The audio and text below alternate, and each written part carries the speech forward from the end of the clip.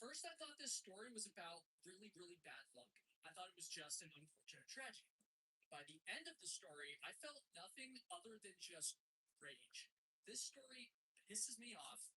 Once you realize what they actually allowed to happen to her, I think you're going to be pissed off too. Hours into a 62-mile race through the Australian outback, Taria Pitt was lying on the ground, convinced that she was going to die.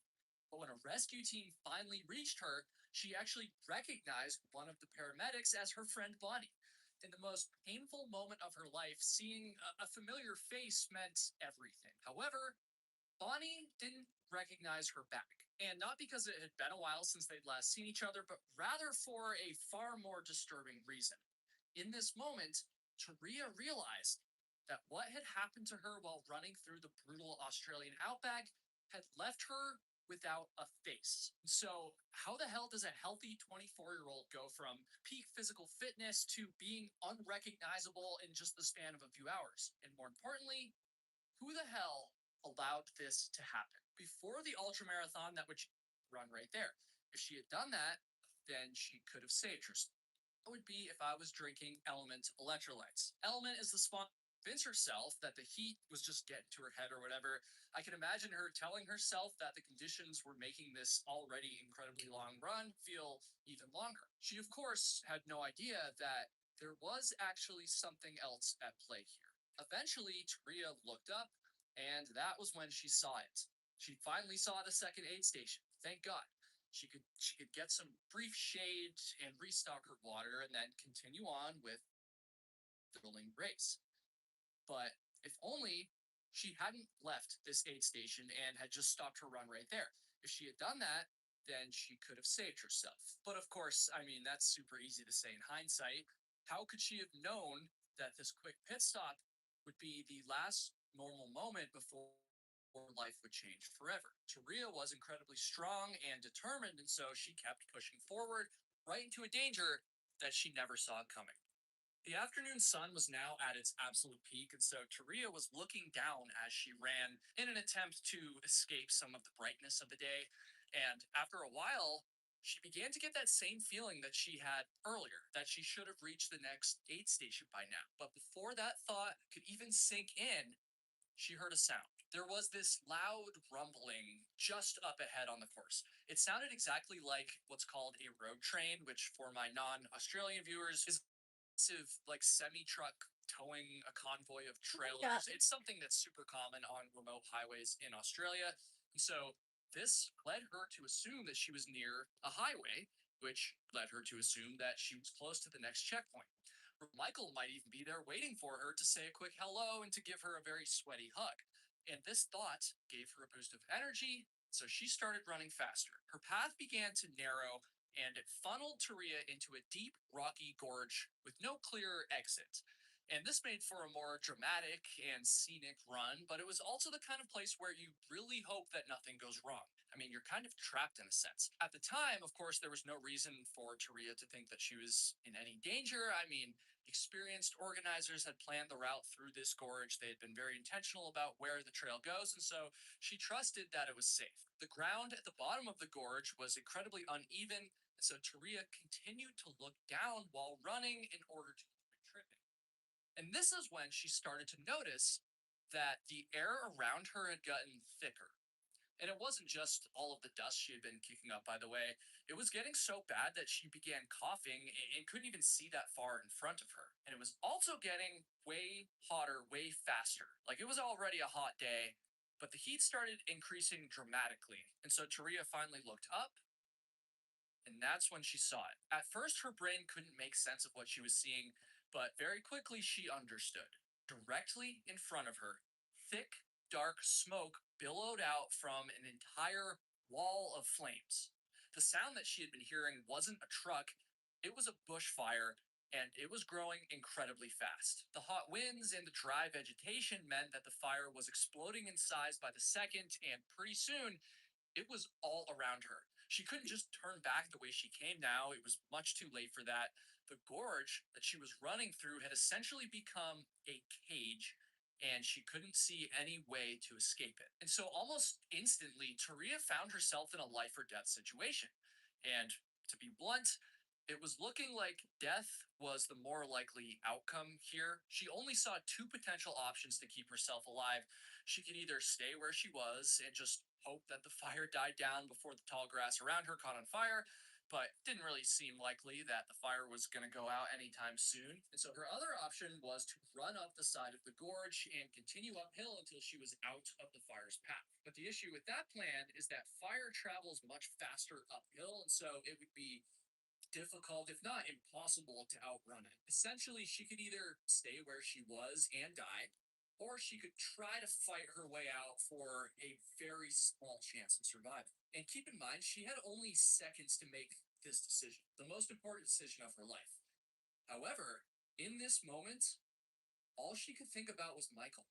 I mean, just moments earlier, she had anticipated seeing him at the next checkpoint, but now she realized that she might never see him again. And so Taria had to act, and she had to do it right now. Taria moved as fast as she could to get herself out of the gorge, but there was no way that she could have outrun the growing flames, right? She tried, and then the worst case scenario became her reality. Her skin began to catch on fire. She looked down and she saw flames wrapping around her arms and legs. The pain was beyond anything she had ever experienced before. But she kept fighting, she kept trying to get away, and eventually she ended up tripping on a rock.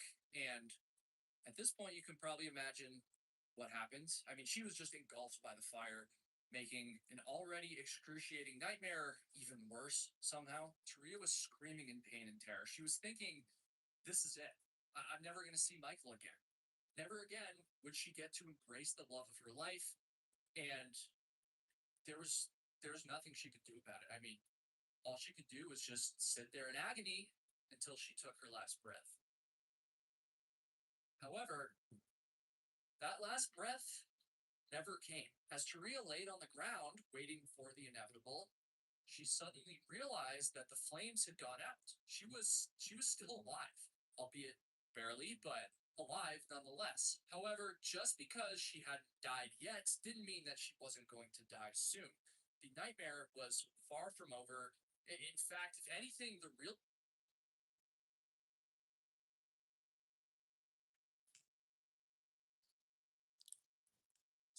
Hi, darling. What's going on today? What's on your mind? What's on your mind? Hi, Chris. Hi, Eric. I just woke up. It's amazing we've had.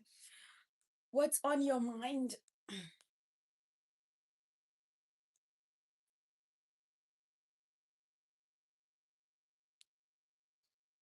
If you don't look so good, I would troll you. If you don't, don't troll me. Uh, you like my nails? I'm going to actually stop doing my nails um, because I don't know, this nail got injured when they were doing my nails, and it's the third time I've done my nails after, and it's still like not healed. So I'll probably stop doing my nails for a minute. I'll have them like undo them, and I'll stop and see if it gets healed.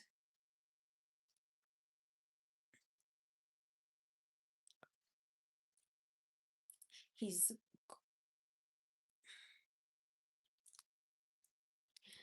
um um um let me see what's going on the internet, because you guys don't talk to me. Even when I bring on topics, sometimes you just don't talk.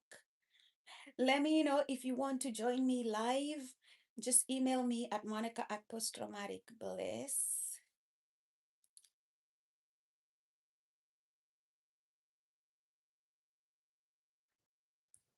Let's see.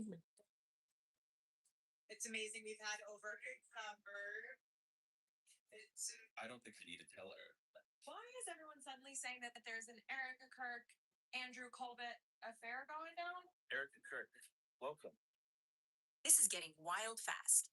New claims are blowing up online saying Erica Kirk may have crossed a serious line behind Charlie's back, with Turning Point spokesman Andrew Colt now being pulled right into the spotlight. People are reacting heavy because the timing, the secrecy, and the connections just don't sit right at all. Leaks are spreading that suggest Erica and Andrew stayed close in private while everything looked completely different in public. And now former Turning Point insiders are starting to speak up. Some employees claim there's been a quiet cleanup happening behind the scenes, with anyone who doesn't fully support them getting pushed out fast. And that's raising even more questions. Then things take an even more intense turn. Candace Owens dropped hints that both Erica and Andrew may have known something serious ahead of time regarding what happened to Charlie. According to her, Andrew reportedly flew into Scottsdale from Santa Barbara, and his plane left just minutes after the incident unfolded, which has people looking at the timeline very closely. There are also claims that Erica may have crossed paths with Andrew at the airport before heading out again, but that version doesn't fully match what was publicly shared, and now people are noticing the gaps. On top of all that, past statements are being re examined, especially around Erica saying she hadn't dated anyone for years before Charlie. And now critics are questioning whether that story was fully accurate. And now insiders are adding even more fuel, claiming one of the people linked to her past is. I don't know. I think Erica is kind of a little bit shady. I don't know if she was cheating on Charlie. Like, that's something that I don't know. I wouldn't be surprised, but there is really no evidence for it. So, yeah, um, obviously, let's see here. Candace talk about Laura Luma. Devils. He is definitively surrounded by certifiable lunatics, one of them being Laura Loomer. And that's not, that's putting it mildly. I mean, she has been committed multiple times uh, by her own family. She once chained herself to to Twitter headquarters. It was actually to a star. She's not even Jewish. If you ask her to produce a photo of her bat mitzvah, she cannot because she was not bat mitzvahed and she's not Jewish.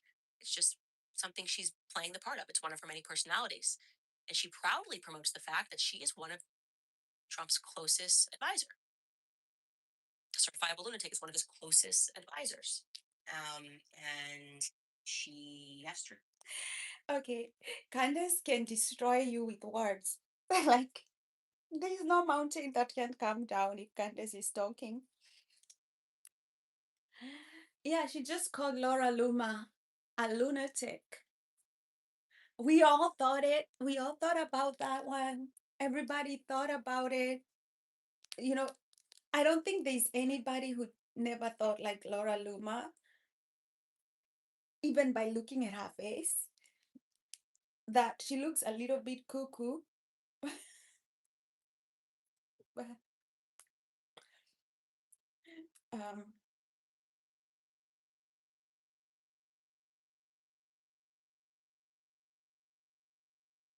like, doesn't she look a little bit cuckoo? Like a little bit crazy? Like kind of like a caricature of something?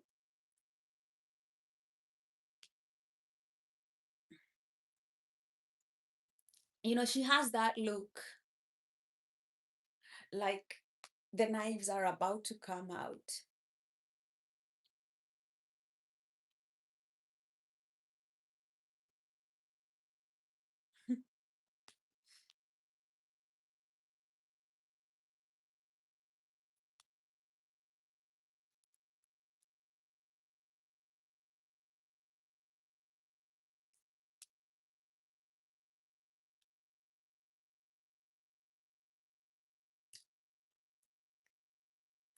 Hi, Ghost. I just woke up. I just woke up. It's Sunday. I'm thinking about what I'm going to do with the day. It's been raining today.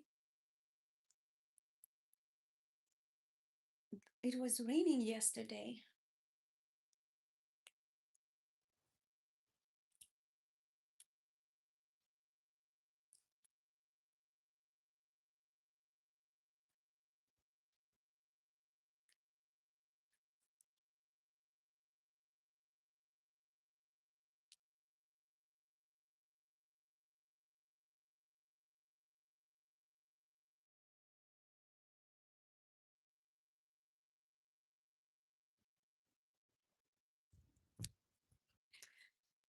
Tell me what's going on with your life.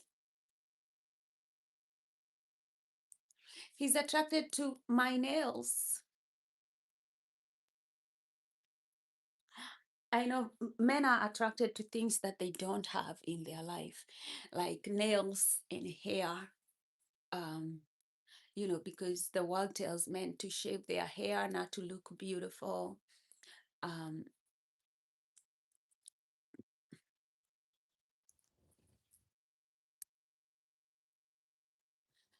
I, I don't particularly care for nails. I think, I've been having like this nail will not heal on the inside of the nail. And that has alarmed me the last 2 days. So, um, having long nails makes me understand why people don't recommend long nails, because sometimes when you opening things like cans, or opening the washer or the dryer, sometimes they slide, and when they slide it's really painful. So like I've injured, like these two nails right now are kind of injured, and it's because I probably tried to pull something and the nails kind of like slipped, and something. It's just sometimes, yeah, it's not the best thing. Not the best thing.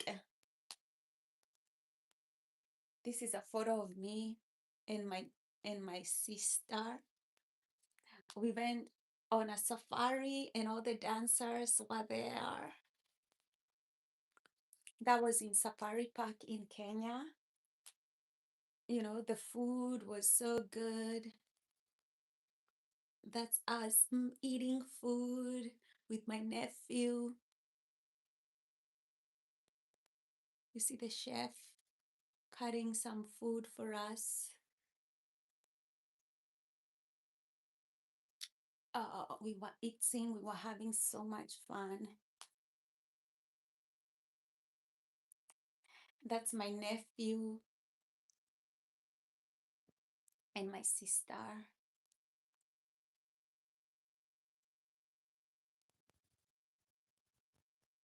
The dances.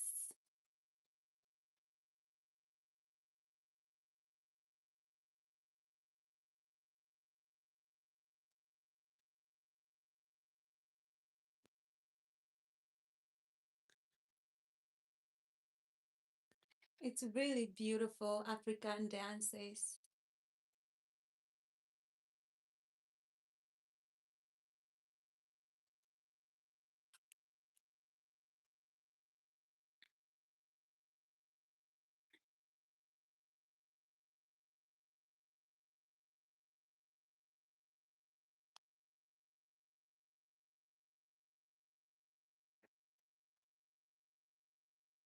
Okay. This is me when I went to Point Loma. Point Loma is beautiful.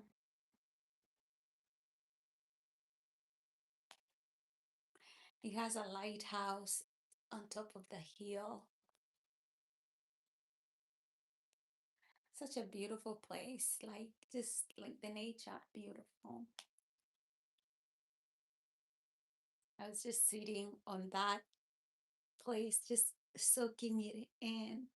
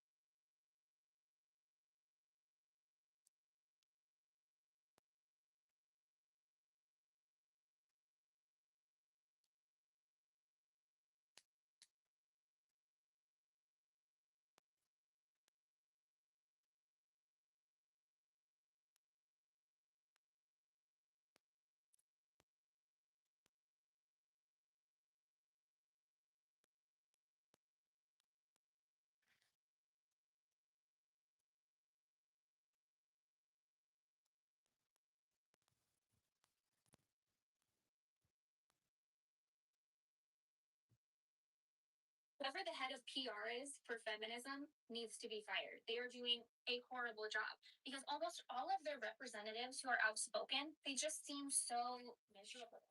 There is no higher calling than being a wife and a mother for a woman.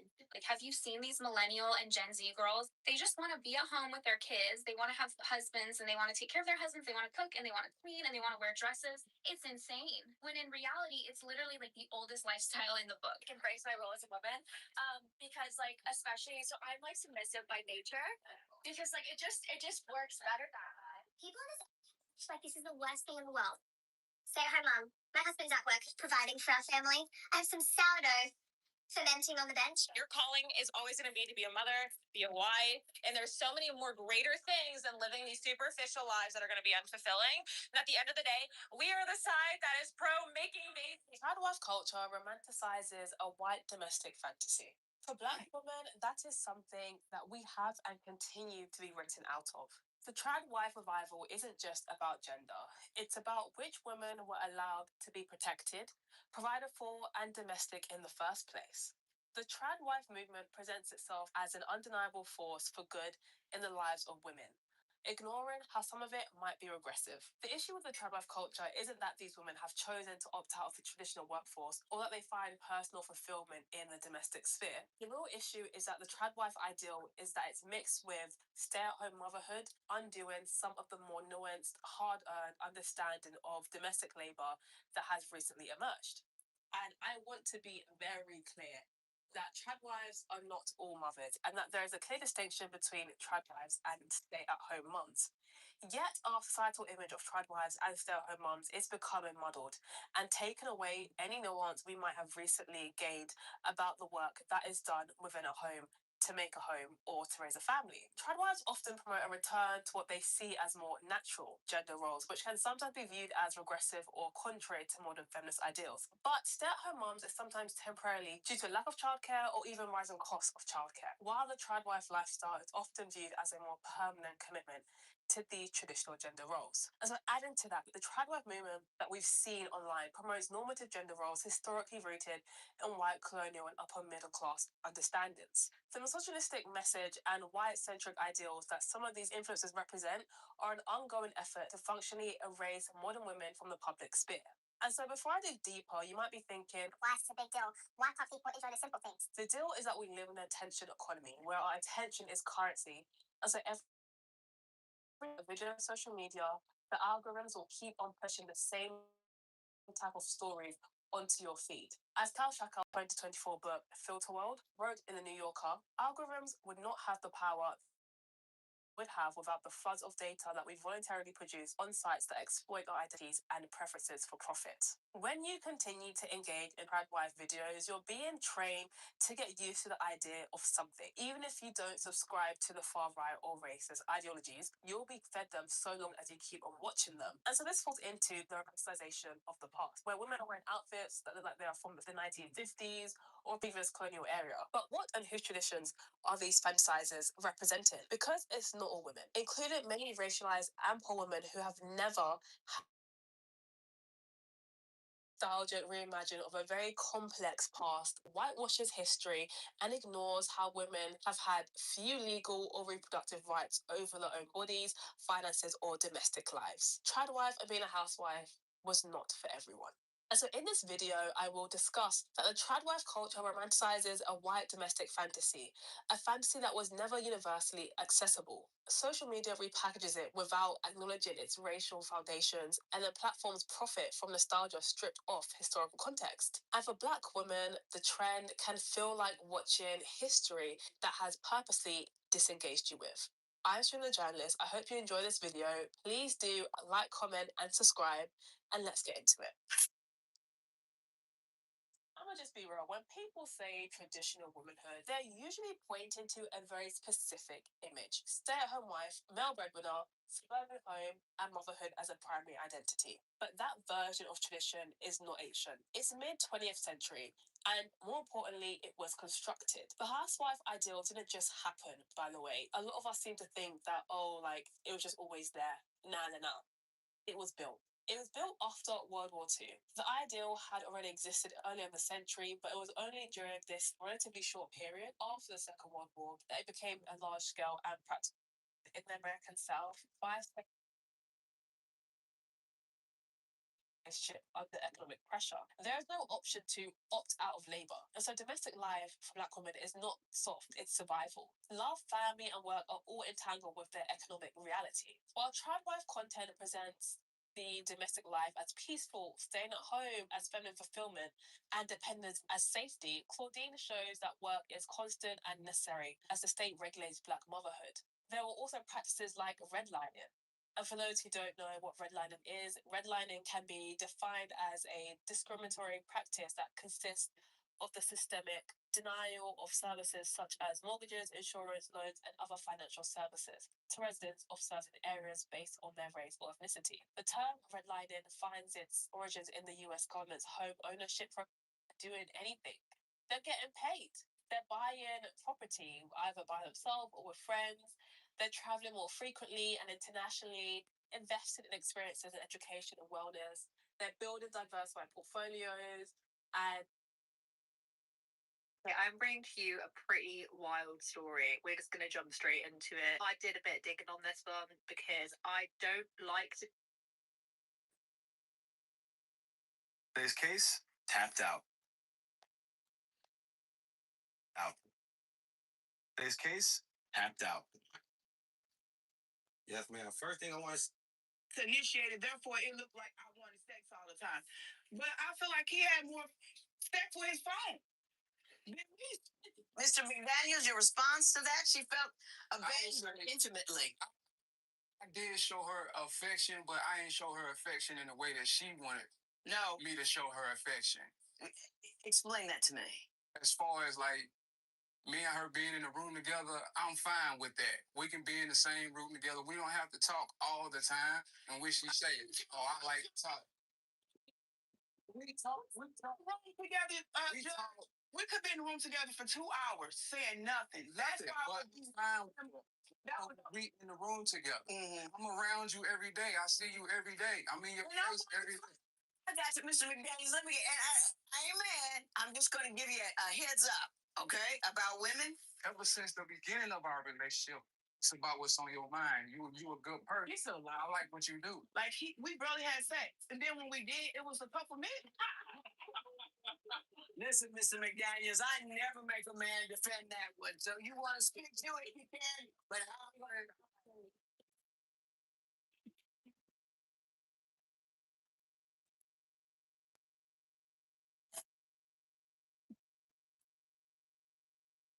First part is you can't love people in the way that you want to be loved. If you see what I'm saying? My husband took me to a whole bunch of baseball games on my birthday. That ain't gonna get nowhere. He loves baseball. I don't. But so sometimes you have to give the person what they need, not what you would like. That's how you. Number two about women, we want to talk to you. Yeah. I don't care which one you get, we're going to want to talk to you. Now, sometimes we talk too much. Sometimes I do. They some crazy, you got to pull it back. But you got to talk to us some. And I do know that we should sit in the room. You see, this is what I keep telling people on my show when it comes to love and relationship, that people have different ways that they feel loved. You don't love people the way you want to be loved. You love them the way they want to be loved. Okay. Like for me, I love you buy me gifts. If you're not buying me any gifts, I will not feel like you love me. I will feel like you don't love me. And you could be doing other things like, you know, like calling me sweetheart and all stuff, like using like words of affirmation. But if you're not buying me gifts, if you're not kind of like using your money to show me that you love me, I will not feel love. I will just think like you're using me. Um, the way I want to be loved is the way that I want to be loved. If you like baseball, then you love baseball, right? Um, then we can do that on your birthday, but not on my birthday, right? Like love language, everybody feels love differently. And if you want to somebody to fall in love with you, it's your job to figure out what's their love language and use them. We have excellent conversations. We have good conversations, but we don't talk. Yeah, And gifts. I feel like well, you wanted to exactly. I can say that most of the time I do be in my own world. He lives in his own world. In my own world. Yes. I don't feel like why'd you marry him? Because I love him. I don't feel like he ever loved me. Let the man finish this thought. I always say that, but that's the thing that I can't get around. You know, I would tell her, "You do look beautiful." He never complimented me ever. But not one. The no insecurities that she bring up, her her own insecurities that she's dealing with, and throws them in my face and tries to make me deal with. Like she'll say, I'm not attracted to her because of her weight. And ever since the man finish. Ever since the beginning of our relationship, I've always told her it's not about your weight. It's about what's on your mind. You a good person. I like what you do. That's right. Miss like that. Miss Merle. Will sit you down. Please and don't. I will put you out. Please don't. I'm sorry. Mr. McDaniels, go right ahead, sir. So, you know, I've always told her that she was beautiful and that her weight did not matter to me, but she will always bring it up and throw it in my face. Was she heavy when you married her? I was bigger than her. Was she heavy when you married her? Yes. Doesn't that tend to demonstrate to you that your weight is not a problem because he committed to you when you were even bigger than you are now? But he didn't touch me, so it's like a problem. Like we barely had sex, and then when we did, it was a couple minutes. Listen, Mr. McDaniels, I never make a man defend that one. So you want to speak to it, you can. But yeah, it did last couple. It was good.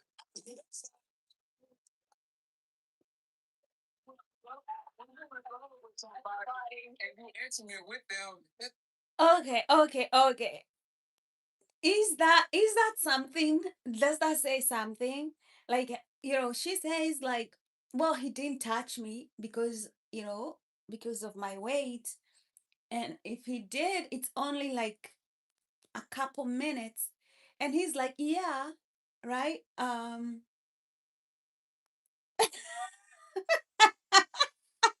King Richard is like best 2 minutes of her life. I mean, does that mean that he doesn't love her? What do you think? What do you genuinely think? Does that mean that he doesn't love her? Most of the time, that's why I did want to have sex because it was the only way I could get any kind of touch or intimacy from him. Like he never just walk up to me and hug me or touch me, none of that. Yeah. So that was the reason why. So you say that one of the reasons you believe he doesn't pay any attention to you because he's smoking all the time. He don't. Like this woman is trying to say, like, what this woman is trying to say that her man doesn't understand is that touch is my love language. You know, she's trying to communicate to him like, when I feel somebody, you come, you touch me, you hug me, you kind of, you show something, even if it's just pat my shoulder, you know whatever, slap my booty, like stuff like that, right? She's like, touch is my love language. I want to feel that my partner does that, right? And he doesn't seem to quite understand that her love language is touch. And I find like a lot of couples, they just don't understand each other's love language. And so she will be complaining that he doesn't love me. And he'll be like, but I do love you. I say you're beautiful. I say you are all these things, right? But he is not doing the one thing that makes her feel beautiful, which is he does not touch her, he does not hug her out of the blue, he doesn't, he doesn't like come and kind of like play with her hair or do something, right? He just does not speak her love language. And he doesn't understand, like, if he did those things, their problems in the marriage would go away, because our ability to feel love and secure is that important. ticket. Did she pawn it for you? Yeah, yes, he did pawn it for me. And what did you do with the money? Smoked it up.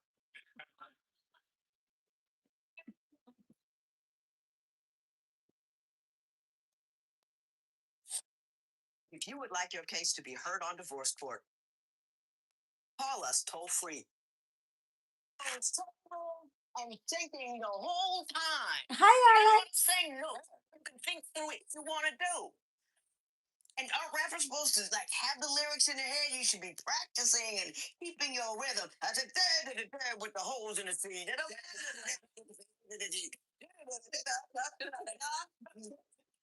Got money. Judge can rap. Judge is good. I apologize on behalf of all rapdoms for that. She's funny.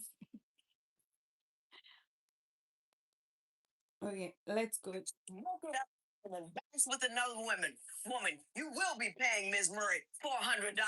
It is so ordered.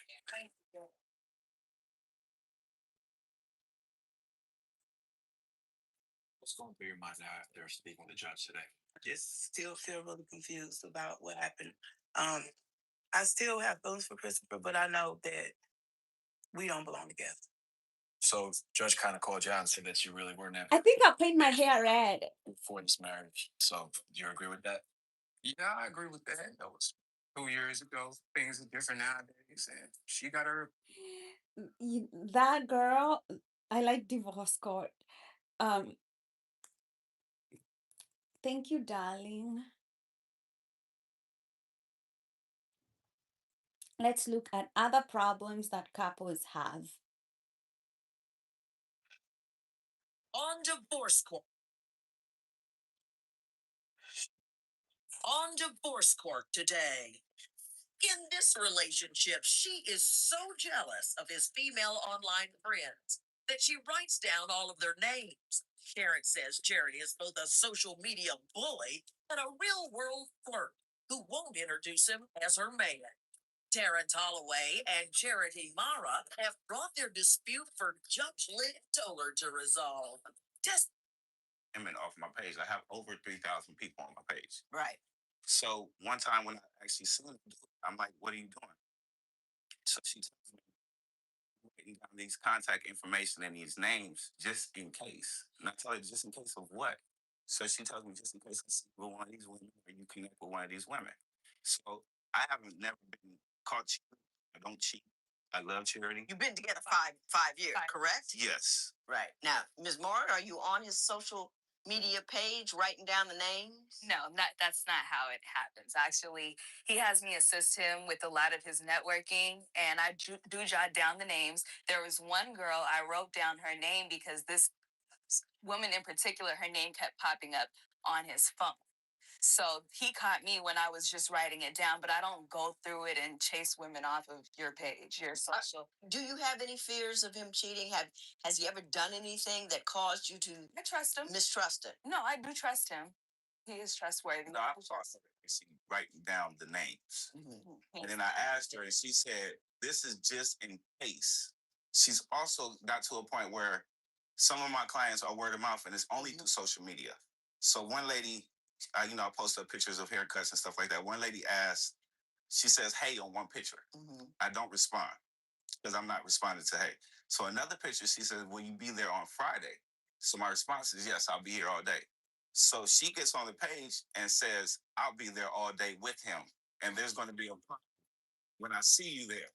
But not knowing that this is a woman that's bringing her child to come get a haircut. There's a Ms. reason. Barr, did you do that? Yes, I did. Now, why did you do it? Your Honor, I did that because there have been incidents where, he has a lot of children, who are clients and their moms come and some mothers behave a certain way, which is as if he's a single man. He's not a single man. I don't think there's any reason for one of these kids' mothers to come and be flirtatious with Terrence. Mm-hmm. So you trust him? Yes, I trust him. Thank you. Trusting him means trusting him. Mm-hmm. In all circumstances. So he can go to his job and whatever, tacky woman wants to say something ratchet and wrong to him, you trust him. I mean, if you can only trust him as far as you can see him, that's not trust. That's just verification. Mm-hmm. You know what I mean? Right. Now, Mr. Holloway, you say Ms. Mora has gone so far as to bully people online so they wouldn't contact you anymore. When have I done that? We'll find out together. Come on, Mr. Holloway, tell us all about Yeah, so, for example, somebody else actually just started liking my pictures. it. So if they like over two pictures, if it's just over two pictures, then she's on their page and she's talking about there's going to be problems with them, with that person and her. So one person actually got in contact with her back. So they go back and forth, and next thing you know, this is another potential client, and I'm losing all this money because of you. Someone on his page anyway. Well, like I told you, it has me on. See, this is like a huge case of jealousy in a relationship. If you're contacting people's clients, like affecting your husband's income, like that is huge. Like that's huge, huge, huge. Um,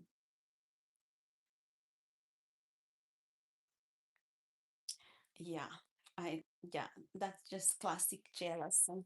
On divorce is told. Well, my husband tells little fibs that I don't understand where they come from. Like, for example,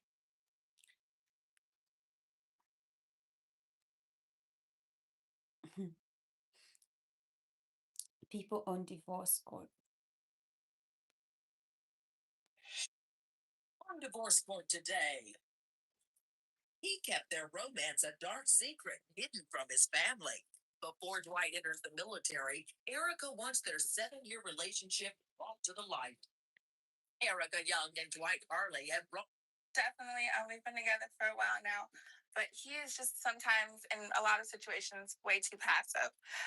He can be, when it needs to be time, I don't expect him to be very aggressive, but assertive in a lot of situations, he's not. And that's the biggest problem. Give me an example of a situation where you think he wasn't quite assertive enough. Okay, when we first started dating for about the first year, he would not tell his family. So his family thought that he was living in a different place when he was living with me. And so finally, I think the second year into it, last February, I was at dinner with his family, and his family specifically asked him, "Are you still living with, the people that he was supposed to be living with?" And he just said, "Yes," and he just denied the fact that we were even together. He denied the fact that we were in a committed relationship. And I feel like it definitely hurt. It's just, we've been dating for so long, and you're right in my face. You're good gonna enough say, to sleep with and live with Exactly. and eat food, but you're not good enough to be taken in front of his family. Mr. Harley, is that accurate? I would say it's completely accurate. I don't deny that I love her and that I'm with her. I have a very conservative family, so me moving in to Erica's place like maybe 3 months after I moved down to Gainesville looks kind of like, like I'm rushing into things like that. And I feel like I'm old enough to where I don't have to worry about that. So I just feel like If you're old enough not to worry about that, aren't you old enough to tell your mama, hey, this is what I'm doing? exactly. Seriously, Yeah. seriously. If you're grown enough to make the decisions, you're grown enough to speak that decision. Correct? correct. Okay. Correct. Let me ask you why you think marriage is a good idea. I don't know. If somebody is not showing you off to their family in a relationship, I feel they're ashamed of you or embarrassed of you. Why would somebody not? Why would somebody not want to show you to their family members? Unless they're embarrassed of you. He doesn't want his family to know he is a sinner. Oh, that could be another reason. Like his family is probably doesn't like people to live together if they're not married, and he's doing that. And so he knows his mother will be like, hey, if you're living with a woman, you better marry her. But he probably does not want to marry her. Maybe he doesn't want to marry her, but he wants to be with a woman where he can have free sex.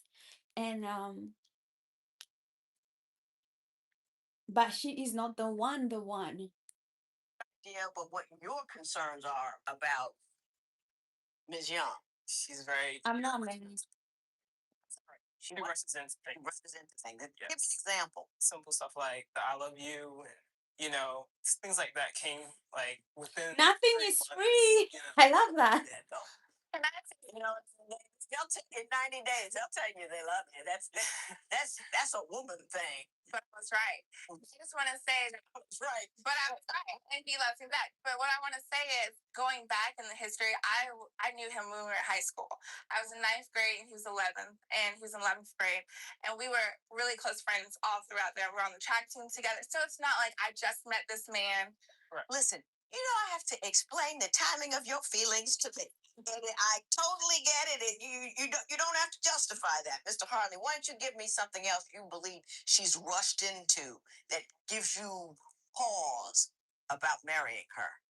Financial things, and Which she's not good with money. she's okay with money. Is she extravagant? Does she blow the money on silly stuff? At times, she can have a little, a little, just space where she just goes and just blows money at a certain point. Your Honor, can I just say that sometimes, yes, as a woman, I do. Now, don't tag womanhood with to I do like the judge says, like, as a woman, like people start like, oh, as a black woman, as a black person, and then they say negative stuff, right? I don't like that either. Like, hey, you're the dumb woman who doesn't use her money well. You can say as a human being, but yeah, I like the judge called that out. Like, don't start tagging women into your bad habits. Yes, I do shop a lot, but I shop within reason. I don't just, yeah, I may shop at, the nice stores in the mall, but I always shop on the clearance. So I do spend money, but I also help make the money. I'm not just, living off of him. We split things 50-50, or we're supposed to.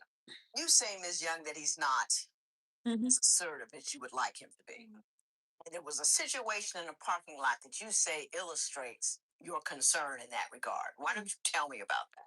Yes, he had just got off of work, and I sometimes occasionally come meet him, and we go to dinner afterwards or something like that. I was driving, and I passed where the pedestrian walk was, and there was a lady with there's two women and a child in the seat, and or in the stroller or cart or whatever, and then instead of them waiting for the driver, which was me because they didn't have the right of way to go, they insisted on trying to move out in front of my vehicle. And instead, since they got upset that I wouldn't stop for Have a them, have a good day too, King. Nice to see you. they punched my door. Why wouldn't you stop? Stop because they didn't have the right of way. So? Well, What do you lose by letting a person pregnant with a baby get across the street? she was not pregnant. She did have a child in the cart, but it was just the attitude that she had, and I You can't let that kind of stuff bother. Yeah. You really can't. That's just silly. But go ahead. Yeah. So anyway, so she punched my car window, and that's when Okay, I do kind of get her. Like, I have the right of way. You have children. I mean, I guess like you don't always want to get into a confrontation, and it's just easier to let the stupid people just move. But sometimes just as gratifying to annoy them. of course, me being me, I got out the car and was gonna have a conversation with her, and then Got out of car. he saw what happened, and he just sat in the car. He sat in the car as if he didn't say anything to police officers. And yes, Did he tell you not to get out of the car? Yes, he told me to keep going. And that was exactly the right thing to do. What you did was ridiculous from beginning to end. It's not that he's not manly, that you were being silly. Somebody says, oh, I'm going to walk. She's a crazy girl. This is definitely her craziness. This woman is crazy. Like, you don't even get out of the car. What if somebody had a gun? What if it was like a dangerous environment? Like, getting out of the car is out of the line. She's crazy. You got your ego all involved in they're walking in the Stupid. not the right. Wow, that's stupid. Because half of the people out there crazy now. Go and shoot, bang, bang, pop, pop, pow, over nothing at all. Yeah. You was right, you were wrong. End of story.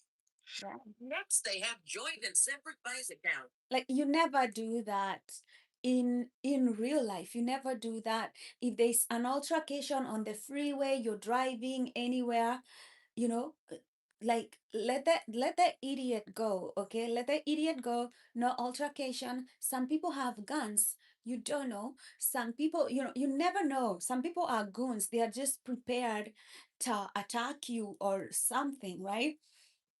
You never want to get into those confrontation. Go about your business. Have a good day. Is the smartest thing that you can do, because there are people with negative energy and they are looking for somebody to victimize.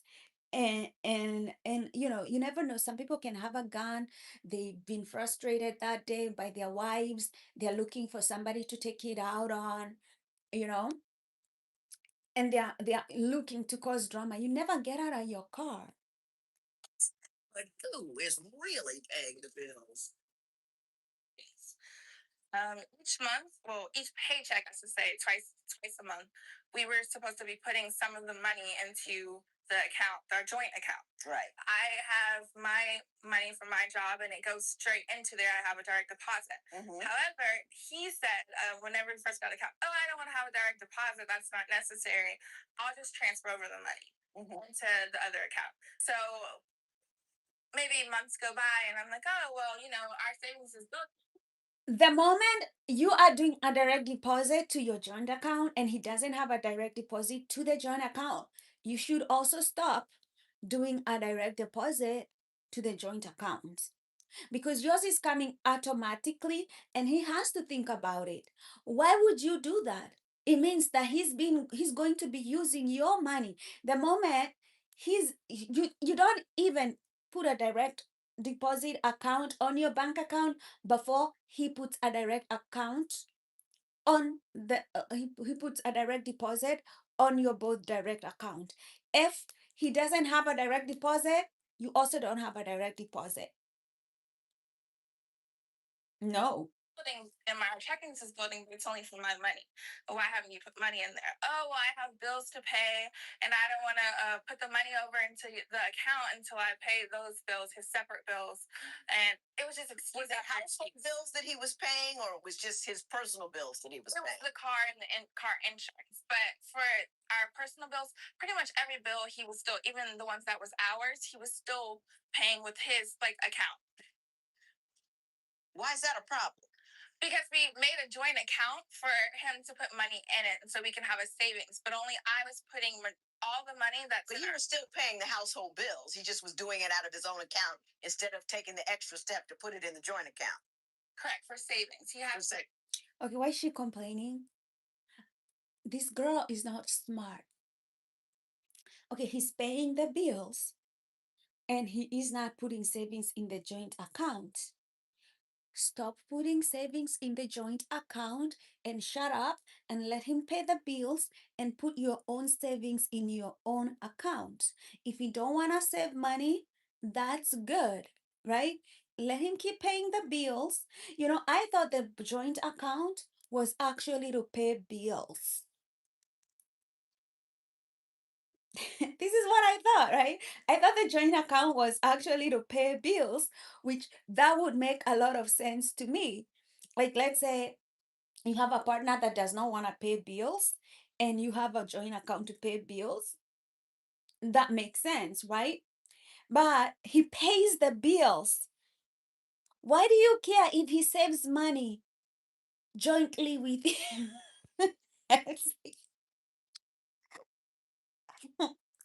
I mean, am I wrong to think this way? Like, why does she care that they've saved money jointly? It doesn't make sense to me.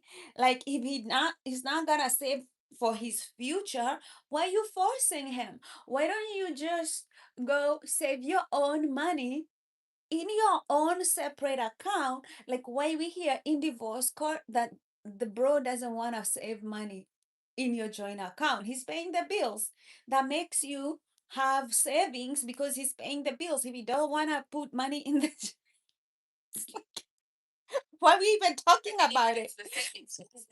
So the judge is like confused, like, that's your problem. Even even the judge is like, it's a problem for you. He pays the bills. Like, what's your problem? Okay, this girl is cuckoo and she can be a little stupid. Okay. What would you like to say about that, Mr. Harley? I'm not good with necessary. Okay. I'm not necessarily good with sharing, I guess, in general, just money. So I find it easier to just keep it in my account and, pay the bills still, but just keep it in my account. Okay.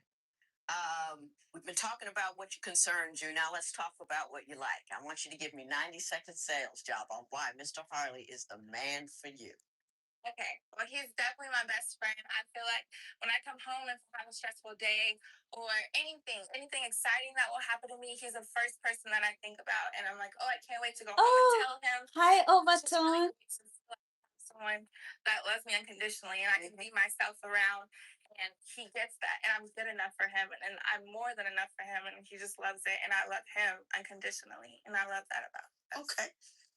Mr. Harlan, give me your 90 seconds on why Ms. Young is the woman for you. With Erica, like she's beautiful, she's nice, like she's great. Like everything, like anything I need, support on, anything like that, she's always there for me. Anything I need, she'll make changes. Like if I need her to be somewhere with me, she'll make change and she'll be there for me. So she's right there with you. She's supportive. Yeah, she's on board. And when did you decide to go into the Army? I've been thinking about it for at least a year. I've attempted it maybe like a year ago. Things didn't quite work out, and I had school and stuff like that. But now that I feel like I'm ready to go in and serve, so with that, I want to make sure we're good before I go in and commit to the Army. He wants to marry her because he wants to go into the Army. I wouldn't marry him. Okay? I wouldn't marry him. Because this is a guy who doesn't want to put money in a joint account. So he goes into the Army. He'll probably be transferred somewhere, maybe in the country, out of the country. I would never see his paycheck because he just said he doesn't like sharing. Okay? This, for me, I wouldn't. He wants to secure that, oh, if he comes back, he has a place he can come to and experience his army life. I mean, a lot of those guys who are in the army fuck around anyway. They're not faithful. They go all around the world sleeping with different women. I wouldn't marry a guy just going into the army. Never. Never. If he hasn't decided he wants to settle down, then he hasn't decided to settle down.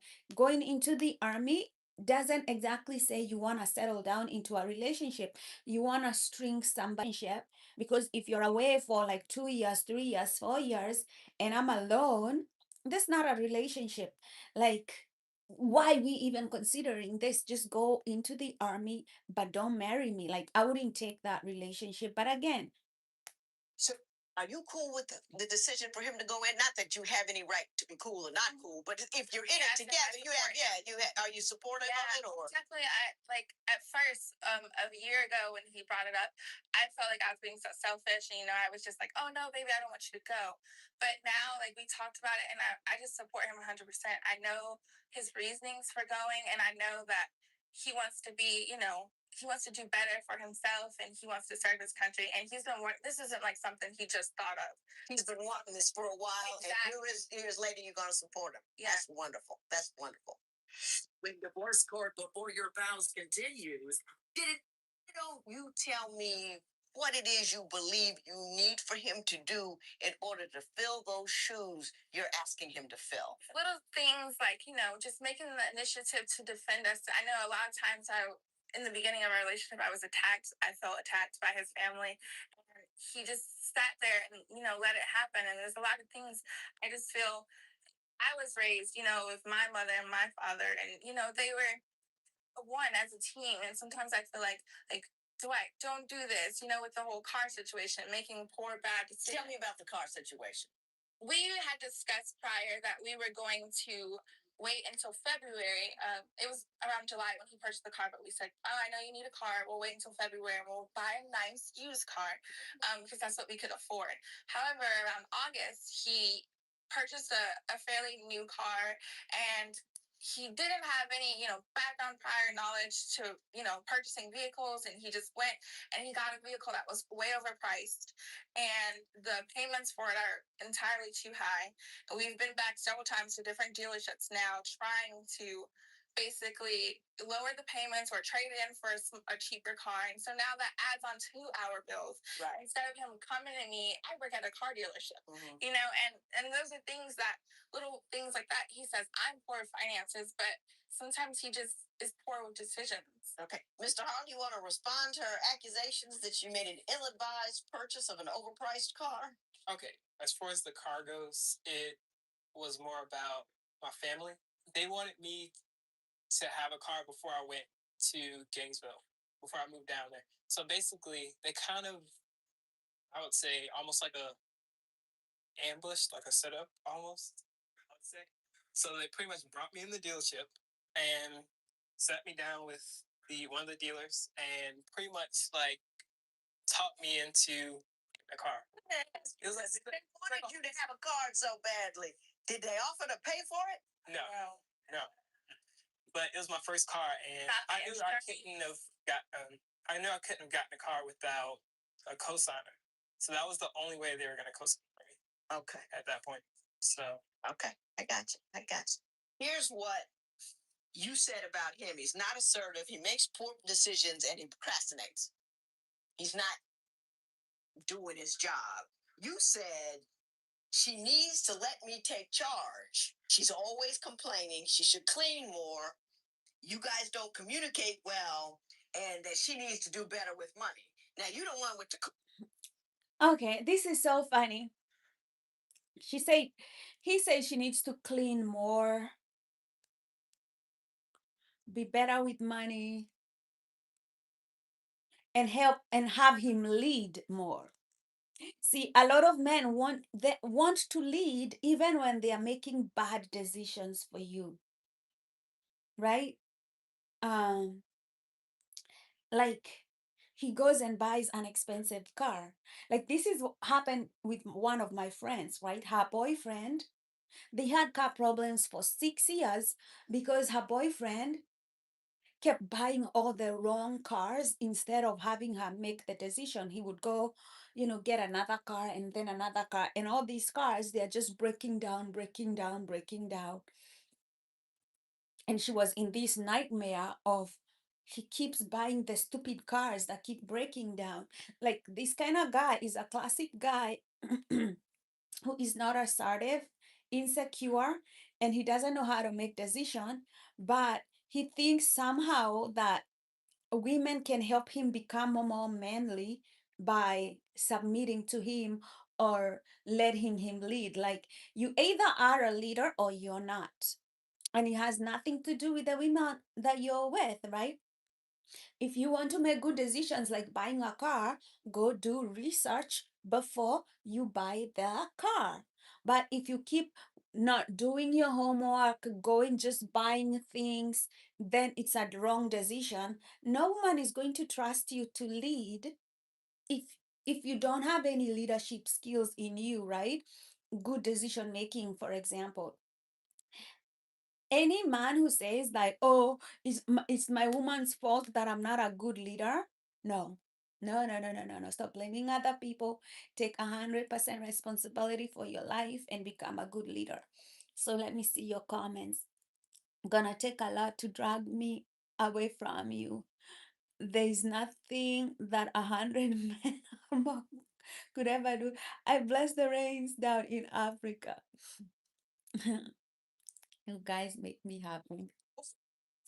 That you can't afford. You say, though, that you are passive and quiet during arguments and you don't like to deal with things at the moment. Right. All of those things say one thing and one thing alone. Judge Lynn Toller's ruling next.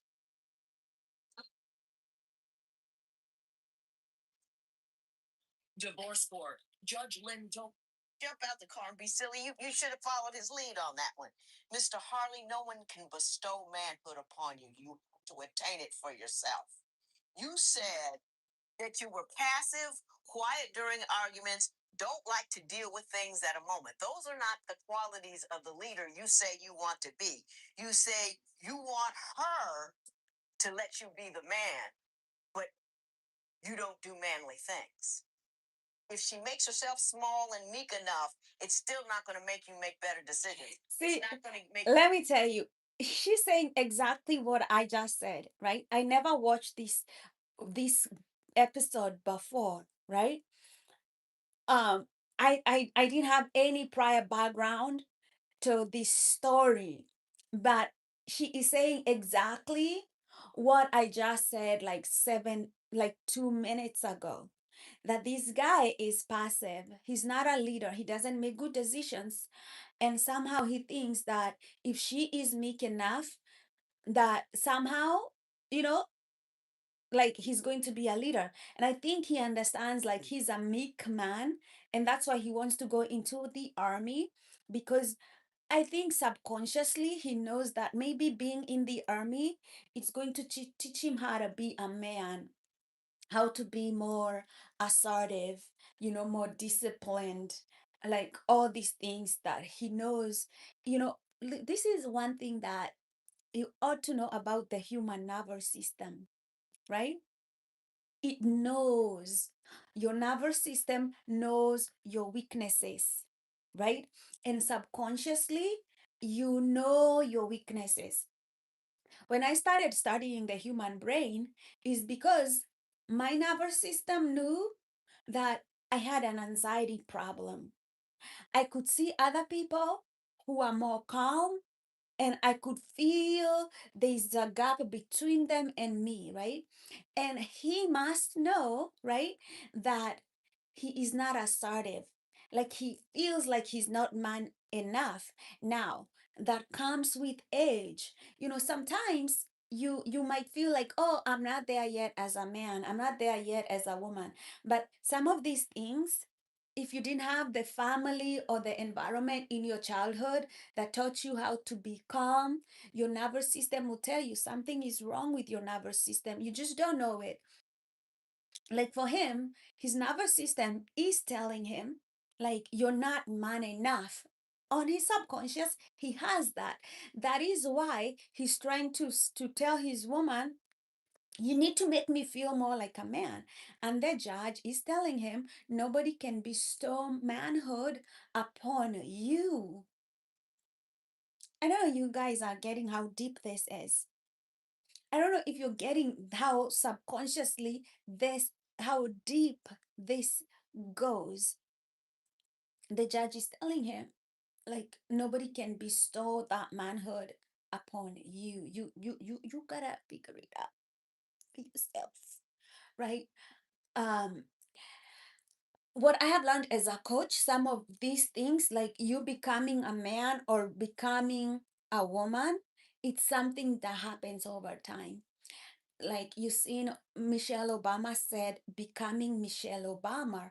And you can see from her photos when they started off in their relationship with Obama, they finished college, he became a professor, she became a lawyer, and they are gradual becoming president after president, becoming parents, their kids are now grown. Like you can see becoming Michelle Obama is really a journey. And I'm sure there was times she was feeling insecure in the woman that she is or the person that she becomes, right?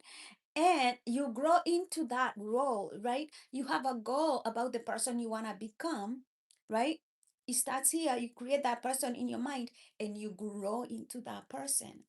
Um, so like the judge cannot define what a man means to him, but she's trying to tell him, like, you telling your woman to be more submissive and let you lead when you make bad decision, like that will not help you in feeling more like a man. You more strong with your family. You know, you a grown man about to go to the army. Your parents can't tell you what to do about a car. I mean, unless they're willing to pay for it. You can't go home and lie to them about the woman that you're sleeping with. Part of being a man is I've made my decision. I'm comfortable with my decision, and if anyone doesn't like my decision, including my parents, that's fine. But I'm not going to hide because I am a man. So you're looking for her to give you something that she hasn't the power to give you. I think you two definitely ought not get married. Just don't do it. You go to the army, they will man you up. And you will learn to be able to stand on your own 2 feet and stand on your decisions and then not be afraid and to make decisions based on what you think is right or wrong, not based on what somebody is telling you. He'll come back more like you want him. He will. Now, I'm not going to tear up this license because I think you're good people. I don't want to leave you with that image. So I'm just going to slide it over here and leave it. But I wish you the best and Godspeed to you. This matter is adjourned. Yeah, they shouldn't get married. If she was my daughter, I would tell her don't get into a relationship with this man because he's insecure. He said he doesn't like sharing his money. I mean, is that the kind of man you want to get married to? A man who is not generous with you? A man who doesn't like sharing his money? Damn, I don't understand how desperate women can be for a stupid ring. So, like, if you're not sharing, for me, it's very simple. If a man says that he doesn't want to give me money or share his money with me, we are done. Okay? Men give women money that they love, whether it's their mother, their sister, whatever, right? Like, if a man loves you, he will give you money. I know, like, my brothers, they don't love me because they're always asking me for money. Okay? They are happy exploiting me, not helping me out financially. Okay?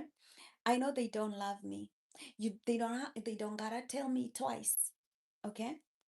I know the men in my life asking me for money, they don't love me. Men, when they love a woman, they want to protect her financially because they know things can go bad so much for a woman financially when she's not good or financially. Okay? If he goes into the judge and says he just doesn't like sharing his money like that, and you're the woman that he sleeps with every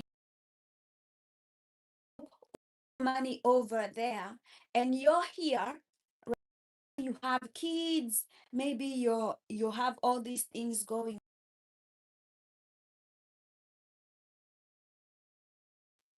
That's why he doesn't want to share money. That person doesn't love you as a woman. I think women, we don't see these things from a mile. I just don't want to see them because we believe this is the weaknesses of women. We believe that if we love somebody and we do good things to them, right? That eventually they will love you back. But I have seen that that doesn't quite work out with men. For her, she doesn't understand. For this man, she is a placeholder. And to him, than that, he is okay leaving her and going into the army so that he can feel more like a man and help himself with all these deficiencies that he has. He's doing it for himself, and he wants, in case of something, in case he gets injured in the army, in case something bad happens, right, he has a place that he can come back to. Men are very calculating.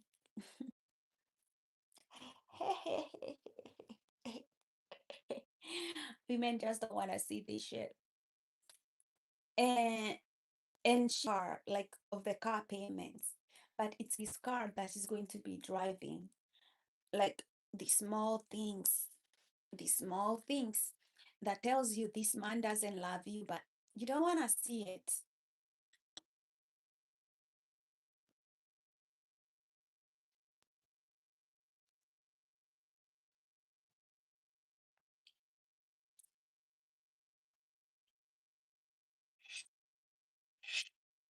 On divorce court today. Can a big city comedian embrace his new life in the country? Terrell says no. His new wife, Tracia, convinced him to give up his player life for a family house in the burbs, which he claims is killing his career. Terrell Tate and Tracia McCoy have brought their dispute for Judge Lynn Toller to resolve. Testimony in divorce court starts now. Mr. Tate, I understand your primary complaint is that once you became a family man, had a baby, moved out to the suburbs, it ruined your comedy career, or at least put a damper on it. Why don't you tell me how life in suburbia has ruined your entertainment career? Well, first, I want to start off by saying I actually TiVo your show every day. Well, thank and you. I absolutely love it. January, don't worry. Absolutely love it because it's like a piece of our relationship in each one that comes on there. So I like to, you know. That's good because you're here, but go ahead. Mr. Tate, tell me what's up. So basically, I had this life beforehand, kind of, when I kind of single, able to move on my own, work, do comedy, self sufficient in my own life. I meet Miss McCoy here. We hit it off. Next thing you know, we have a baby, and now the shift comes to where I move further away from, my comfort zone of where I was out on the outskirts of town, 30 minutes away from everybody. Let me ask you something. Did you want to make the move, or do you have a little boy, a 17-month-old son? So you did it in part because it was best for him? It was best for us. Oh, I think it was best for us. I just knew I was more of the maneuverable piece. It was easier for me to uproot my life because I didn't have anything. Gotcha. Except, Gotcha. I take it over to her side. Okay. So how does that affect your comedy? I mean, is it just not as funny in the suburbs? Well, yeah. It's over there. Just it's where I'm in the St. Louis area. It's a lot smaller. So a 30-minute drive to a St. Louis is forever, and they not coming to visit you if you stay anywhere more than 15 to 20 minutes. So me moving over there, it kind of isolated me. Which we're technically in Illinois, it's right across the bridge, but it's like 25 to 30 minutes away. Couldn't you drive 30 minutes into St. Louis and do a show as opposed to wanting them to come out to the burbs? But see, on top of that, I work 45 minutes away. So each day on my commute, I'm 45 minutes out, 45 minutes back. And sometimes I'm a little drained after work, and I'm a retail man, so I'm on my feet all the time. I'm moving around. It's a lot of stuff happening. Can I say this, Mr. Tate? Yes, please. You got a career going. You're trying to pursue being an entertainer. You set up a family. You have a son, and you did everything to make them okay. You moved to the burbs. That was hard to say thank you. You know what I mean? Just I appreciate it. I appreciate it. Do you appreciate it? Oh, every day. I appreciate it. You know, like that's a good man right there. Even I can recognize that. Like that's a good man. He's making sacrifices. He's thinking about his family. Like this is what, like the other guy that we were watching, he didn't want to make any sacrifices for nobody. Just for himself, right? Life was just centered around himself. And you can tell like the difference. You can tell the difference between this man and that guy. Right now, this is a man that women say, oh my God, because on top of everything, his wife has got to do a lot of things. His kids got to go through a whole development process. House. Don't fool you. Okay. So what am I reading wrong? I think it's more of he makes it seem like it's so much pressure on the drive and getting to the show and things. Again, yes, it is a little drive, but if it's something you want to do, you make It's time not for it. little. So with that, I feel like it's a show. Go for it. Go do your show. Do what you need to do. Come back home. We both knew that being in the area that we moved to was a better area for us completely. And so with him now saying, "Oh, it's so much pressure and so much to do this and so much to do that," and come home with the woe is me. I've been driving 45 minutes, and but you come home to 45 minutes to a home cooked meal every day, to a house that's Mr. Tate, I will say this: if you really want something, a 45-minute drive, an hour drive isn't going to stop you. Did you see what I'm saying? It's like I know people, a lot of people do that. A lot of people do, and I just had to get a new transmission because of it. Because of that constant drive every day. So you don't really think that your move to the suburb has affected your career negatively? Well, because it kind of affects my mentality in a way because I'm a little more isolated. I'm kind of a people person. I like to be around my family, friends, people. So you got more material in the city because you can watch people and see things. And every time I'm home, it's not like she's feeding the laugh tube for me. It's not like she just laughing it up. It kind of makes it to where I like for my family to. I understand, like, people may not think that what he's saying is a big deal, but I actually think that this is a big deal. And what he's saying is this shit is draining me, right? And a lot of times, people who, okay, guys, I just woke up, okay? So, um, so let me grab this. So,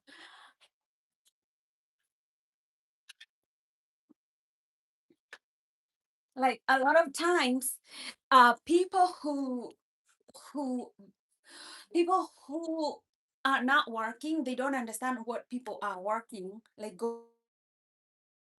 working is draining. Like, when you're at work, you're not having like these relationships that are actually enjoyable. It's like some of these relationships, they are straight up boring and draining, and then you have to drive to like another 1 hour to go home to your wife and kids. And it's just another responsibility of being a husband, providing for people. And it's not even fun. If your wife is not funny, then you're kind of stuck between the road. um and you're not having any fun in your life. And this is what he's trying to explain to the judge. And if you do it for a month, maybe that's fine. If you do it for 2 months, maybe that's fine. But if you do it for 3 months, 4 months, 5 months, 6 months, then you're like, shit, this is becoming my life. And I don't have social life. I there's no intellectual stimulation. This is when even men start cheating. I don't excuse it, but You're apprehensive on making that drive. It is, is that's what puts the strain on me because I don't feel fun. If I don't feel funny, you can't be funny. Yeah, I can't be But if funny. you're funny, you're funny. It doesn't matter about the drive or not. I'm funny, It's just. So I think I understand that issue. Okay. You two have very different parenting styles. Why with that? I think more of when it comes to our son, he's 17 months, he has an issue of him still being breastfed. Um, I'm big about he's healthy and he's a great kid. He's never been sick, and he big things because of him being breastfed. His father, on the hand, thinks that it's far too long for him to be still being breastfed, and so he'll make little jokes. I got this big hanging off my wife's boob every day, and she won't stop. What my name was when I was breastfeeding our son. He made a joke about What was your name when she was breastfeeding her son? Just when she was born, I just called. Just whip it out. I just called it Mbutu. That's all. Mbutu? Yeah. he said it's like if I'm in Africa. Oh, I see what you're saying, like women openly and all that kind of stuff. Well, now you know that. okay, so here's the thing. When I came to America, I noticed some very different attitudes about breastfeeding.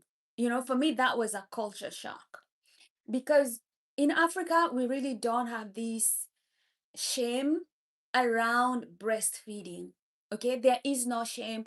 I grew up with women breastfeeding. They'll take out their boob, breastfeed the baby. There is nothing sexual or shameful about it. It's just natural and accepted, right? African men are not like American men. They're not into boobs, like the way, you know, Americans, they sexualize a woman so much. Like they're into boobs, they're into silicone boobs. Like there is this toxic culture in America around boobs, right? They forget that boobs have a biological function, which is to feed the baby. Okay? Most people around the world, boobs are for feeding the baby. That's about it, right? But in America, oh my God, this phone has a very dirty screen. Ugh. So in America, right? Like that's not the case. Like boobs are just like something sexual. Like for me, that was something that was a culture shock for me. That the last time I was working in HR, and somebody brought up the topic of breastfeeding, and the boss was like, oh, women can breastfeed in the bathroom, in the fucking bathroom of this disgusting place that I used to work at. Like, I mean, I used to work in a very disgusting place. They had one bathroom for more than 40 people, and it's just one bathroom. Okay, it's like it's smaller than my bathroom at home, and 40 people are using it. It was disgusting by the end of the week. And the boss was like, oh yeah, they can lactate in the bathroom. These are like those attitudes about Americans and breastfeeding. I find them disgusting. Okay, the way that they think that Africans breastfeeding their children is disgusting, I find Americans' views towards boobs just as disgusting. You're okay with somebody wearing silicone plastic boobs, but you have a problem with that person just breastfeeding their child with natural boobs, just boobs doing the biological thing that they're supposed to do. Like, I have a problem with that shit. There is no respect for the woman, the sacredness of the female body. Like, this place is like Sodom and Gomorrah. Like I don't even know what to say.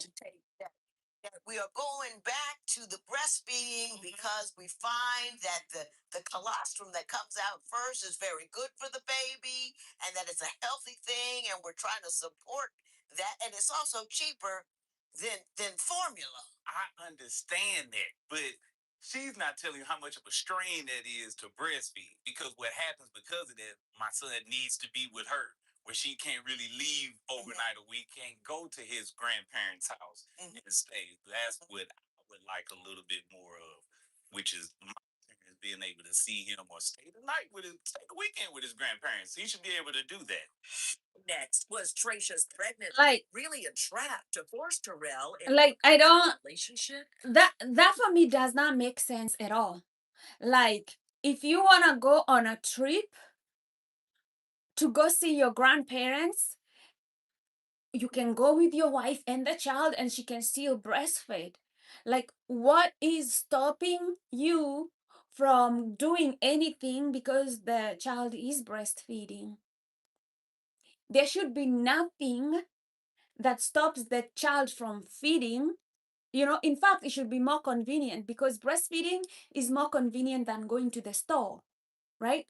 The boob is right there, the milk is right there. You don't have to go to the store, buy some money. Like, there is no reason why children should not be breastfed because adults are uncomfortable with the natural process of breastfeeding. And this is the disgusting thing I find about American and Western culture. Okay? That somehow You guys are not, you don't have a problem seeing boobs on porn sites. You don't have a problem seeing boobs pretty much anywhere on the beach. But but God forbid a woman is breastfeeding her child and doing the natural thing that is just so natural, feeding a baby. Then it's disgusting. It's all this, because the world has corrupted the Westerners and their mind. They think boobs are for men and for sex. Boobs are actually have a biological need, and it's to feed the baby. It's not for men, it's for babies, right? I am outraged by that nonsense. Like he says, like they can't go visit their grandparents because the baby is breastfeeding. What kind of nonsense is that?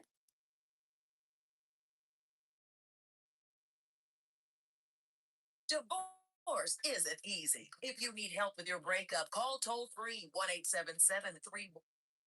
Wrote it down. Absolutely. Uh-huh. What happened is it just it came unexpected to me, is all, and just I guess that started some of the beginning.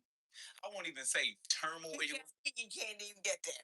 Miss McCoy, why don't you tell me why are you aware that his family was telling him that he should be wary of you because you trap men? Were you aware of that? No, never, because I don't feel like I trap anybody. I've always been independent. Do you get along with his family? Yes. Oh, there's no problem. I didn't know that it was. Now that you say that, You would like to know. yeah, I would. That's something I need to inquire about. Like when it was, I guess when we were like after the baby was conceived and after the baby was born, my parents still, wanted to christen the baby, which still hasn't happened because my father's a reverend, and that started some of the beginning turmoil. But since, I mean, up to this point, our relationship is much better. It's much better. Yeah. Mr. Tate, you said she has adopted. Let me tell you, if your spouse's parents are saying that, oh, this woman is entrapping him and all that, I can tell you 100% is the things that he goes and tells his parents about her, that she is too much, she is high maintenance, she wants my, it's all these things that he's telling them, that is feeding the parents ideas that she wants to trap him with a baby. Okay, because this happened, and my family, when my brother met his wife, in 3 months they were getting married. We didn't know about this whole thing, right? And then the few things that we would hear from him, he was like, oh, she calls me too much, I don't have time, she's very demanding, she always wants to talk to her, right? He's the one communicating that it's a trap. He is communicating to the parents that he feels like his relationship is a trap. So it's him telling the parents that if you feel like your spouse family are saying like it's a trap, it's your spouse feeding them that. It's Personality that has caused you some concern, and all the laughter in your household has stopped. Tell me about her domineering personality. Sometimes, I wake up every day and I'm happy. I'm alive. I got a good job. I'm looking better every day. So in generally, I'm just happy. Right. Every time I wake up, I'm generally happy.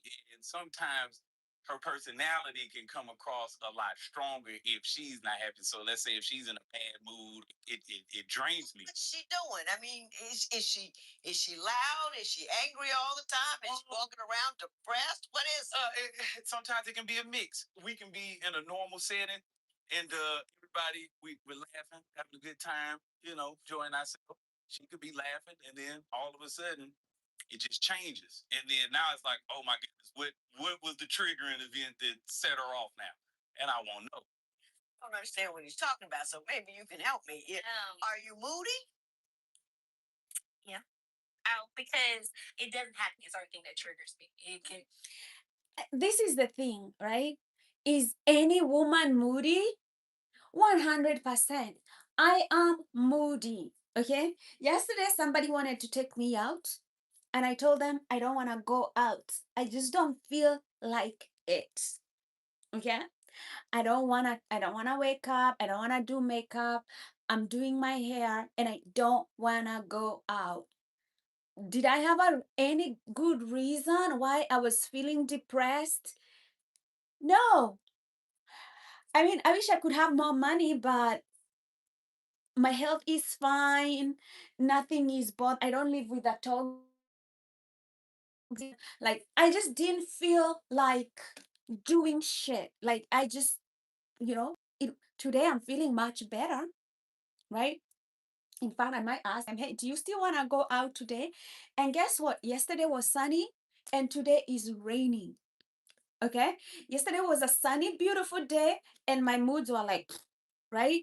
Today is a beautiful rainy day, and I'm feeling much happier and more, you know, I don't know what happened between yesterday and today, right? But for women, we go through the cycle, we go through the monthly cycle, and our hormones are in transition, they're changing, they're going, they're going up and down like the wave, right? So after, after you have your period, then your body is recovering from the period, and then it's trying to heal itself, to release another egg, and then you go through the ovulation, and then you're in mood, you're horny, and then it goes down because you're gearing to have your menstrual cycle again. It's just a cycle, right? You're like this. Sometimes you're happy, sometimes you're not. And I think a lot of men don't have they don't have the education about living with a woman. Like, when you live with a woman and you're complaining that she is moody, like, tell us something new, okay? Because women be moody, and most women are not even aware it's their hormones that are changing, and they just, like, all of a sudden she's a bitch. She's just like, fucking don't, I told you we'll go out on Saturday. It's Saturday. I don't fucking want to go nowhere, right? It just actually think about something that I have to do at home that hasn't been done, and it doesn't have anything to do with him per se. And right, I know he can change. Just worried or concerned and all this kind of change. Well, both of you have said things that indicate you have a very basic problem that a lot of married people have. You say that she won't let you lead and be the man of the house, and you say he wants a passive woman who does whatever he tells you to do. So I'm going to start with you. Give me an example of something he said or done that leads you to believe he wants you to be passive and not opinionated, and let him just be in large and in charge. Oh, I don't think we have enough time in this day. But I guess some of the things that could be a topic that we're discussing, it doesn't have to be anything in particular, or if we're going to a store or something, and I might say, because of something that let's say I kind of know and experienced it, he might turn around and say, well, no, that's not supposed to be like that. This is the way it's supposed to be. And it's kind of one of those roles of, okay, wait a minute. Well, I got an opinion. Let's have something. Hear it out. Let's hear it out. Wait a minute. Wait, I'll let you talk. When your divorce court continues, is this couple so careful when they argue? I think this is a lovely couple, right? I think, when their marriage problems, they just seem like regular marriage problems. I don't see like problems here where I'd say, like, oh, get a divorce, right? Nobody's cheating so far. She's moody. Every fucking woman is moody. um he complains he drives very far. Everybody has a problem with commute, traffic, like, there's the breastfeeding issue whoop-de-doo. Sometimes women want to breastfeed their child longer because they want them to have better immunity. I mean, this couple, yes, they have problems, but I see them as normal couple problems. She won't let you be the man. Really don't trust me. That's the ultimate. That's how we started off. So it was like I was the single guy we were dating, and I knew that, but I still had other things going on. And While you were dating her, you still had other women that you were dealing with as well. so that Were you truthful with her about it? not at that point, but we did have a coming to story on it. We talked about that. Yeah, we did, and that was a out there. You stop. And I absolutely 100%. That's not even the issue we bring up. Infidelity. She just still has those trust issues. As far as the story that she was telling, the word used was minority hire, and that's what I had a problem with because being a manager of a very popular retail store, I had just the minority hire. So it stung you. yeah, then that's like, no, I don't know. I don't think companies are just You know, when somebody says you're a minority hire, for me, that's a big red flag right here because that's jealousy. That's jealousy. And if it's coming from your wife, that tells me that she's jealous that your career is advancing and she's staying at home. That, like, how can you tell the man who provides for you every day, you and your child, that he's a minority hire? Like, as a woman, do you not want to lift up the man in your life, that when he goes to work and supervise everybody, that he feels like he's the king, like he is it, right? I don't think this man has any problems with being manly. I don't think he doesn't come out to me as a man who is insecure in his own manliness. But if it's a woman, if it's your woman telling you that you're a minority hire, I can see why. I mean, that's a job, right? That's a job on its own. And she keeps doing that, she's going to create a negative environment for him to thrive emotionally, right? She's going to create an environment where psychological for him is tearing his self-esteem down, because we all can do that. We all can touch each other's self-esteem with words. To do that, low blow, that for me is a huge red flag in a relationship, because it tells me she is jealous of his career. And people who are jealous about you and your career, it doesn't get better over time. Jealous people, their mission is usually to destroy you. it's in the process of hiring people that just unqualified and just put them in a position. That's not happening because I have to be overqualified. Yeah, I tend to agree with him, but okay. Y'all don't seem mad. Cause I have to go home still too. So I have to choose my words absolutely fine.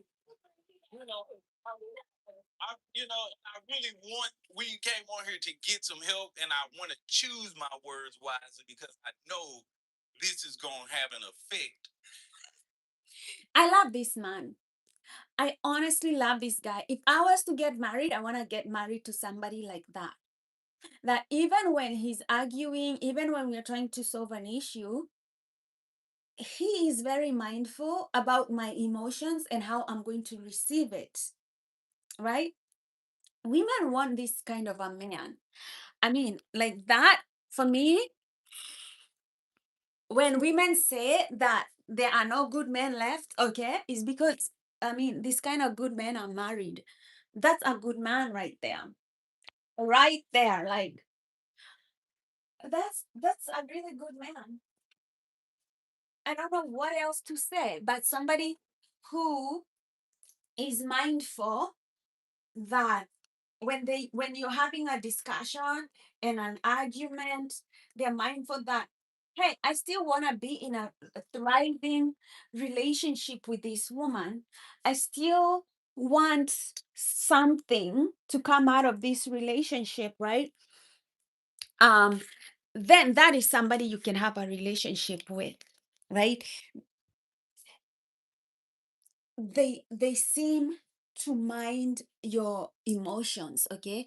They seem to care about your emotions and how you feel about life and how you feel about things, right? That's a good thing. I can't help you if I don't know what's wrong.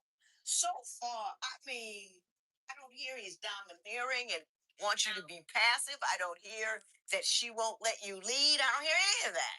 I feel like I am a intern because I don't have a ring on my finger. Ooh. So I cook, I clean, I do everything that a wife should do, but we haven't made that step. So that's where my issue comes in at. Okay, now I see the issue. They're talking about, listen, I'm breaking camp if you don't pop out with that ring. Someone, yes. Judge Lynn Dollar's ruling. Okay. Now that is now the issue here. Now I see, okay, maybe she's not jealous. Maybe she's angry and frustrated. And when women are not happy, like with something a man is not doing that's important, like, she wants to get married. And so she feels like he is wasting her time, right? And that's why, she's trying to make him feel like you're a DEI hire, you're not man enough. She is emasculating him. But the real problem she has with him is that he is doing her wrong. He is not putting the ring on her finger, right? Right? That's the problem. I swear to God, I am Muslim. If I book you a VIP in Shaman Elk now, I don't know what you're talking about. Oh, oh, I gotta hide my password, because you guys will know my secret. Okay, It's not for you to call one. so Make up an argument. so for me, that's a huge thing, right? They already have a kid. If he is not ready to marry her, I'll tell her, walk away. If you're not getting the ring, then walk away. This man is going to waste your life, right? But at the time, like, we've moved in a place, you have a job, you're working 45 minutes away, you've made all these sacrifices, and you're not sure you want to get married. Your family is saying things like, I'm entrapping you and you don't want to get married. Like, I would say, yeah, be a man, figure out what you want in this relationship. Don't go on telling your family that I'm entrapping you. We already have a child. We've already moved out into a neighborhood that we like. We've already been doing these things. I cook, I clean, we've already created this life.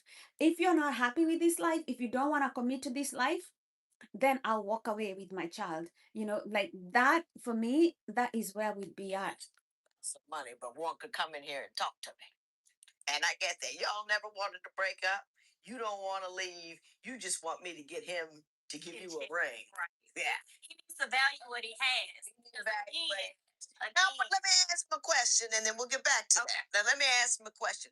Is there a reason that you've moved out to the suburbs, you've made all of these sacrifices, you've had a baby together, and you don't want to get married? The attitude, that's gonna be my biggest stickler. I don't really gravitate towards attitude because I'm more of a lighthearted person. I haven't heard attitude yet. You Give me an example. I get people coming here talking about their wife jumped on the hood of the car. I got people going around and they slash the tires. They come all out the neck and all of that. I'm not getting any of that. Ms. McCoy, let me say something. People get married when they're ready, right? Not before. Your job is not to put yourself in a position where you need to beg somebody to marry you.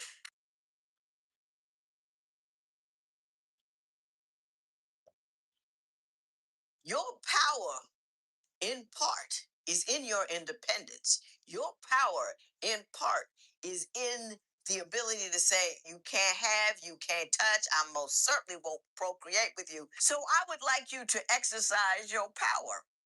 Men like things they have to come and get. Now, I said that, and I'm going to say this to you. If you love her, if you want the family thing, don't just not get married because you don't have to. Decide what you want. Don't hold her up if you'll never want to get married. I think you're good people. I think you're nice people. You look good, so the baby's got to be gorgeous. He's gorgeous. Well, he takes that. To be gorgeous. I know where the big pretty comes from. But you can't just count on it, okay? You wanted $500 for something or other, but you really didn't want it. You just had a reason to be here. You're here. I said what I had to say, and now I'm going to go home. This matter is adjourned.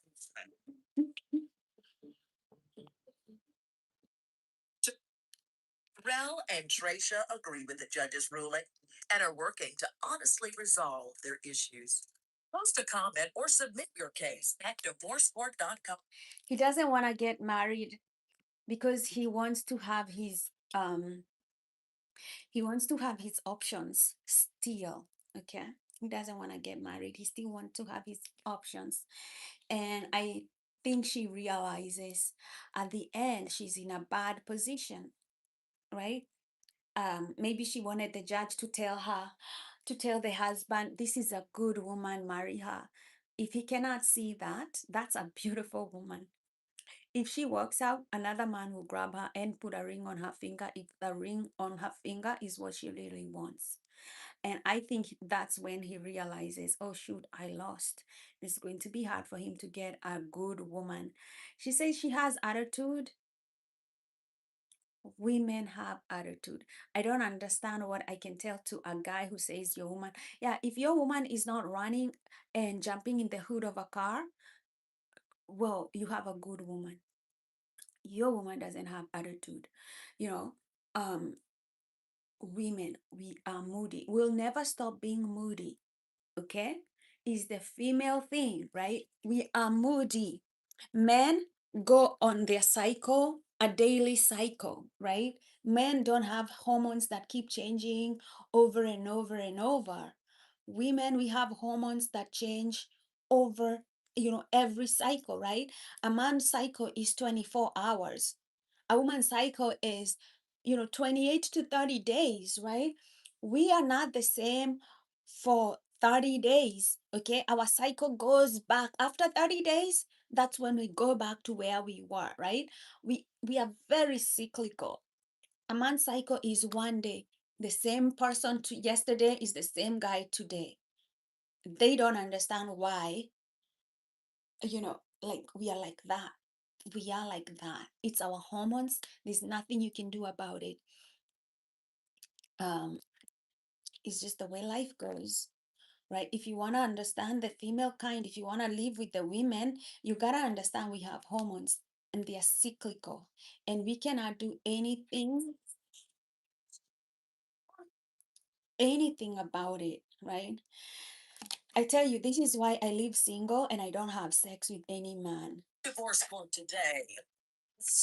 They got together when both were struggling through hard times. Douglas and Brittany rebounded together and they had a baby.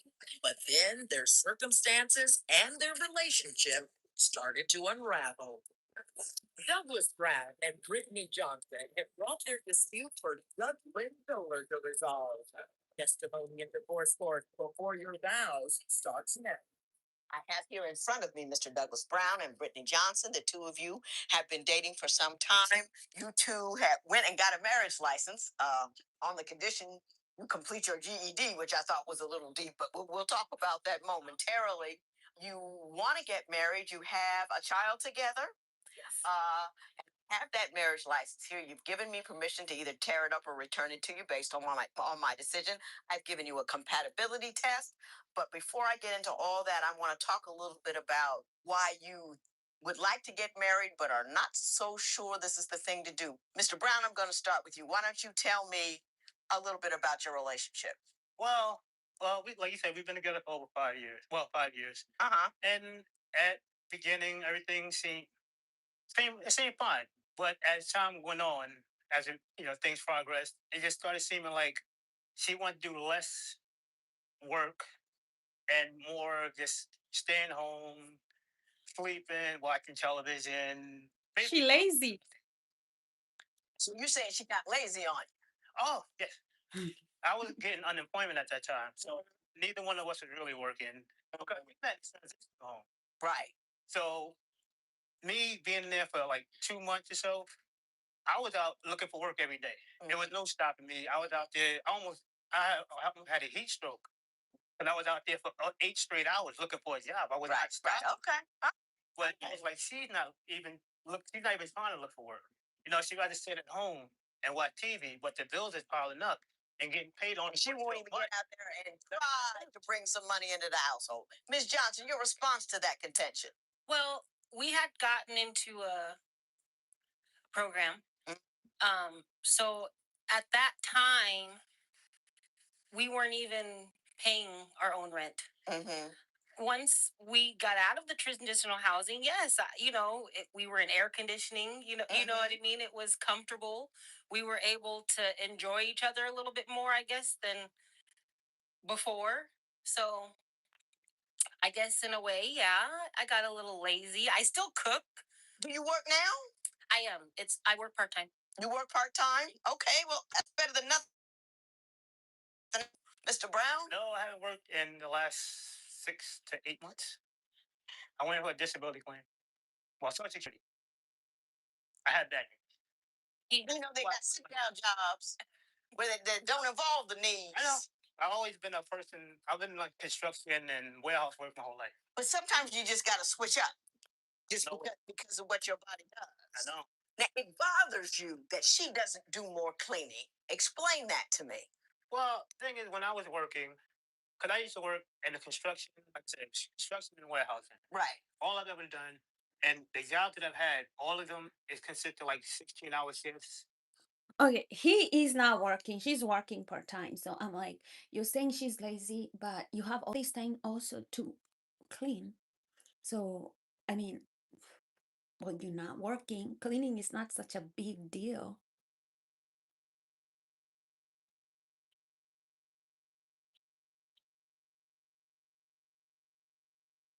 Hey, girl. Huh.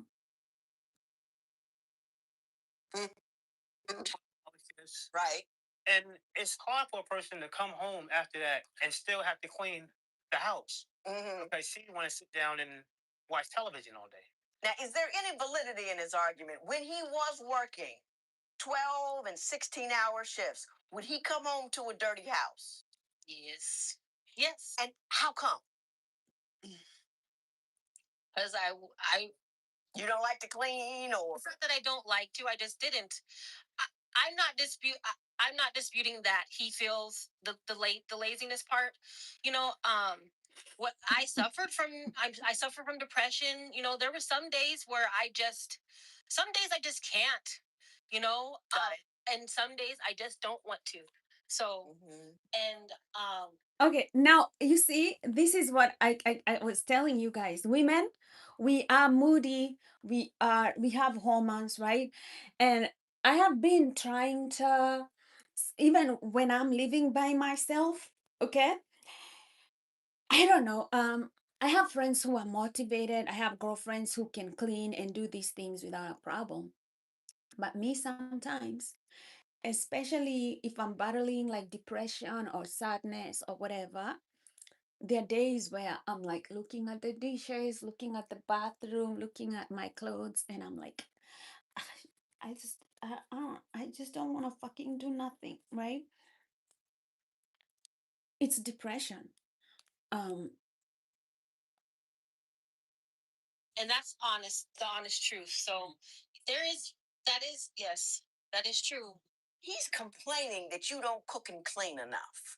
My question to you is, since you're working, Why do I need to do that so much? exactly.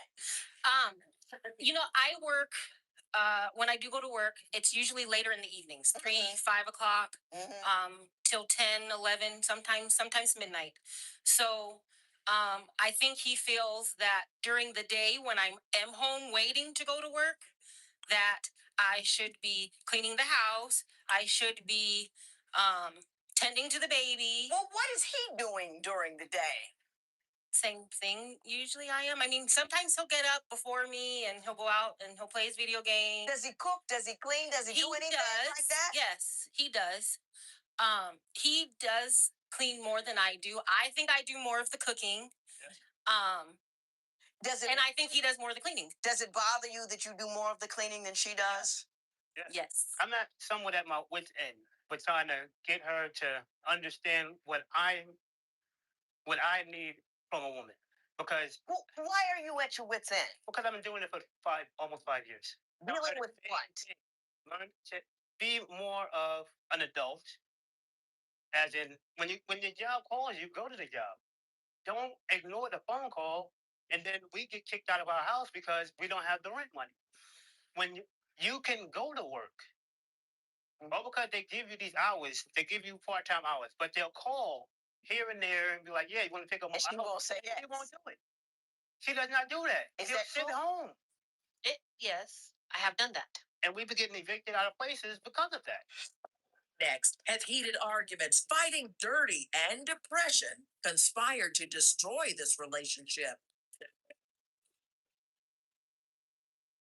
Are you considering marriage but aren't sure that you're I think these people are in what you call a pickle, right? They are in what you call a pickle. He does not work because he says he's in some sort of disability.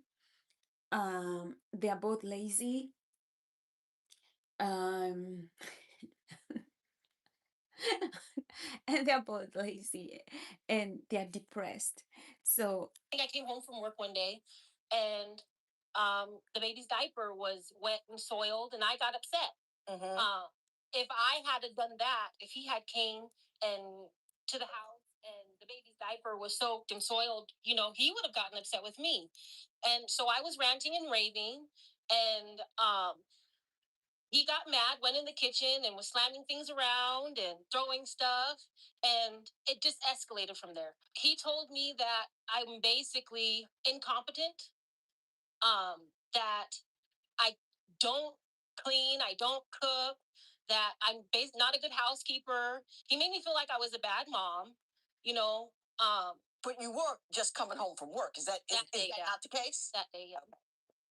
And as our arguments escalate, we tend to say things to and about each other that are below the belt. Huge. Below the belt.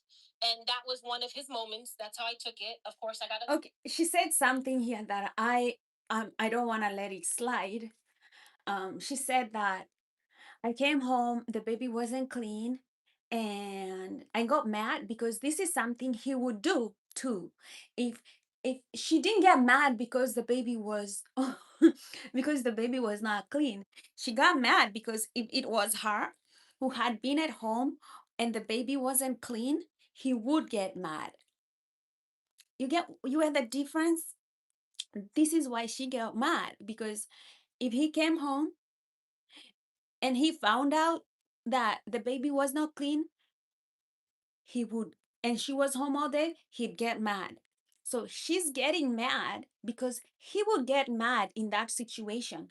And this is the dynamic a lot of couples have, right? The dynamic is they're not showing up to love each other. They're showing up to either criticize or judge each other. And then they are building this relationship. They are building frustration and anger and resentment. They're not building a love relationship. They are building resentment, anger, like they're building hell for each other. They're not building paradise for each other. And this couple is doing exactly that. And this usually wouldn't end well. He's like, you would never get the baby because because of your history, your past, your mental and and that kind of stuff. Now, and Mr. Brown, let me say this to you. To do that to somebody is just so beyond low. You know what I mean? It just, you don't threaten to rip the heart out of somebody that's the mother of your children. You don't go there. It's never appropriate. And the baby's diaper was dirty. That was your bad because she was at work. But you don't go there. And to you, Ms. Johnson, let me say this. Having a soiled diaper is unpleasant, and he should have been told about that. Ranting and raving is never the way to go. Ranting and raving gets you that. Ranting and raving does not get you understanding, acquiescence.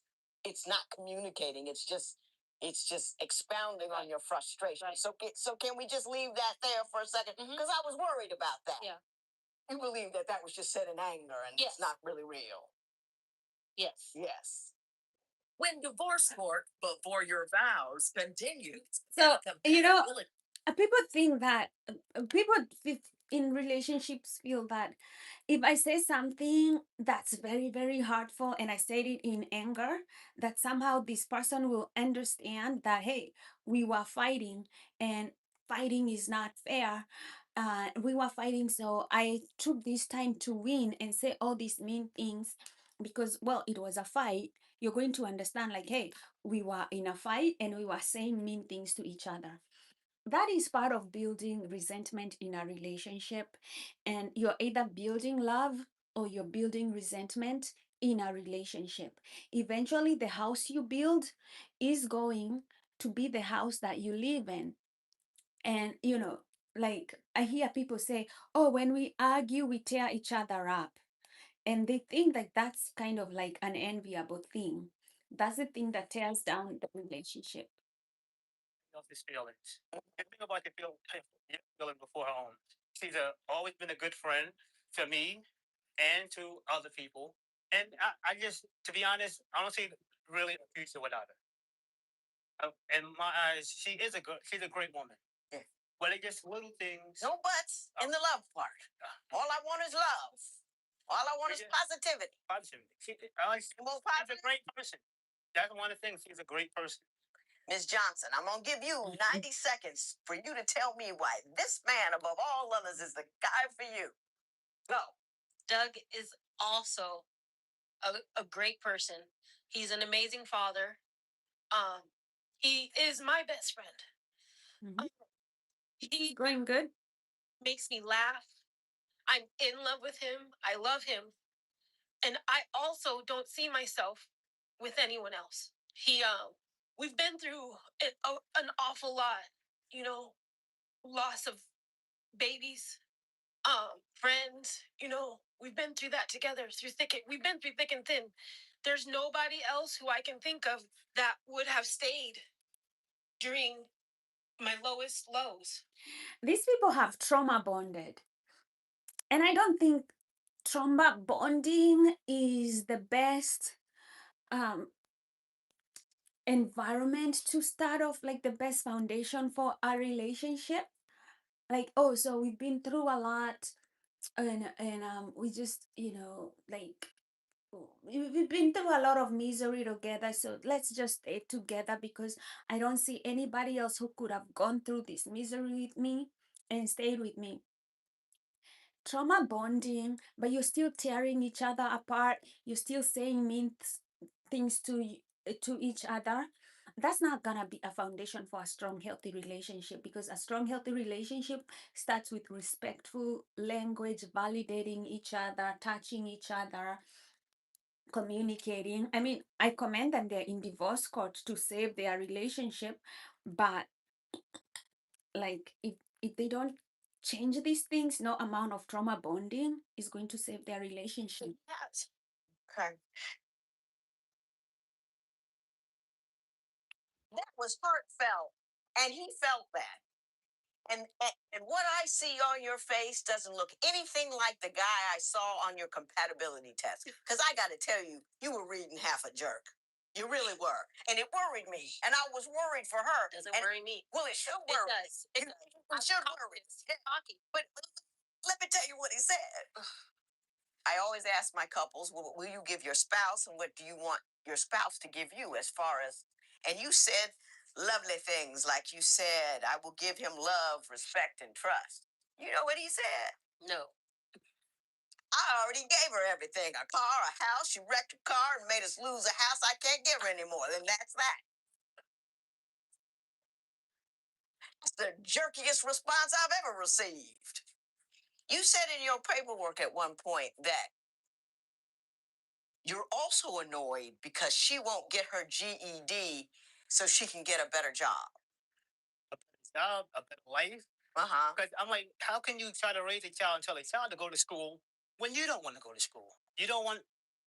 Okay, It seems to me that you believe that the economic functioning of your family is solely her job and not yours. no, How, no, what am I missing? no. I've done when I started my job. I'm like, we went from being from a transitional house to a house. I got you. To our own house. I got you. Then I guess my question is, it seems like you think you've done enough. And kids eat every day, not just 5 years ago. Oh yeah. And my question is, going forward, what do you see happening in this relationship? What do you see as what you're putting in and progressing relationship? Because right now, you're reading to me, I'm trying to get her to get off her behind and get it together. And if she gets it together, then we'll be all right, because I'm at my wits' end watching her not have it together, unemployed. So why don't you tell me what your vision is for the union? For us to be on the same page. If I'm trying my hardest and I'm looking at the future with us and our daughter, that's one thing I'm looking at. And our daughter, I'm like, I want. So this guy, he's talking about the wife not having a job. He is also jobless. He doesn't have a job. So he doesn't have a job, and he's like, you're the one, you're the reason why we don't have a house. You're the reason why you don't get a GED and get a better job, right? He's like, you. And instead of taking that and pointing him out, me, I need to get a better job. I need to get a job. I need to make sure that we don't get kicked out. Like this kind of a man, I'm sorry, but this is not the kind of a man that you want to be in a relationship with as a woman. Okay, somebody who's blaming you for all his failures. I want you to be. When you say I'm trying my hardest, I guess I don't understand what you're doing. Mental. So you're thinking hard. I'm trying to show her what it is to be an adult, to grow up. Stop thinking because of your past, that means your future is screwed up. I got you. She's stuck on her back in the days. Okay. That happened to her. I got you, Mr. Brown. Judge Lynn Dollar's ruling next. Hasn't worked. It's not that he doesn't work. He's always been able to keep us in a comfortable means when he's working. Bills paid, that kind of stuff.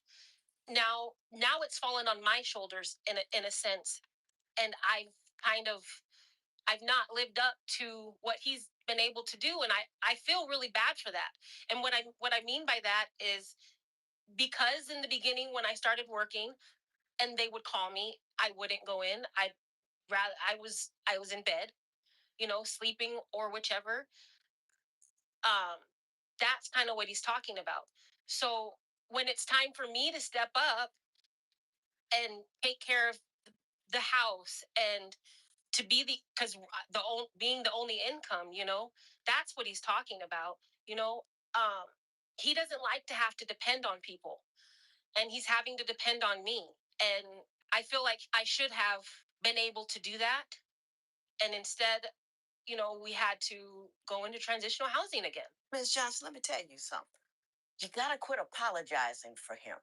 I think you're both in a tough spot, in a tough situation. Economically, things aren't good. But you're taking all of the blame on yourself, and he's putting it there. And I'm telling you, you shouldn't do that as well. If you're the only one working, he should clean. I mean, it's not just your job because you're a woman. It just isn't. Mm-hmm. It just isn't. And if he's at home, he should clean. That's just what that is. He does. And I'm saying what you need to do is believe in who you are and your value and your worth. And don't keep letting him make you feel guilty about your circumstance in toto. At no point do you get to say, well, I did my part. Now it's her turn. If things ain't together, your part continues until things are together. You know what I mean? You're not going to wait on this and wait on that and do the other thing. You make money. You contribute. It's tough. The judge is totally right on this thing. This man had a job like 1 year ago, right? And now he's not in a job, and his wife is working part-time, and obviously his wife is overweight and she gets through depression, and she hasn't completed her GED, and he's like, it's your turn to provide for us and you're not doing a good enough job. So anything goes wrong, you're not cleaning enough, you're not making enough money, and you're not making rent for us to stay comfortably. And he's ready to do that and say, well, I used to provide for you guys like 5 years ago. Why are you not doing now? It's your turn to do it, right? And the judge is trying to tell this woman, like, he is placing those issues on you, and she keeps making excuses for his behavior of blaming her and blaming her. Some people will always be slaves in their mind.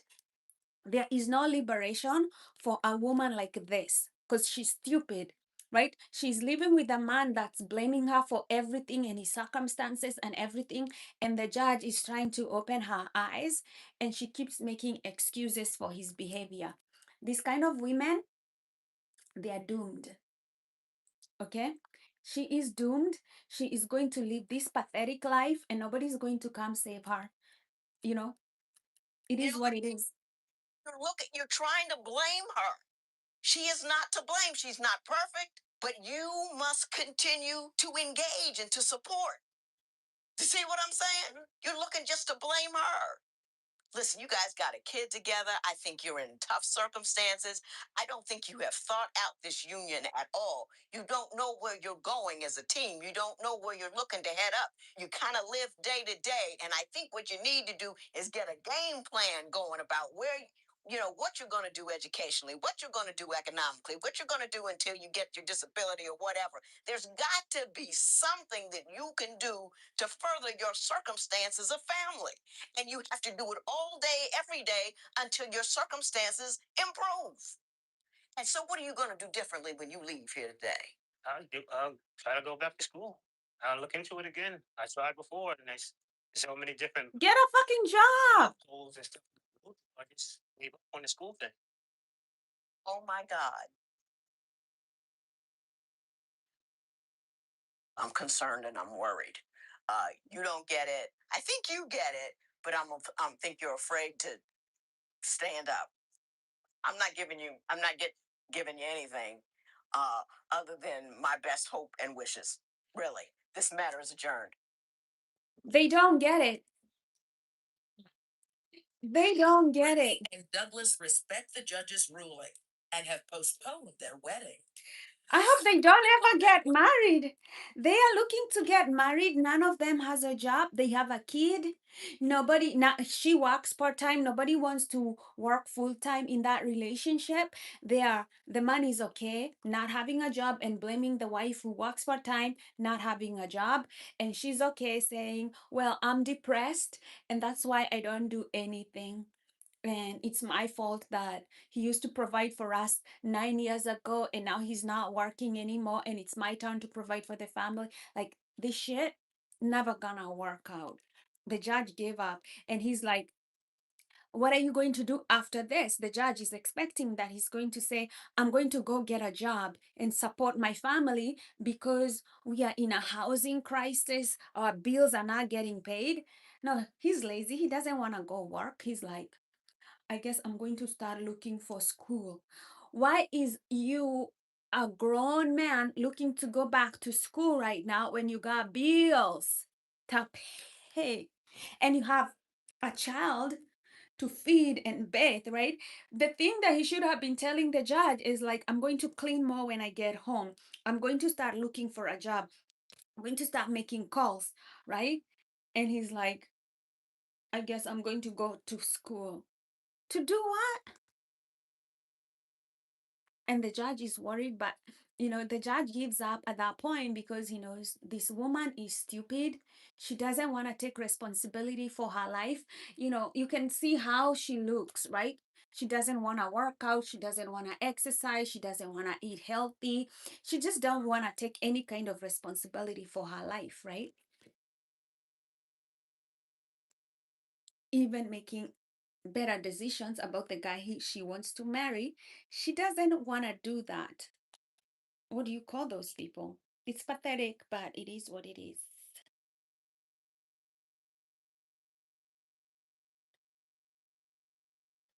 To my question. Yes, thank you. A toy here or there. I heard an emotional case this morning.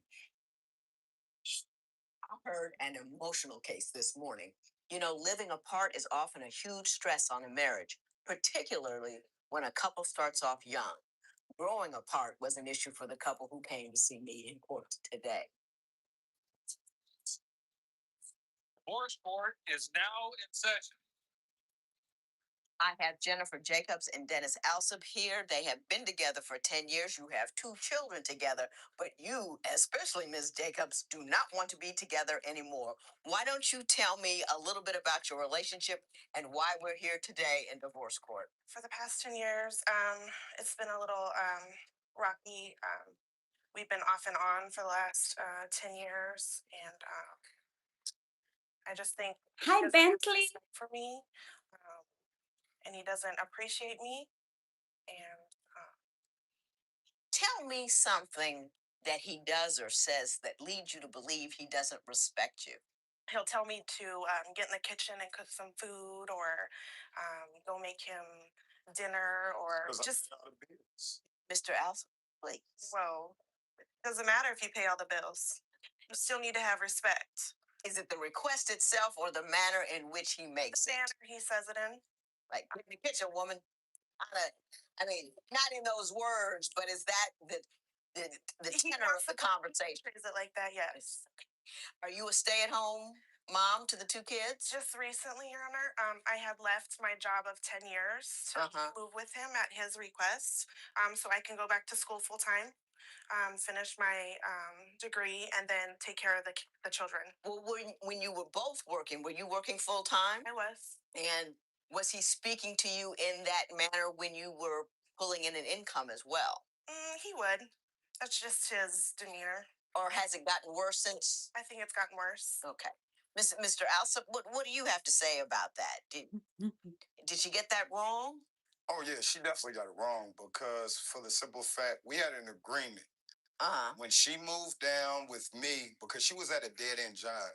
Okay. There was Ms. no Jacobs? part for growth in her job. And if something was to ever happen to me, with her being the mother of my kids, I wanted her to be able to take care of the kids and be comfortable doing it. So I told Miss Jacobs, move down to Tucson with me. I'll work. I'll take care of all the outside stuff, all the bills, everything. You don't have to worry about anything. Well, that was our agreement. When we get down there, I'm working full time. I come home, attending my kids, do all the sports activities, but my house isn't clean, food isn't cooked. And I'm like, how do I win a situation? The house isn't clean, food isn't cooked. And I'm like, if I say something, I'm a bad guy. But if I don't say nothing, nothing's going to get done. So it's like a no-win situation with it. She's not happy when I do it. My question for you is, and not stop there, Mr. Alsop. You just saw me get ready to speak, and you start. I love that. Since she's been to Tucson, has she had a job, or has solely her only job is to hold down the house? Down the house. That's all you do. You don't pay for gas. You don't pay for school clothes. You don't pay for the kids' haircut. You don't do anything.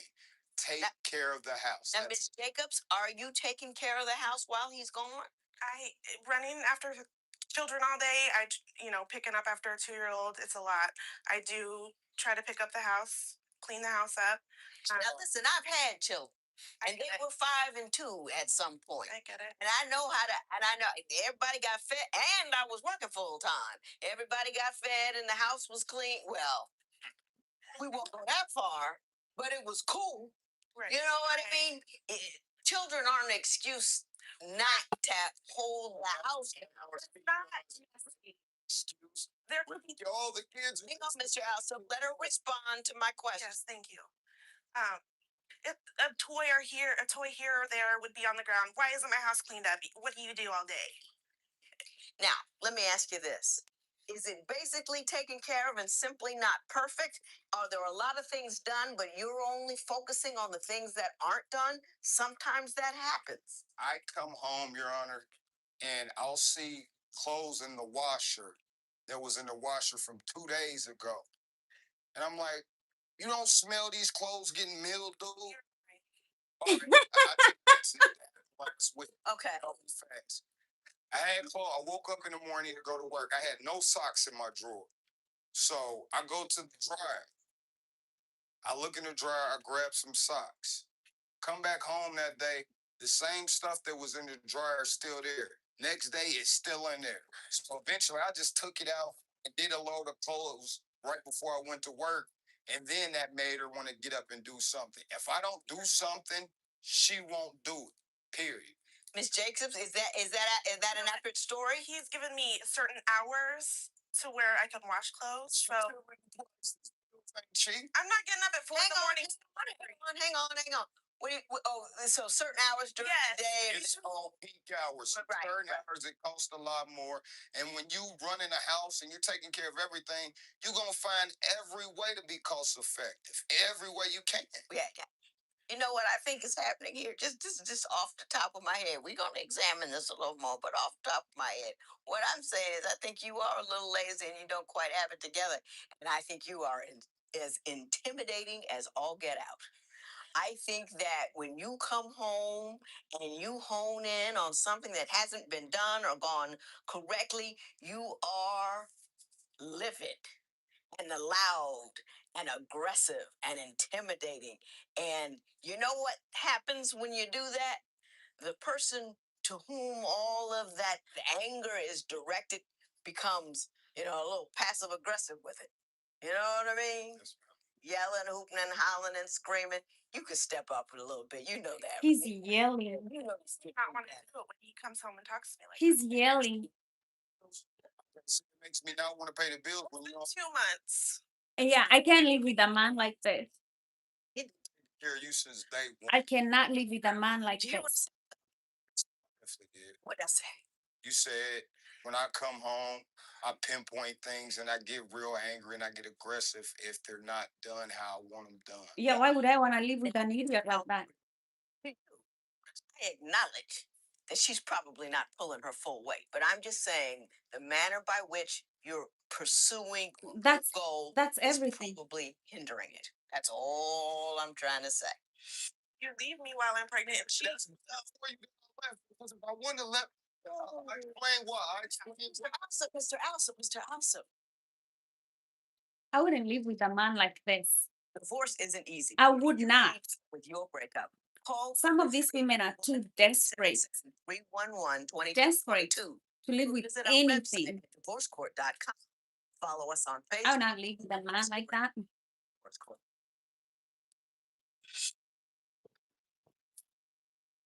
Mrs. Jacobs, I get the sense that you're harboring some old hurts. You said to us that he left you once when you were 4 months pregnant. Why don't you tell me about that and why it's still on your mind? When I was found out I was pregnant, about the 4th month, I had gone on a family vacation to Hawaii. Mr. Alsop went to Detroit to try out for the Detroit Lions. After that, he went back home to Ohio and never came back. Never discussed that he wasn't returning. Take your time.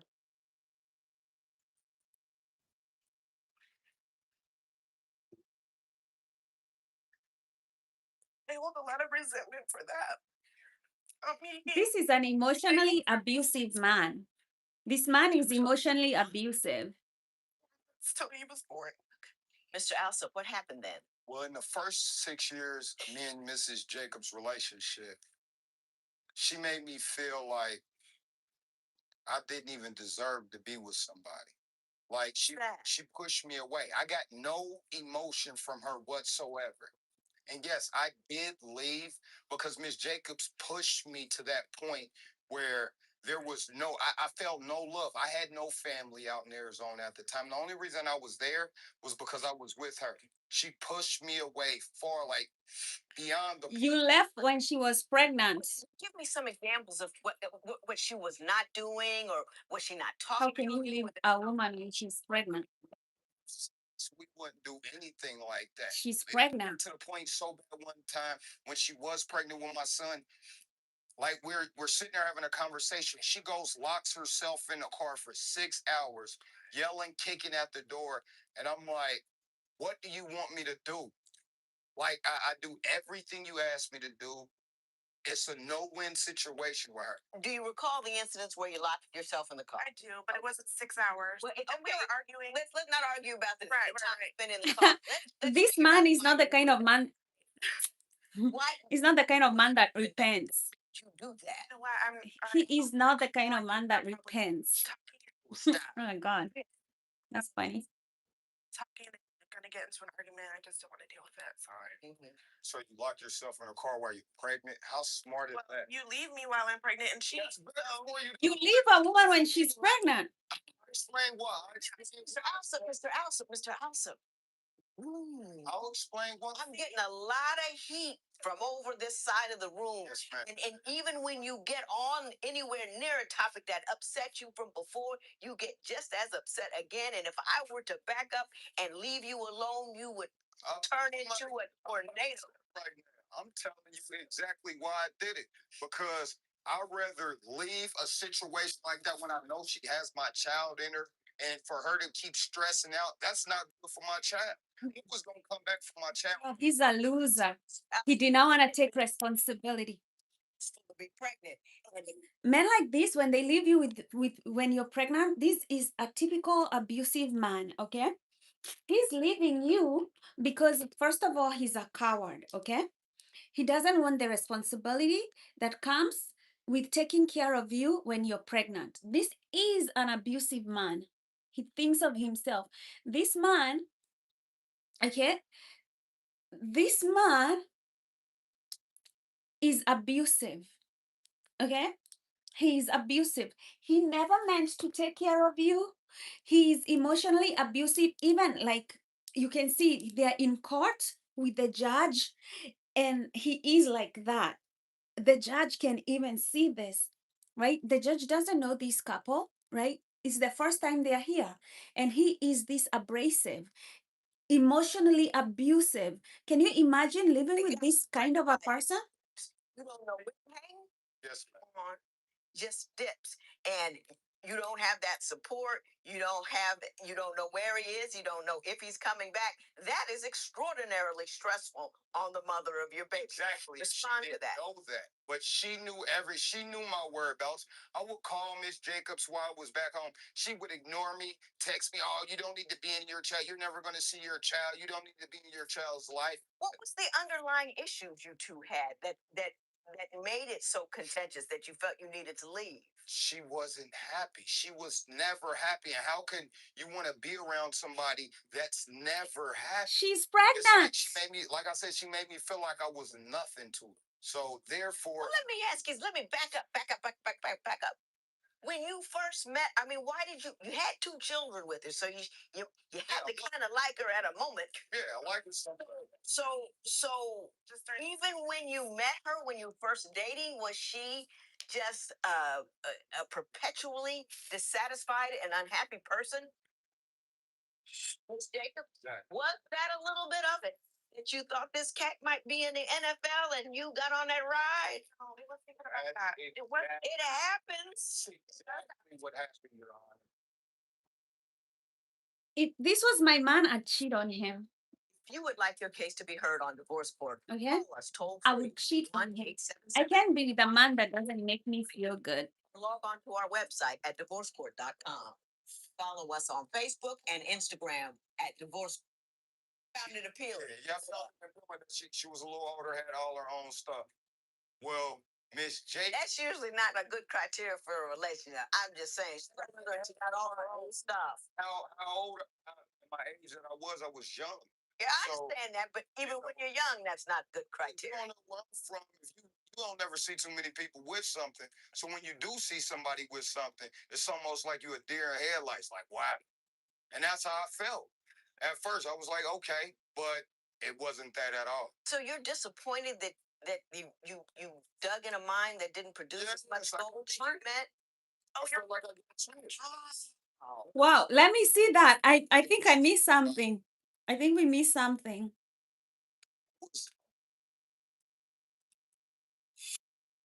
If you would like your case to be heard, Let's backtrack. I think we missed 77112222 or log on to our website at divorcecourt.com. Follow us on Facebook and Instagram at Divorce Court. So was she perpetually dissatisfied and happy early on in your relationship? Yes and no. And I know that sounds crazy, but when I first met her, Miss Jacobs had all her own. She had her own place, had her car, everything. I was young when I met her. I was in college going wild, so I was appalled by that. And another, you were appalled by? Not appalled. Well, I would that intrigued me about her. Oh, okay. Okay. Found it appealing. She was a little older, had all her own stuff. Well, Miss J. That's usually not a good criteria for a relationship. I'm just saying. Yeah, I love you because you got stuff. Was young. Yeah, I understand that, but even when you're young, that's not good criteria. You don't know where I'm from if you don't ever. He's a gold digger. I ain't saying he's a gold digger. It's almost like you a deer in headlights, like wow. And that's how I felt. At first, I was like, okay, but it wasn't that at all. So you're disappointed that you dug in a mine that didn't produce as much gold as you meant? I felt like I got tricked. Oh. I felt like I got tricked by her. Wow. I thought you were Bill Gates. I'm a little disappointed, girl. To her for money. No, it wasn't money. She didn't have money. She had her stuff together. Yeah, but you went after her because she had her stuff. But when you found out you didn't have her, she didn't have all the stuff you thought she had, you felt tricked. No, but that's any. But when your daddy told you, when you find a man, make sure he got his stuff together. She had her stuff together, so that's what Don't talk about my father. You don't know what he told. No. He said go to Harvard. Period. He ain't talking about nothing else. So don't go there. Don't go there. Well, don't go there. Yes, ma'am. I mean, when a woman does that, they call her a gold digger, and they have all Judge kinds is of putting boundaries. say about it. Yeah, Now, he's a gold digger. It's a gold digger going after somebody for their money. You did that for her. She didn't. We were going after her for her stuff, but until you realized her parents had the stuff and not her. It had nothing to do with the stuff. She looked from the outside looking in. I was taking care of myself. I was working 2 jobs, taking care of my son. Taking care of your stuff. What were you doing? Okay. 10 years later, okay. Okay. At the time, Hey, let's stop this. Let's stop this. Why is she with this guy? I'm trying to figure it out. How do you go, When you met him? How do you stay with somebody who's so combative? He's just so combative. Like your nervous system is gonna be on the edge every day. You're going to be in survival mode every day. How do you win in that situation? How do you figure out that this is how you win? This is why I tell you guys, take my mental health coaching class, because I don't understand how you figure out you're going to win when somebody is always putting you on the edge and putting your nervous system on the edge. Like you never ever win this way. This is not how you win in life. Any environment that's negative for you is never ever gonna be. At the time, when I met him, I was living on my own with my son. For certain reasons, I had to move back with my parents. He eventually moved in with me and my parents. He wasn't working at the time. For a 3-month period, okay. while I was training for football, and you were so riled around. Not by chance is saying people don't know what they want from a partner, right? So they go for the ones that fit a criteria of stuff they have, right? Like a degree, yeah, like stuff like that, right? Like like some people, you gotta, when you're dating, you gotta understand what Not by chance is saying. Some people are looking at what you have, your stuff, okay? Not that you listen to them, you make them happy, like stuff like that, right? They're not looking for that kind of stuff. Like somebody who makes you happy emotionally, somebody who kind of brings that emotional well-being.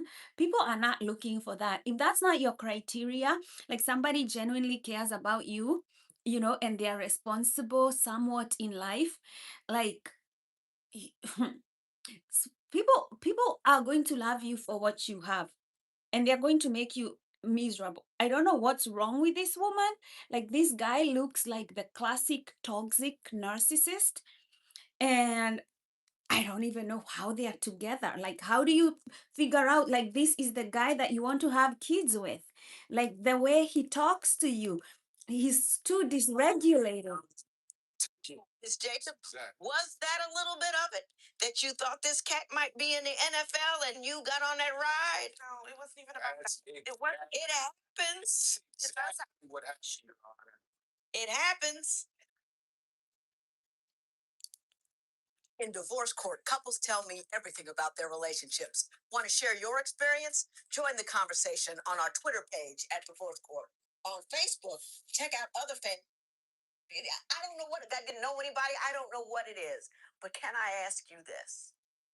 For the sake of your children, put a period on all of that upset and that anger and what happened yesterday and what she didn't do and what she can't clean, and become a kinder, gentler individual.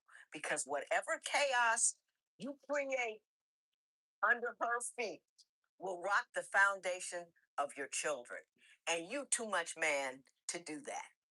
Do you understand what I'm saying? I believe, and as loud as you get and as angry as you get, I still think you're a reasonable person. I don't think he's reasonable. Okay, right.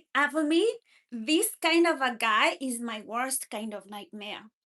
I don't even know what this judge is talking about. That me and Judge Lintola, this is where we don't agree. When somebody is not kind, they don't use a good tone, they're always dysregulating your nervous system, you're always on the edge with them. I don't want to live in the same household as this person. This is not a reasonable person, right? Somebody who is not kind, somebody who is not going to use kind words, respect you, you know, I would not. I would not. I don't understand what this judge is talking about right here. I would not. Like this is like this. When I left my job, when I quit my job, is because I had a boss that had similar things. I cannot stand that. Frustration and anger, all of that is just emotion. You say she's emotional depression, you're just as emotional as she is. Emotions can be handled. Anger can be handled a lot easier than the depression. So you handle your business and you go see somebody. I want you to be happy. I want you to feel like getting up and taking care of yourself and your kids, and going forward with your life, with or without him. I want you to feel good about yourself. And I don't think you do. I think you feel beat up by him. I think you feel beat up by life. And maybe that's what's beating you down. But whatever it is, get in there and build it back up. And don't you make it hard for her to do. Do you understand? I would leave this man immediately. If I was her, I would run. I would leave this man immediately. Like I would run. Okay, this is the kind of situation that I'd rather be single for the rest of my life. Okay, For the rest of my life, I'm okay to be single. I don't want to live with an animal like this one. Okay? It's not worth it for me, right? It's not worth it for me, right? I don't want to live with losers like that, like in my life. That man is a no-go zone. People like that deserve to die alone. And I'm being kind. He can get help somewhere else, very far away from me. Yeah, he can go get help 1,000 miles away from me. I don't want to be around men like that or anybody like that. For me, that's a no-go zone. It's a no-go zone for me.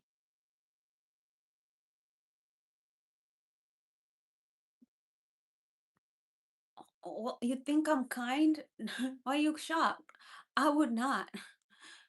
Like that kind of a personality is where I draw the line. Like I would never live with somebody combative like that. When you live with people like that and you're always anxious, you're always nervous, you're always afraid, you're unsure about yourself, is the environment that you're in. It's nothing to do with you. When you live such people, you find that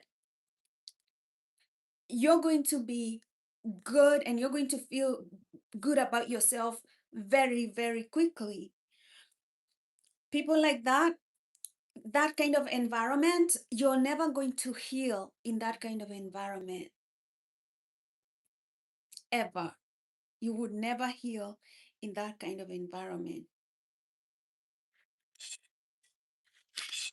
I had an angry woman in my courtroom this morning. A recent survey on decision making in households found that women call the shots 43% of the time. However, this led to the demise of this couple's relationship, and that's why they came to see me. Divorce court is now in session. Good day, ladies and gentlemen. I'm here today with Rochelle Ray and Andre Ingram. The two of you have been together for 6 years. You have a 2-year-old together. Ms. Ray, I'm going to start with you. Why don't you tell me a little bit about your relationship and why you're seeking to end it here today? When I first met Andre, he was a very persuasive, strong-minded, very well-spoken gentleman. And now Hi, he just Marcel. lacks a he's not the same man that I fell in love with and that I met. Well, what happened to him? I don't know. He just changed. From what to what? Give me an example of the guy he was For as opposed to the one he is today. For example, he doesn't stand up for me any longer. He tries to mediate situations between me and other people. Like when we were, Give me an example. we were visiting with our family. We were staying at a hotel, and the young lady at the front desk, she was a little bit too aggressive toward me, and I became aggressive back. I was pregnant, and Andre sided with her. There was some graffiti on the wall. She asked me if I did it. I wanted to know why she felt the need to seclude me and ask if I did it or if anyone in my party did it. That's rude. And I asked her about that, and she became a little bit belligerent, and I became belligerent as well. And Andre expressed to her that that's how I am and that's how my attitude is. Oh, That's goodness. Is that your attitude? I become very aggressive when someone is aggressive with me. That's human nature. No. It is human nature. No, it is human nature. Belligerent, but I speak to people in the same tone of voice that they speak to me. So they're dictating they're dictating your response. You can say that. You can say that, yeah. You can say that. In a month, you have aggressive conversations with people. Probably 30 times. 30. So you have a confrontational situation with somebody every day. Almost, yes. Yep. Now, does that seem right to you? No. And why do you think it's that way? I don't know. People try to become condescending. I was a little bit heavier then. I was about 420 pounds, and I'm not anymore. I'm about 200 and some odd pounds. I'm over 200 pounds. Good for you. So people think that they can talk to you any type of way when you present yourself a certain way. And I feel like some people were becoming. Well, are you still confrontational today? Not to this day, no. So I'm very blessed, and I'm a very positive person. I just react to people the way that they do. I don't curse, and I don't. But I'm saying, in the past 30 days, how many times have you had a confrontational situation with somebody? Oh, recently, none. None Zero. whatsoever. No, this is. She doesn't sound like an aggressive person to me.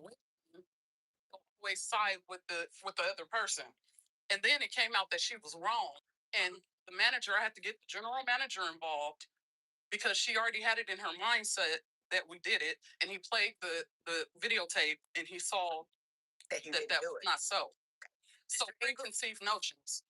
Mr. Ingram, do you have another version of that event, or is that fairly accurate? Yes, it is. I mean, So he's ready to throw his wife under the bus and not protect her in any way. You didn't know what was transpiring. You didn't know what was happening. Phone and everything. He's a weak man.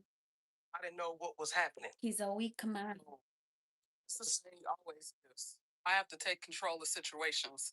He's taking his time to explain the situation to you when he can just tell you what you want. See, now, Ms. Ray, there's your problem right there.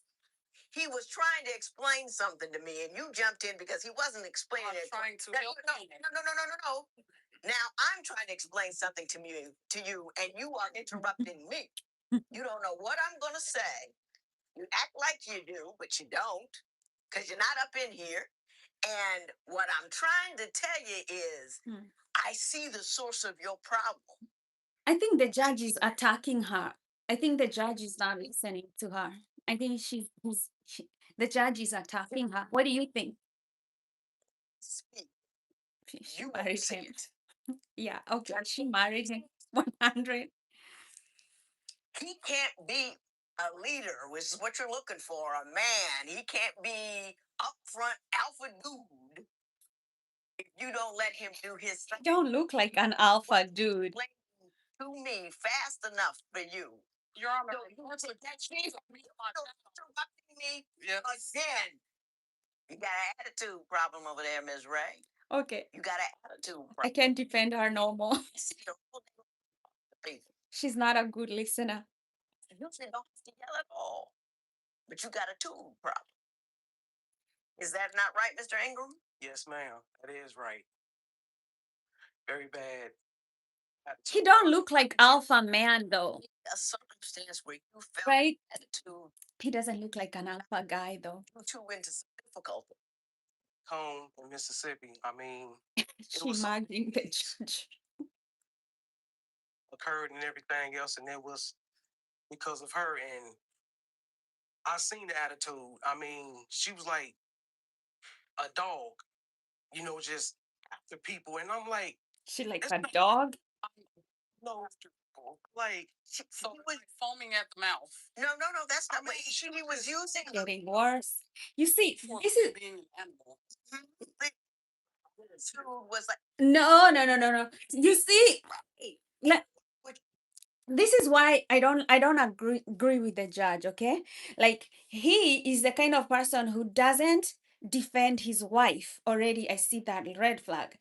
Right now he just gave a metaphor of his wife likening her to a dog, okay? Without any care about her feelings and how she's going to feel about it, okay? This is not a man who cares about her emotional feelings. Like if you love somebody, you are very, very careful not to hurt their feelings.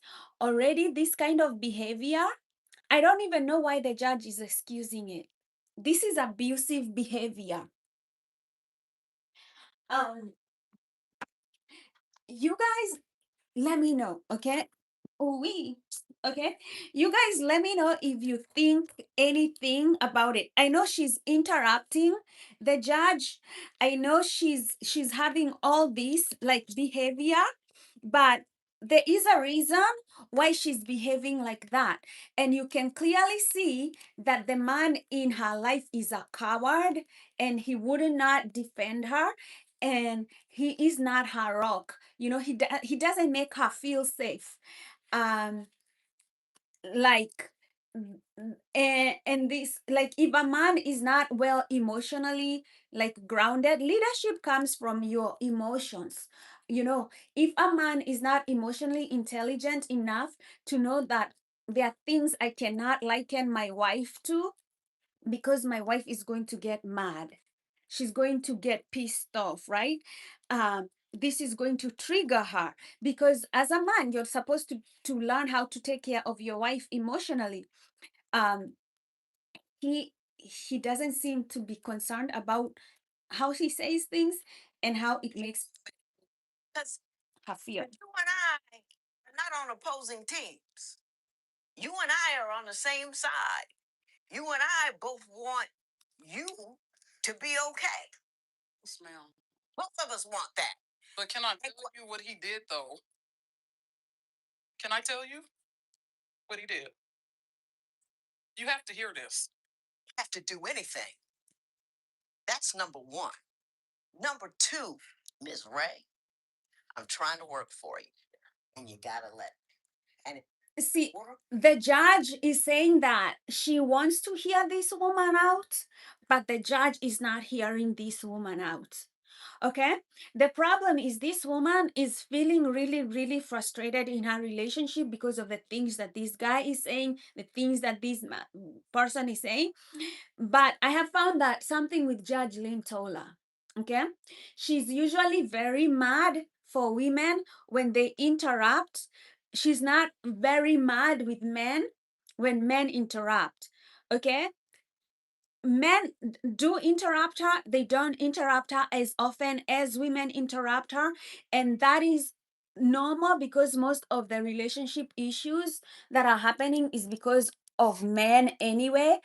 um so women don't feel hard, and this time the judge is saying that she's on her side, but somehow the judge is not listening to this woman. I'm not saying that this woman um is not interrupting, right? But and she should like know she's in a courtroom, but again the judge is not really really listening to this woman. She is failing this woman. to work for you. You have to let me guide you in the way I need you to go. You're not contented. And you're not contented because you continue to pursue what you want in a manner that doesn't provide for contentment. And what I'm going to do today, I'm going to be the queen of everything today. If I can get you out of here feeling good and happy, that's what I'm going to try to do. You understand that, Miss Ray? But you got to work with me. You got to work with me. I can't take you in a fight, but I got Joe. Understood. You understand what I'm saying? Understood. Yeah, but Mr. Ingram, why do you here's the thing, right? The judge has taken time to assure her that I am here to help, right? The judge wasn't doing that before. And for a woman who nobody listens to, right? Her husband is not listening to her, and then she's now her husband doesn't protect her in any way. Her husband calls her names, right? And I think the judge is now starting to see this woman is frustrated, and now she's assuring her, like, I do want to help you, I do want to make you happy. Now for the first time, I think this woman is starting to feel like somebody actually wants to listen to me. But if the judge continued to do that, this wasn't going to be successful. That's been unsuccessful. I don't know. It's just attitudes on top of attitudes, and then I'm lying about everything, and Because you and do I'm like, what am I lying about? everything. I tell It's you like everything. right now.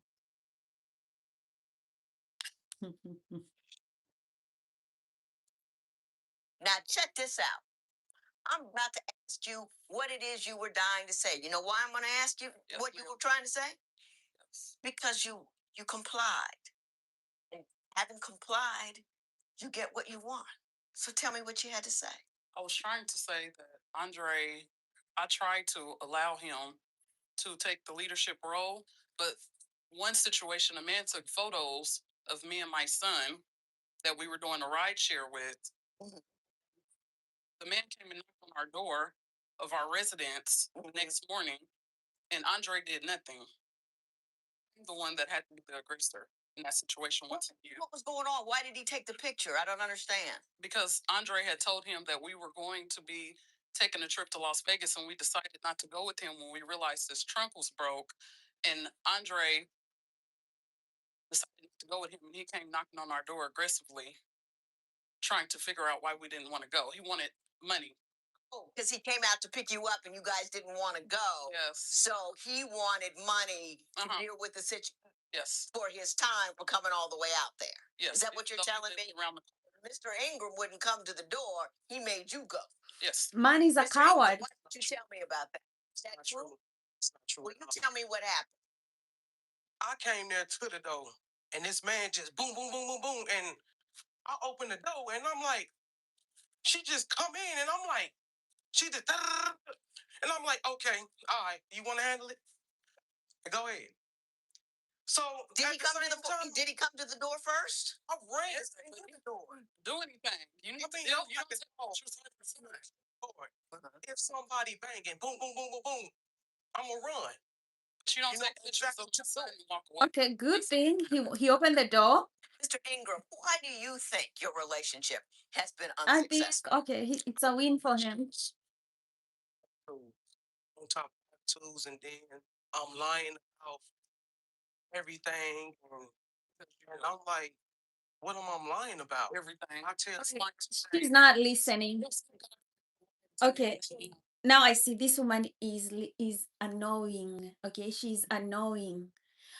Right now, the man is really, you can feel the heart in his voice. Like I can almost hear it telepathically when he's like, she has attitude. He's really, really, really trying to get this going to tell the judge, and she's interrupting, not listening.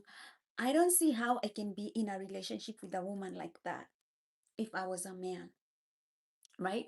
I don't see how I could be in a relationship with somebody like that. Somebody with an attitude, somebody who doesn't listen. That's annoying, annoying, annoying. The judge is trying to help reconcile their marriage. This is actually marriage counseling with the judge. Right. The judge is trying, but I don't know. These are the kind of couples that for me, I don't have hope for. I don't have hope for these kind of relationships because when somebody doesn't want to listen, it's really beyond relationship because listening is a core communication skill. I'm telling you the truth. And at the same time, I just want all of that stuff there to just You can hear stop. his voice, you can feel it. I tell you something is real. I'm not finna, tell you nothing that's fake or anything else like that of that nature. I mean, at the time, I'm at the store. She sent me there to the store and everything else. And at the same time, I look for the certain item and the item is not there. I asked the person, is it,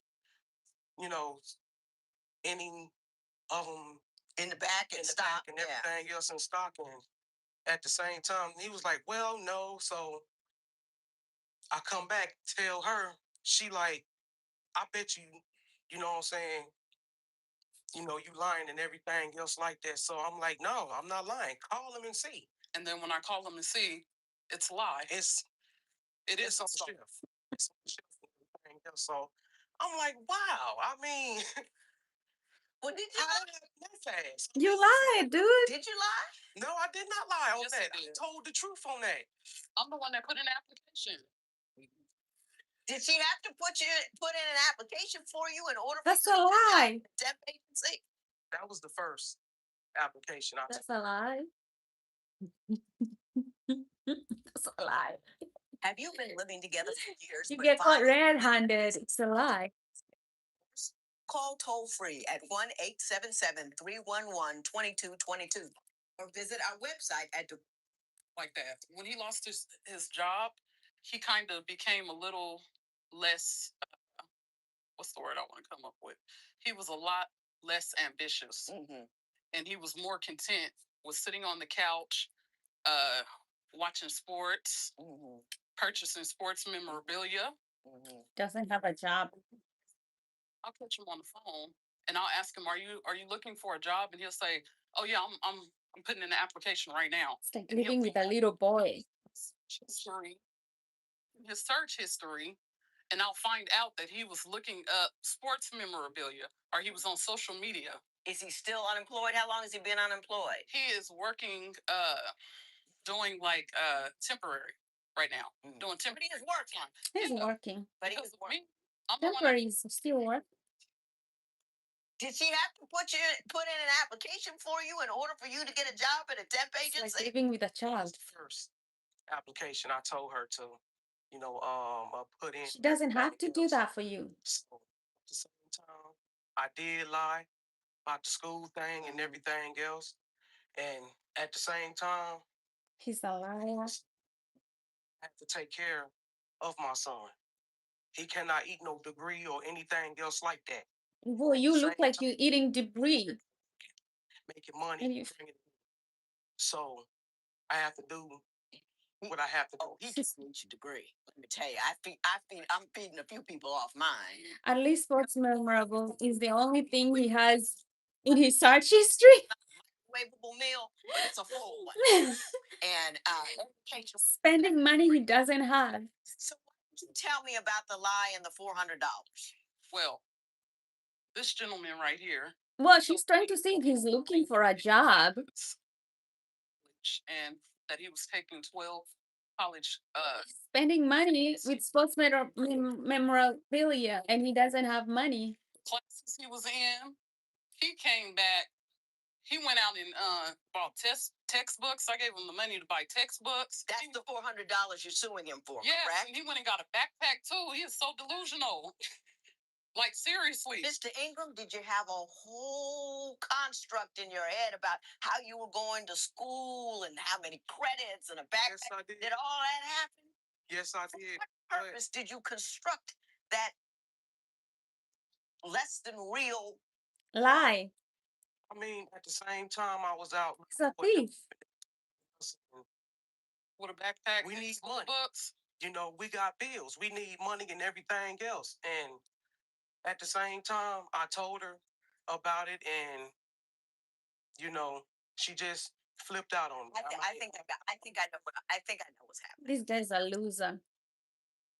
I would not be with this kind of a guy. It's insane. Loser.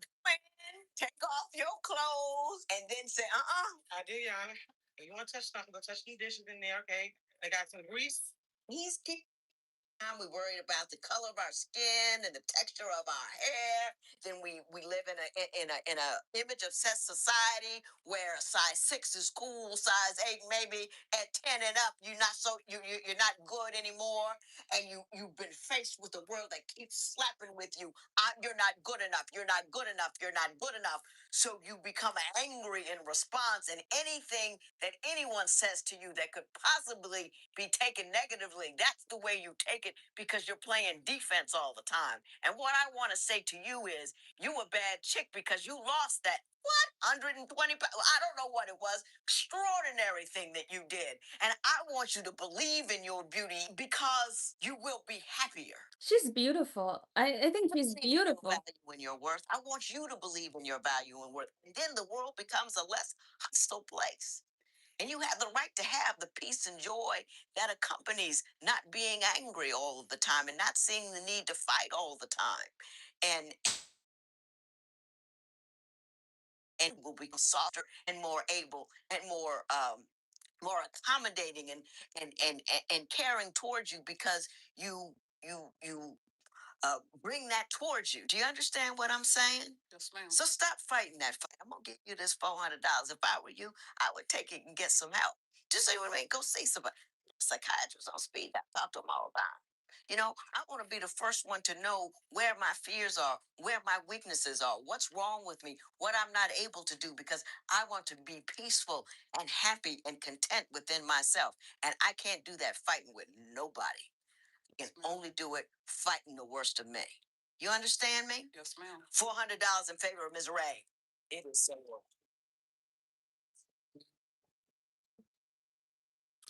I would not live with this guy. Okay, for myself, right? And the judge did a good thing. Tell her, go get help, girl. Go get some help. Because this is what happens with women like this.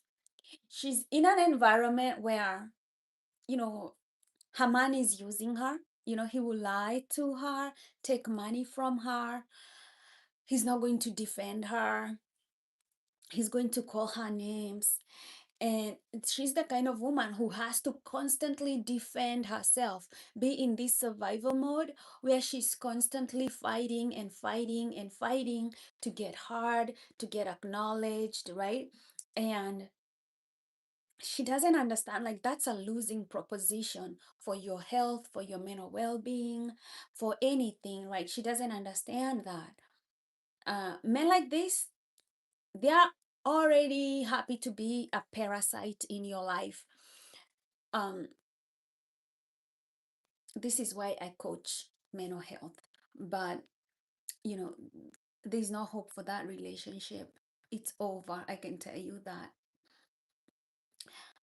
So what I have learned is that most arguments in relationship is about money. Every marriage counseling,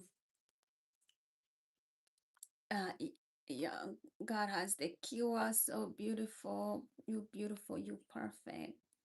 Oh, it is perfect. You know, I don't think some of these things, like for me, they're like, if you're self-aware, you know, like there's a relationship that you don't want to be in. For me, I don't want to be in a relationship with somebody that's constantly lying to me, or in a relationship that somebody can can verbally liken me to a dog, like the way he did here. um a man who's not going to defend me, like, no.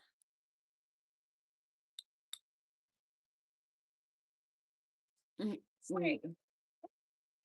wait a minute. You gonna tell me he's a saved man and is Christian and he's gonna show his Christianity by sleeping with some other guy's wife? Isn't that something? Yeah, if you're not honest in a relationship, that's a big problem. Sydney started dating Ronnie while she was still married to her last husband. But Ronnie wasn't much better. My husband is a liar, a cheater, has an ego bigger than the size of this room, and most of all, he's a dog in heat running rampant. My wife is so mean and so evil. She sleep with a fist balled up. Ronnie wants to save his 2-year marriage, but can Judge Lynn turn this rocky relationship around? Today on Divorce Court. Come to order. Court is now in session. The Honorable Judge Lynn Tolbert presiding. This one is a Good day, mess. ladies and gentlemen. I'm here today with Cindy Moss Lee and Ronnie Lee, Mr. and Mrs. Lee. The two of you have been married for almost 2 years. You want out. Yes. Mr. Lee, you would like to save the marriage. Mrs. Lee not only wants out, she also wants a certain amount of money because that she believes that you owe her, and we will discuss that momentarily. But before we get to that, I'm just going to start with Mrs. Lee. Why don't you tell me why we're here today? Your Honor, I'm here today because my husband is a liar, a cheater. He's sneaky. He's manipulative. He's deceitful. He's disrespectful, rude, has an ego bigger than the size of this room. And most of all, he's a dog in heat running rampant. He's promiscuous. She just wore it out. He's promiscuous. Start with one of them and tell me why he's that. Okay. First thing, Your Honor, before we got married, I was already married when we hooked up. I like her makeup. Dating. I was in the middle of getting a divorce. We got a divorce. He moved in with me. I mean, she cheating right Hang there. on, hang on. You don't destroy the person you love. 100. Long if this goes on. But she said she don't want to be in this marriage. Taste some. See.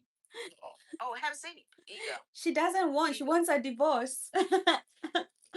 That's how you know she doesn't love him. Mrs. Lee, go ahead. So So what happened? I was in the midst of getting a divorce when I started dating him. I dated Mr. Lee, and I asked him before we got married, because we decided to take our relationship to the next level. I said, "Is there anything you need to tell me before we walk down this aisle? I don't want any surprises. I don't want anything coming back to me later. I need to know." So all of a sudden, he tells me, "Oh, by the way, I think that I may have fathered a child with a married woman." Hey, hey. When I found that out, I grew very upset. I go to the woman and approach her. Wait a minute, Mrs. Lee. Hmm. Why are you mad at her? Because She wasn't your husband. no, he wasn't my husband, but I wanted to talk to her to find out what was going on. He told me that she told him he was the father. When I talked to her, she said he wasn't the father. So I wanted to get to the bottom of it to find out who was lying. I knew he's a liar, but I didn't know if she was a liar as well. So I went to her husband with it and said, "Are you aware that they have been sleeping together and that he wants to marry me? And before I get married to him, I wanted to make sure I found out whether or not your son is his son." So they told me Oh, this was before the vows. attorney results, People be and, messy. doctor's appointments. And so once I was satisfied with that, then I said, "Okay, I'll go ahead and marry him." Mrs. Lee, the fact that he was having sex with a married woman while he was dealing with you, that's the problem. Whether or not he impregnated her is a matter of happenstance. The thing that demonstrates his character is the actions that he took. So it doesn't matter whether or not that's his kid. He did that. Why would you marry a guy who would do that? Why?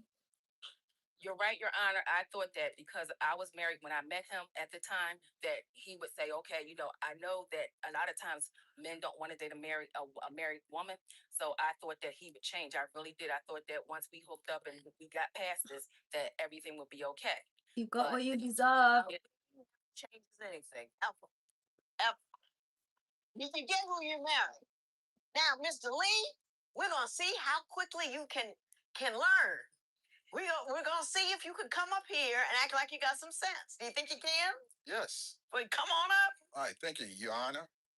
Now, why don't you tell me your version of that story she just told me? My wife is extremely jealous, Okay. and she got some insecure about herself. Can you give me some examples of that? Well, she just said it for herself. She was separated from her husband, but yet she was involved with me. So she was cheating on her other husband, right? With me. But you knew that when you walked into You know what I mean? But you're saying she cheated when she got with you. Right. Exactly. I gotcha. Because I told her, I said, I don't need to cheat. I don't need to marry you. We could stay boyfriend and girlfriend. I don't need Right, to. you asked me over and over to marry you. Don't play me. Hang on. Let's not argue about who asked whom to do what. Eventually, you two did get married. Right. You horrible people. You do other people wrong. And you got together and you start doing each other wrong. It stated that this person that she was dealing with, and the marriage counselor, he's a wolf in sheep clothing. Because she told her to start arguments with me because she wanted to get out of a relationship because she constantly started arguing with me. Every week is something new, and we arguing about this and we fighting about this. Unnecessary. I'll say, why are you bringing this drama and stress to me? And in these letters, which I have proof right here, I have the letters right here. And I'd love to see them, but I just want to make sure I understand the story. You two went to marriage counseling. Or No, marriage counseling. You're saying that this marriage counselor was encouraging her to have arguments with you because he was trying to get with That doesn't sound okay. That's good because thoughts will be really from this. And these are some of the letters young you people. wrote. Address that. Yeah. Address that. Address that. When divorce court continues, what will Cindy say about the alleged affair? Your husband said that you went to a marriage counselor that was courting you. Is that in fact what happened? It didn't start off like that, Your Honor. Well, tell me how you get there. Are you considering getting married but aren't quite sure? She's a 400-pound woman answered the door, and I said to her, Miss "Well, Lee." see, that's his ego." And she answered the door, and I said to her, "Well, my husband came here." She said, "Oh yeah, well she told me you two were getting a divorce, so he told me he was getting a divorce from you, and that he wanted to rent a room from me." I said, "Oh really?" So I go in the house. He runs out the back door, hides behind all kinds of cars, and was running from me. I'm chasing him down the street. He gets in the car, and I try to knock his head off. But now, Mrs. Lee, she, she can't chase the man down the street and try to hurt him. But I had to because he disrespected me. No, you don't have to when he disrespects you. You can divorce him, get rid of him. You can come here and say adios, but you don't. But you don't injure him. Mr. Lee, what You you have could to go say? to jail. Counselor promised to marry her, to get a divorce, to marry her. It's heartbreaking, I know. He's a millionaire. He's a millionaire, and my wife, she loved money. Mrs. Lee, your husband said that you went to a marriage counselor that was courting you. Is that in fact what happened? It didn't start off like that, Your Honor. Well, tell me how you get there. What happened? I went to a counselor with the marriage counselor, and I had explained to him, I was tired of him running around and running around with all kinds of women. You go to marriage counseling and your counselor wants to sleep with you. Was heightened when I talked to the lady and she told me she wanted her to move in. I found out, I just started calling all these numbers and found out that he was not only seeing her, he was seeing a bunch of women. So I started to see the marriage counselor. I just started telling him all the things that I was going through, the cheating, the lying, the different women, finding stuff in our empty rental property. I found a bed and sheets and pillows and heaters and a property that nobody's living in. I mean, and as far as you knew, he was just buck wild out there. I said a dog would heat running rampant, and I meant that. I meant that a dog and heat running rampant. Now, Mr. Lee, let me just ask you. You know, she's saying that he's a dog running rampant, but she does the same thing, right? She was in a marriage and when she started dating him, and then he was cheating on her. Like, these people have no respect for marriage at all, right? They just, I don't know, for them, like, sex confined within a marriage or relationship for them is like, oh, maybe we can do that, but then again, it's not a must. It's not something you must comply and do. So she goes to marriage counseling and she doesn't think like, hey, it's not good to sleep with anybody, like, like your spouse, right? Like, for them, these are adults and they probably have children, and this is why most people are traumatized in families and relationships, because of people who think like this. Like, damn, there is nothing that stops them, like, from just she does the same thing that she's accusing him of doing. I mean, we're at the end here. It's over. Did you cheat on her? No. Not one time. Not one time. No flirtation. No dallying. Gonna worry you. Mr. Lee? Hey, I can find another way. There's other women out there that I could be with, but I chose to be with you. I'm married to you. If I wanted to cheat, I would never got married to you. If I have to cheat, I'll just get a divorce, and I can deal with any woman that I want to deal with. So you want to save the marriage because you say you love her. I want to save the marriage, and she gonna come and beat me up. You know what I mean? Yeah, no, well, your wife is so mean and so evil. She sleep with her fist balled up. And I asked her why she sleep with her fist balled up. I asked her why she sleep with her fist balled up, and she talking about just in case somebody gonna start something. When divorce court These people are messy. will Cindy respond when Judge Lynn reads her love letters aloud? So what kind of Christian therapy does reference to big breasts involve? What are we talking about now? What now? If you would like your case heard on divorce court, call us toll free at 1-877-311-2222. I mean, I don't think there is a way to save this marriage. I think these people are way too immature for marriage. Like they shouldn't have been married in the first place. So I don't know what we are saving. Oh, this is not the worst. Did you go to a marriage counselor? Yes. You went alone, did you not? Yes. And when you got there, at some juncture, he began to hit on you. Is that correct? Yes. Please explain how that happened. Well, I think he felt sorry for me because I was being mistreated. And I think he wanted to rescue me because he's a saved man. He's a Christian. He loves the Lord. And he felt as though that I should not be mistreated by my husband. Wait a minute. Wait a minute. You gonna tell me he's a saved man and is Christian and he's gonna show his Christianity by sleeping with some other guy's wife? Isn't that something? How does that work? It should go along right with it. No, how does that work? I think he was trying to heal my wounds. I was really wounded when I went home. I was really, really wounded. So, what kind of Christian therapy does reference to big breasts involve? Is there a passage in the Bible I missed somewhere?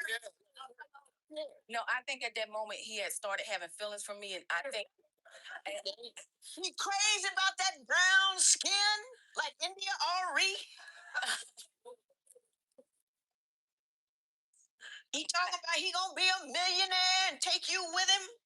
I think what happened because he knew I was being mistreated, he wanted to take me to the next level because I told him all I want to do is go to the next level. I told him my husband's in the valley. He won't stop cheating. He's running around with girls in the bar.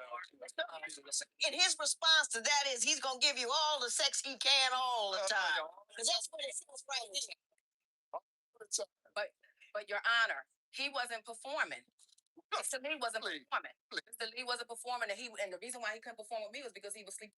First of all, if your wife is going to go for marriage counseling, why are you not going with her?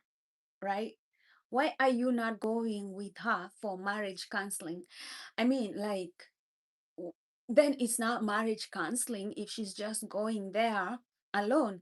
And a lot of men, they don't want to go through marriage counseling. So whoop-de-doo, you allowed your wife to go for counseling. But I mean, there's nothing more satanic than this counseling, right? RS11, right? There's nothing more satanic than this type of counseling. Like, I mean, this should be illegal. This should be like somebody should be thrown in jail. If you're in a position where you're a counselor, you know, you're in a position like a teacher or a pastor or somebody, who is going to give anybody some type of guidance, whether it's spiritual or psychological, you should not be sleeping with them because now you're taking advantage of their vulnerable situation. This is inappropriate. And the moment that he started like doing those passes, she could have just ended those services and not pay for that. Look for another doctor, look for another counselor. Just like this is not somebody who is trying to help your marriage. This is somebody who's trying to end your marriage. And she looks like she's a little bit like she's a gold digger, right? So this counselor already can see that this woman is a gold digger, and he's telling her, I'm going to be a millionaire, I'm going to give you the world on a silver spoon. And she behaves like she's like 12 or 20. Like a man's gonna tell you that he's going to become a millionaire and give you the world on a silver platter, and you're a woman on your second or third marriage or whatever, and you're going to believe that lie and you're going to fall for it. And she is about to walk out of her marriage because of that. This is her second marriage. Remember, she walked out of her first marriage because of cheating. She was cheating, right? Because he thought this guy would be the one to give her a better life. And now she got to counseling with another guy, and now she's cheating on this man, and she wants out of this marriage. She will keep doing this. These kinds of women, right? Like they love you for the moment, right? And then she's up to the next one. She's kind of like going to keep upgrading. That I need some affection and some attention, and I have to beg and crave. He was giving you attention. He was giving you attention. Did he tell you he was a millionaire? Well, I went to his house. I knew he was. I Oh, I know a lot of people live in big houses ain't millionaires. The bank got a lot of money. Okay. But they don't. She go for the okie dokie. He promised to give her a 7-carat diamond. You don't be discouraged when he cheats, so you can put enough energy in your relationship with him. She got gold digger. Because he keeps cheating, and he did not want You me to, cheat too. feel like I was feeling. You can't be that ridiculous. You Yes. cannot believe this. You cannot believe that he was giving you good guidance because you were so hurt. He was just hitting on you, and he was dangling dollars in front of your face in an effort to woo you away from yourself. That's all this is. I mean, it's not even, you said he was a wolf in sheep's clothing. There is no sheep's clothing. He's just a wolf. She's about the money. She want to get that money. No, that's not true. But Your Honor, It's a gold digger. women. This is a very cheap woman. Okay, That's this because woman he's is full of cheap. stupid stuff. But This he is doesn't. not. He doesn't look at them like they're skirt. He doesn't look at every big butt that walks by or any tight. You know what? I would rather have my husband looking at women with big butts going by than writing letters to say, start an argument with Lynn so you can have sex with me. That's right. ridiculous. Thank you. When divorce court continues, what makes Judge Lynn give some tough advice to Cindy? You need to. She's a vile woman. I hate this woman. This off. I mean, way off. She's disgusting. This is a disgusting woman. Like, Divorce what the court fuck? returns with the case of Cindy Moss Lee and Ronnie Lee, who are considering divorce after only 2 years of marriage. Even prayers don't help this kind of Explain to women. me why you want Mr. Lee to give you $1,500. Because Mr. Lee was Deserves nothing. He didn't have any money as usual. He always cries broke. So I put up the $1,500 so that he can start a car dealership. And what I put it up for was that he was supposed to buy and sell cars to people and make a profit. Hi, Derek. The problem was that when How are you? when I bought him the dealership's license, he never sold any cars. He never sold any cars. He never paid me back my money. And what he did, he bought a car that sits outside our house right now. So Now, when you gave him the money, mhm. was it couched in terms of a loan? What was actually said when you said, here's $1,500 to start your business, or I'm going to loan you this money? I'm going to loan you $1,500 since you asked me, because he asked me for the money because he didn't have it. And he knows that I'm good with money. How do you say the conversation went? It went that way, but I'm buying her diamonds, fur coats, taking it. So it didn't go that way. She loaned you the money? Yes. Yes, I did. Yes. I don't know whether you tell the truth or not about wanting to stay with her. I don't think it makes any sense. Why would you want to stay with this woman like this? What you said out here was true. It makes no sense. She's got a nose wide open about a guy promising her money, going behind your back, starting arguments. It's just ridiculous. Why would you want to live like that? But you need to check your moral program. Your compass is off. I mean, way off. Off. But I was hurt, Your Honor. He hurt me so deeply. You know what? I was really. You didn't demonstrate to me that he was running around. You demonstrated a lot of jealousy. You demonstrated a lot of a bit of arrogant behavior, but you really didn't show me that he was running around. This woman is the problem in this relationship. All that kind of stuff. That's on you. Yeah. That's on you. You know, I mean, and I think this is what really, like, she when they started the relationship, she was seeing she was already married, right? And he was seeing another woman, right? And he was even afraid that he got this other woman pregnant. And so this is, evil people have a very weak foundation for relationship. So she starts this relationship fearing that he's cheating on her. That fear doesn't go away, right? He probably changed and he wasn't cheating on her, but the fear never really left her in that relationship because now the foundation is shaken. and she has all these reasons to fear that he's cheating on her. I don't think he was cheating on her, or she didn't demonstrate anything that he was cheating on her, right? She seems like those women who beat up men. um I don't know why men like women like this, like these bulldozers, like Walmart golems.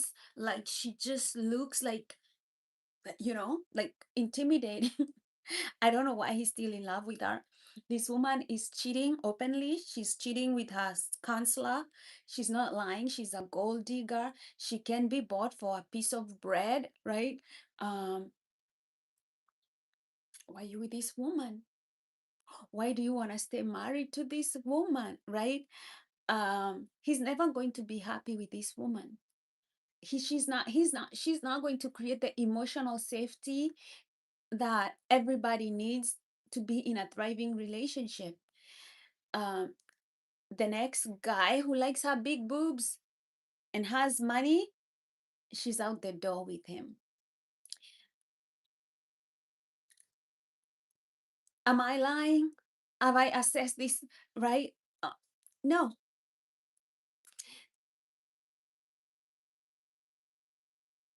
Yeah, exactly. RS11, right? That's a bad look on a woman. And men not being trustworthy is big, even on your job.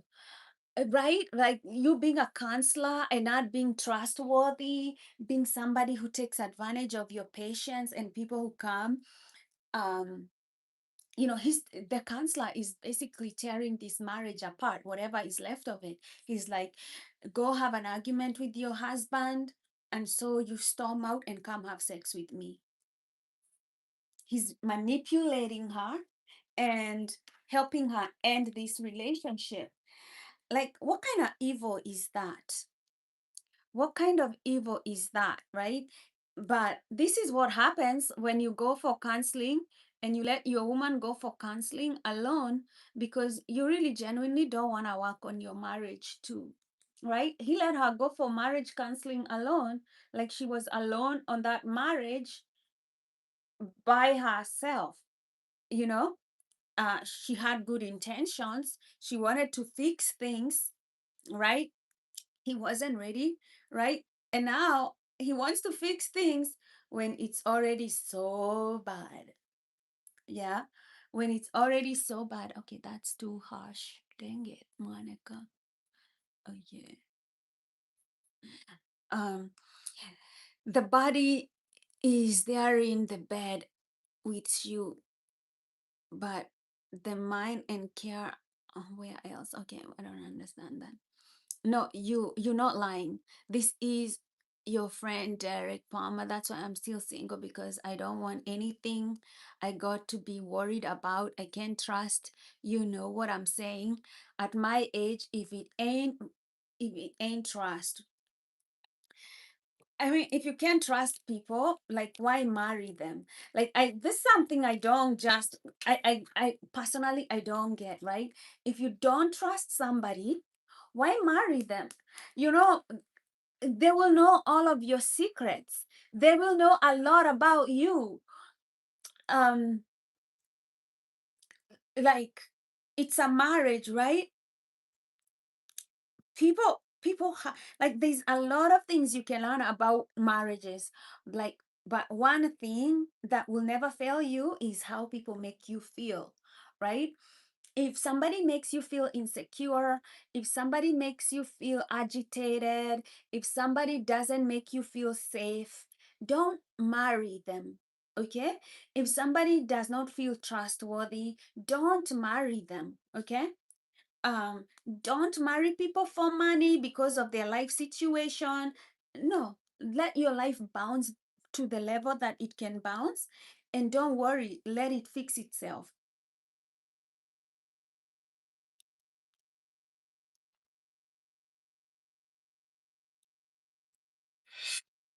On divorce court today. Who's Big Daddy, the big man at home? Nicole is worried that her husband, Derek, a mechanic, is playing with more than car parts when female customers call in the middle of the night.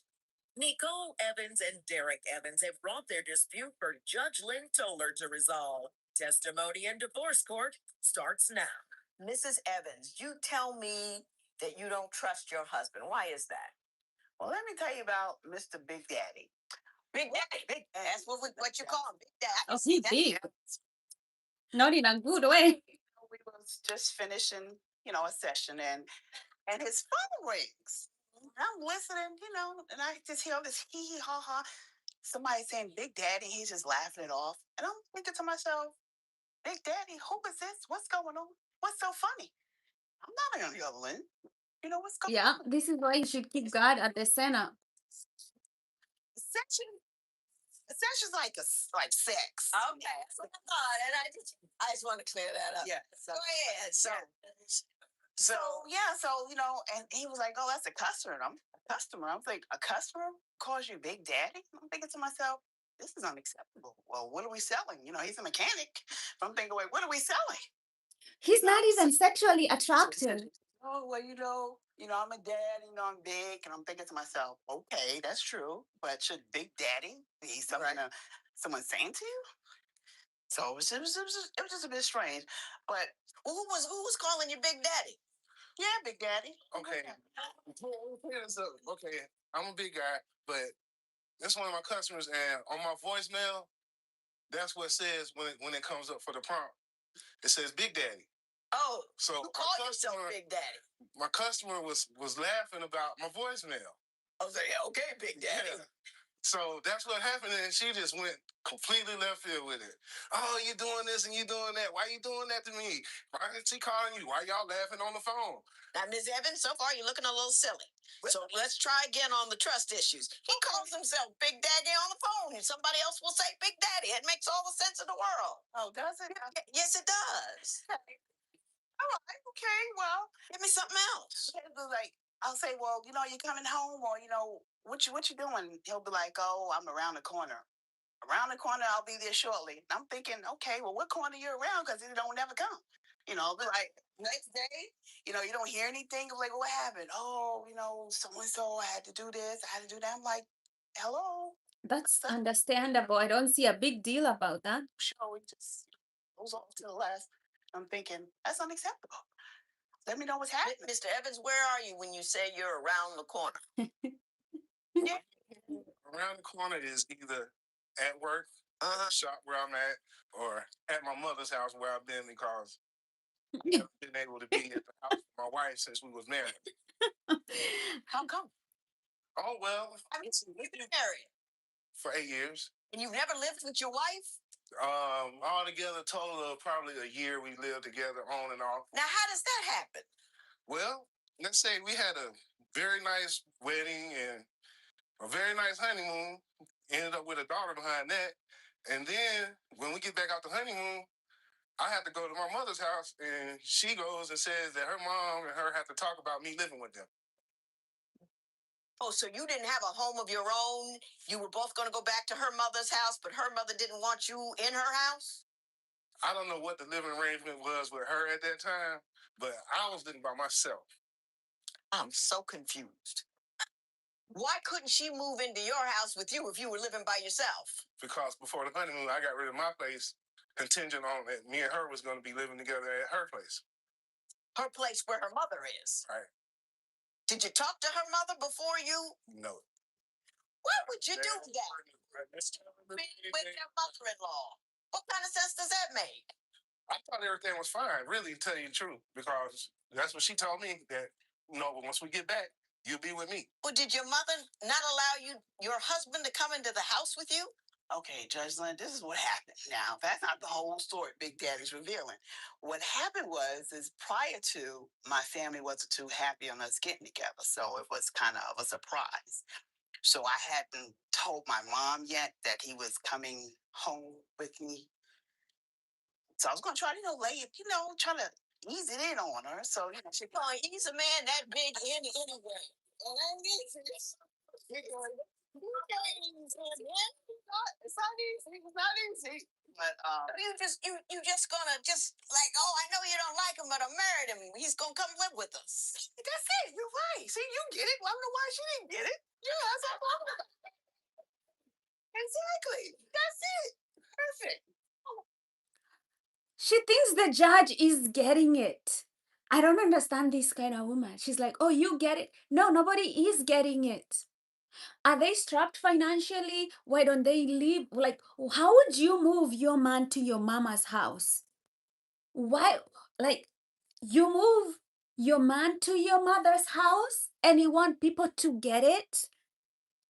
That is like you and you're happy to have sex in your mother's house with your man and you think she's going to be okay, like you just all going to, like, you people don't have boundaries.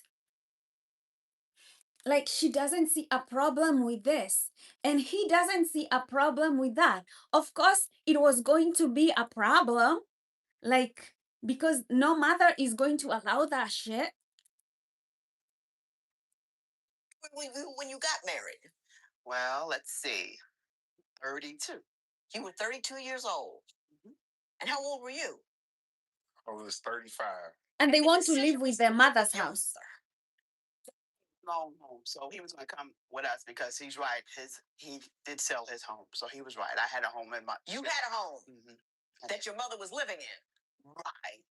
So since it's your house, your mother can't tell you who you can and cannot have in it. Right, but she wasn't too happy because she was there also. But I mean, just to be fair, but just like I said, I thought telling her this, like I told you, she would accept it. I was grown, working, and newly married, and it didn't work that way. That's fair. So what happened? So you tried to move in and she started fussing and hollering. What happened? No, when we got back from the honeymoon, we was at my mother's house, and I started to get my things, and I was gonna go to her car, and she was like, "Oh, wait a minute, hold on, I gotta talk to my mom first." So I'm like, "Wait a minute, what am I doing? I just said I do, and now I can't. I got to go back in the house with my mom." I can't believe it. These are stupid people.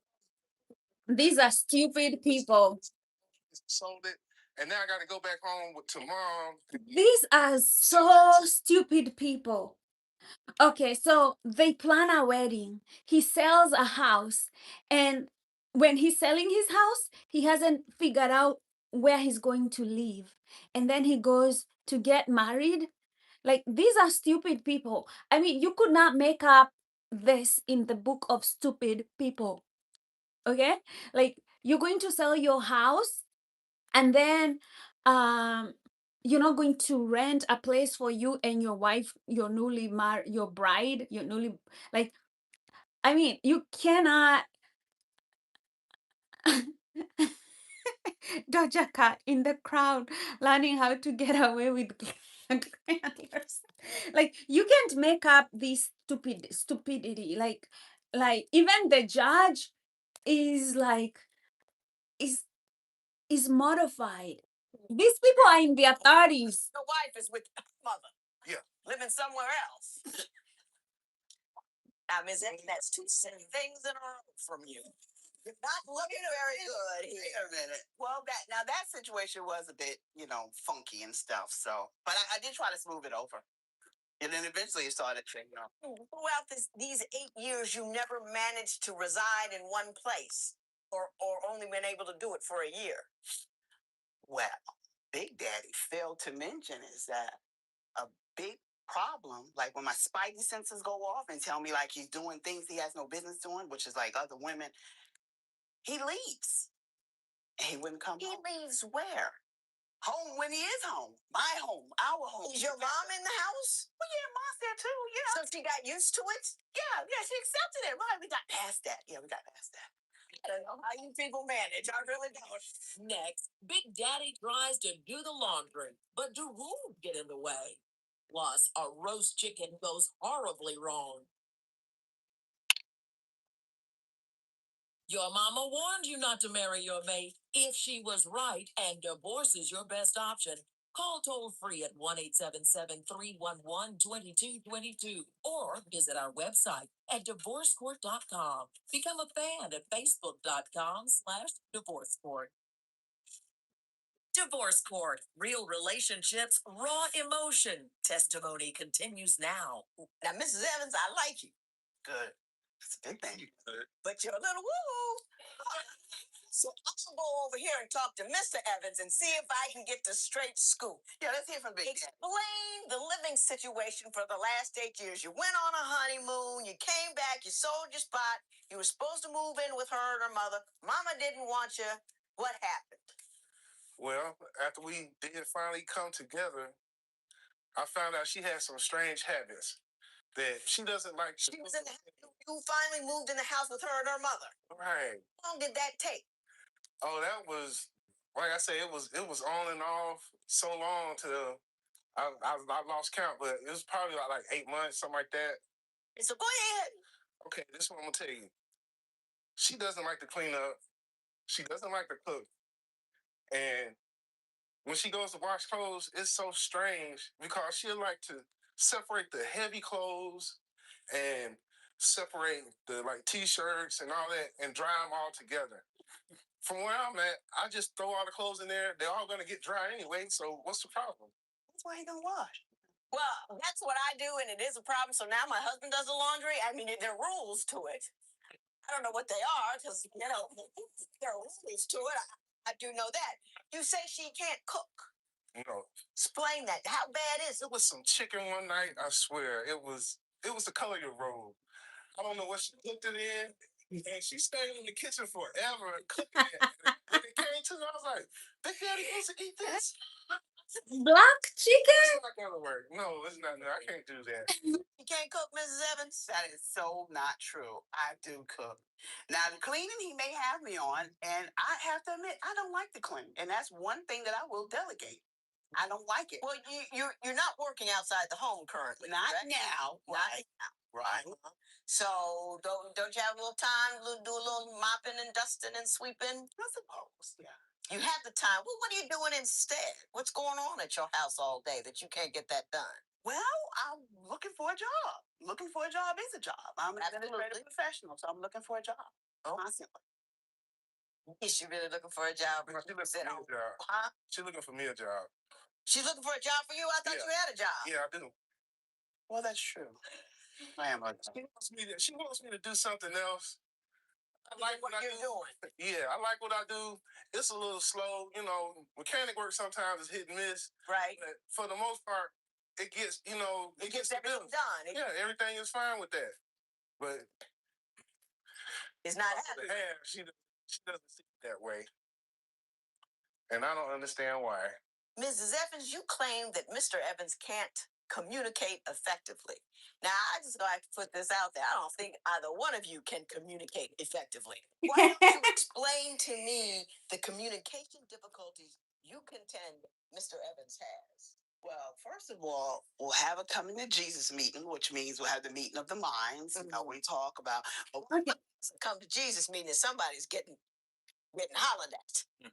I would not that one. Not that different. Okay, I like this couple. Your soul on what you're gonna do. They are not alarming to me. Quarterbacks.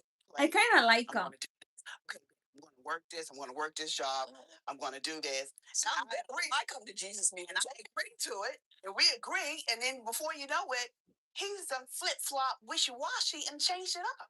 I'll say, well, what happened? You was going to do this great job, or you was going to do this. Oh, well, no, I'm not going to do that.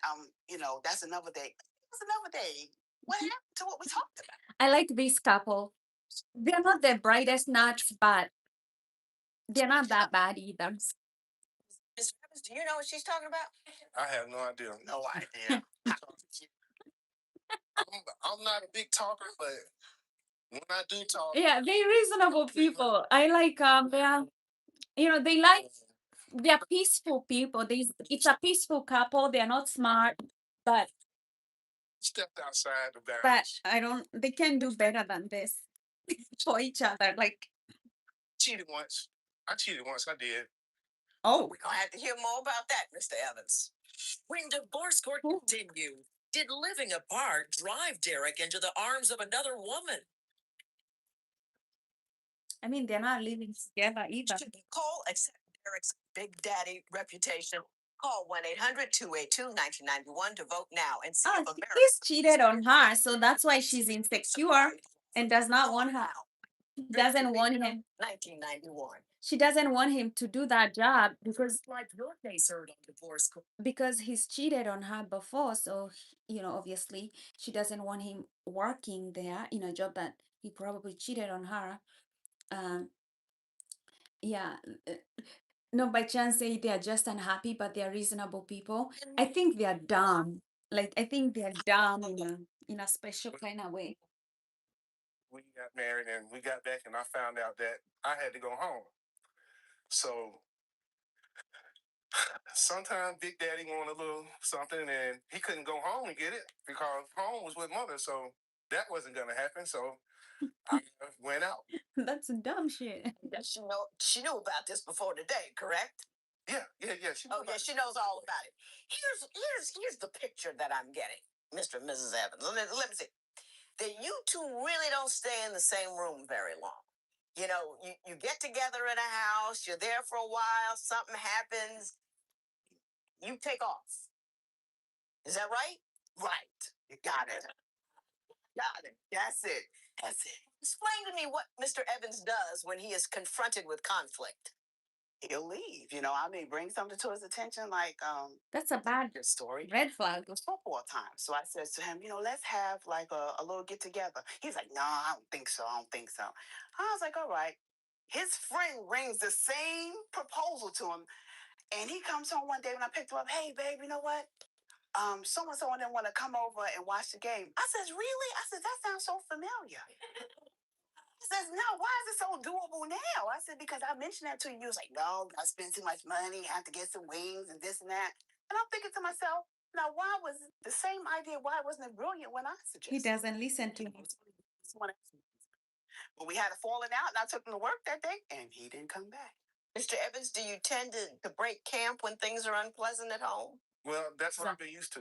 He's a coward. I wasn't there. That's a huge red. It was 8 years ago. Can't you get over that? Great. I'm trying to get over it. I'm trying to get over it. 8 years. Great operation. Years. Great. Great. Can I say? Yeah, you see, his weight tells you he holds on to things longer than he should have. That's a sign of cortisol and stress. Trying, and it seems like it's a one-sided stick in and try. Why do you say it's one-sided? You don't think she's trying? At all. Why don't you think she's trying? Because, okay, let me give you an example. One time we went out of town with the family, right? All the kids and everything, we together, and it's just me and the family and the kids together. She's in the room in the cabin for like 3 or 4 days, and we're gone for a week. So who's trying to get together and who's trying to stay by themselves? Were you in the cabin while everybody else was outside having fun? I don't remember it that way, but I was engaged. He just wasn't engaged with me. He was talking with all other family members and everything. Because I remember having a good time, actually. I enjoyed myself. Now that I think about what he's talking about. Well, you say it's like pulling teeth to get her to hang out with you. Yes, it is. What are you trying to get her to do?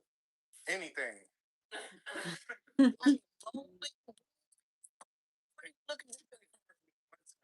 Over my cousin's house, and that was a big mess. And why was it a big mess? Because I have a cousin, and she likes to ask questions, and when she asks questions, she doesn't stop. She just goes on and on and on. What about this? What about that? Are y'all going to do this? Are y'all going to do that? We're trying to play cards. You want to talk about life. Let's play cards and talk about life after cards. Okay. This couple is a mess. I don't Judge Lynn Thuller's ruling next. I don't know. They're not bad people, but I warned you not to marry your mate. If she was right and divorce is your best option, call toll free at 1-877-311-2222 or visit our website at divorcecourt.com. this couple is a mess. They're not living together. I think because they haven't lived together, it's hard for them to even know whether they can be in a relationship together, you know, they haven't lived together. They're not very emotionally intelligent with one another. I mean, they seem like good people. It's just exhausting. I don't know. I don't know. I don't think they have the intelligence to make things work, but you know, they've made it work for 8 years, but they've done that living apart. I don't know what they want. Maybe they should just divorce. Divorce court. Judge Lynn Toller's ruling. It's not a good sign. Now, since I can't seem to get your history together, I'm going to go with what's happening right now. Are you guys living in the same house? No, Well, where are you living? I have my own place, my own apartment. And you? I'm still with mom. How come you're not together? You just can't make it. It's over. Almost. Was it ever together? On the honeymoon. And that was about it. Other than your sessions. It's been over since the honeymoon. You know, Mr. Mizette, I'm not quite sure what you want from me. I'm not quite sure what you're doing. I'm quite sure you don't know what you're doing. But, you know, that's a whole another story altogether. I think that it's good that you get a divorce because you're never really together anyway. You start a new life, start fresh. You guys keep running around the same maypole, chasing each other in and out of other people's homes. It's never going to work out. So you might as well, I mean, you're both lovely people. I mean, just lovely people. I like you, Big Daddy, and I like you too, Big Bad and Orange over there. But I don't think you do too well together, so the divorce thing is a good thing. And now I gotta go. This matter is adjourned. You know, the funny thing is, um, I've noticed like when I review these things, I kind of reach the same conclusion as this judge.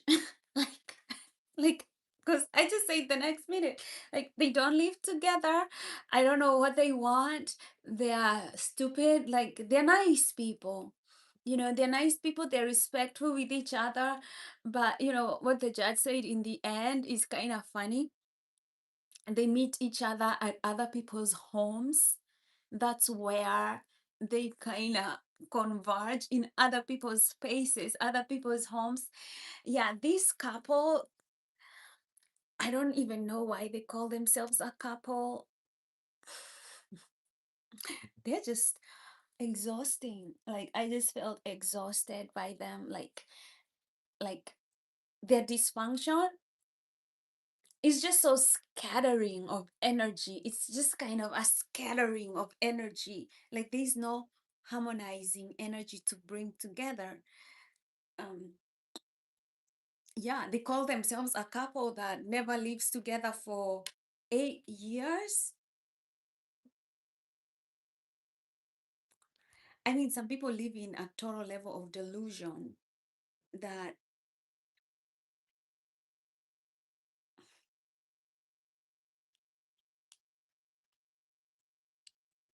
that's a hot mess. That was a hot mess. That was a hot mess.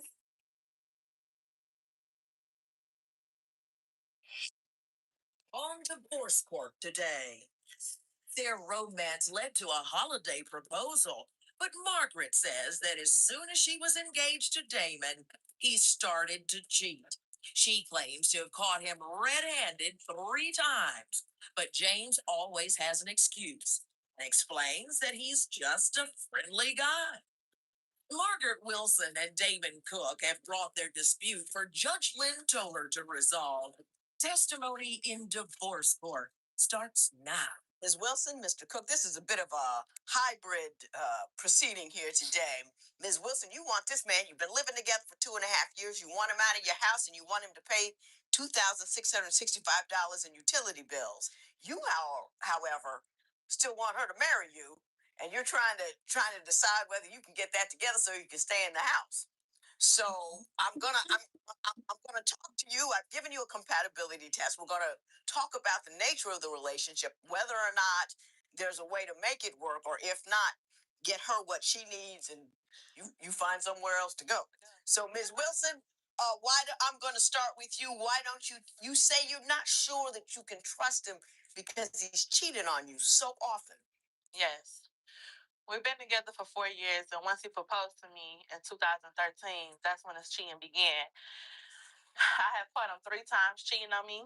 First time, he was walking into a young lady's home, hugging and kissing on her at the door. The second time is when I seen him and another young lady at a restaurant inside of the car that I Okay, bought. first of all, like these people are heavy. Their weight is a problem. If they continue to live with each other and enable each other to keep that lifestyle, like both of them are having a hard time breathing and talking at the same time. It means that, I mean, I don't even think they can live another 5 years the way they are. Like, how do these people have seg? Like, I mean, I just, I don't know. Let's go. Was coming out the movie theater, he was going in. He acted like he wasn't with her and moved his hand from around her. Hang on. Mr. Cook, she has 3 very specific instances. Not messages, not phone. I'm already worried. I'm finding myself being like this. I'm worried about this couple. Of those 3 sightings. So the one with the movies is my friend. It was a friend from school that I gave her a hug that her family members saw giving me a hug to. That incident was that I just gave her a hug because that's the way. The next incident was far as the car incident. That was another friend that I just knew from school. You're just a friendly dude. That's all. That's what that is. I am friendly, Your Honor. I am friendly.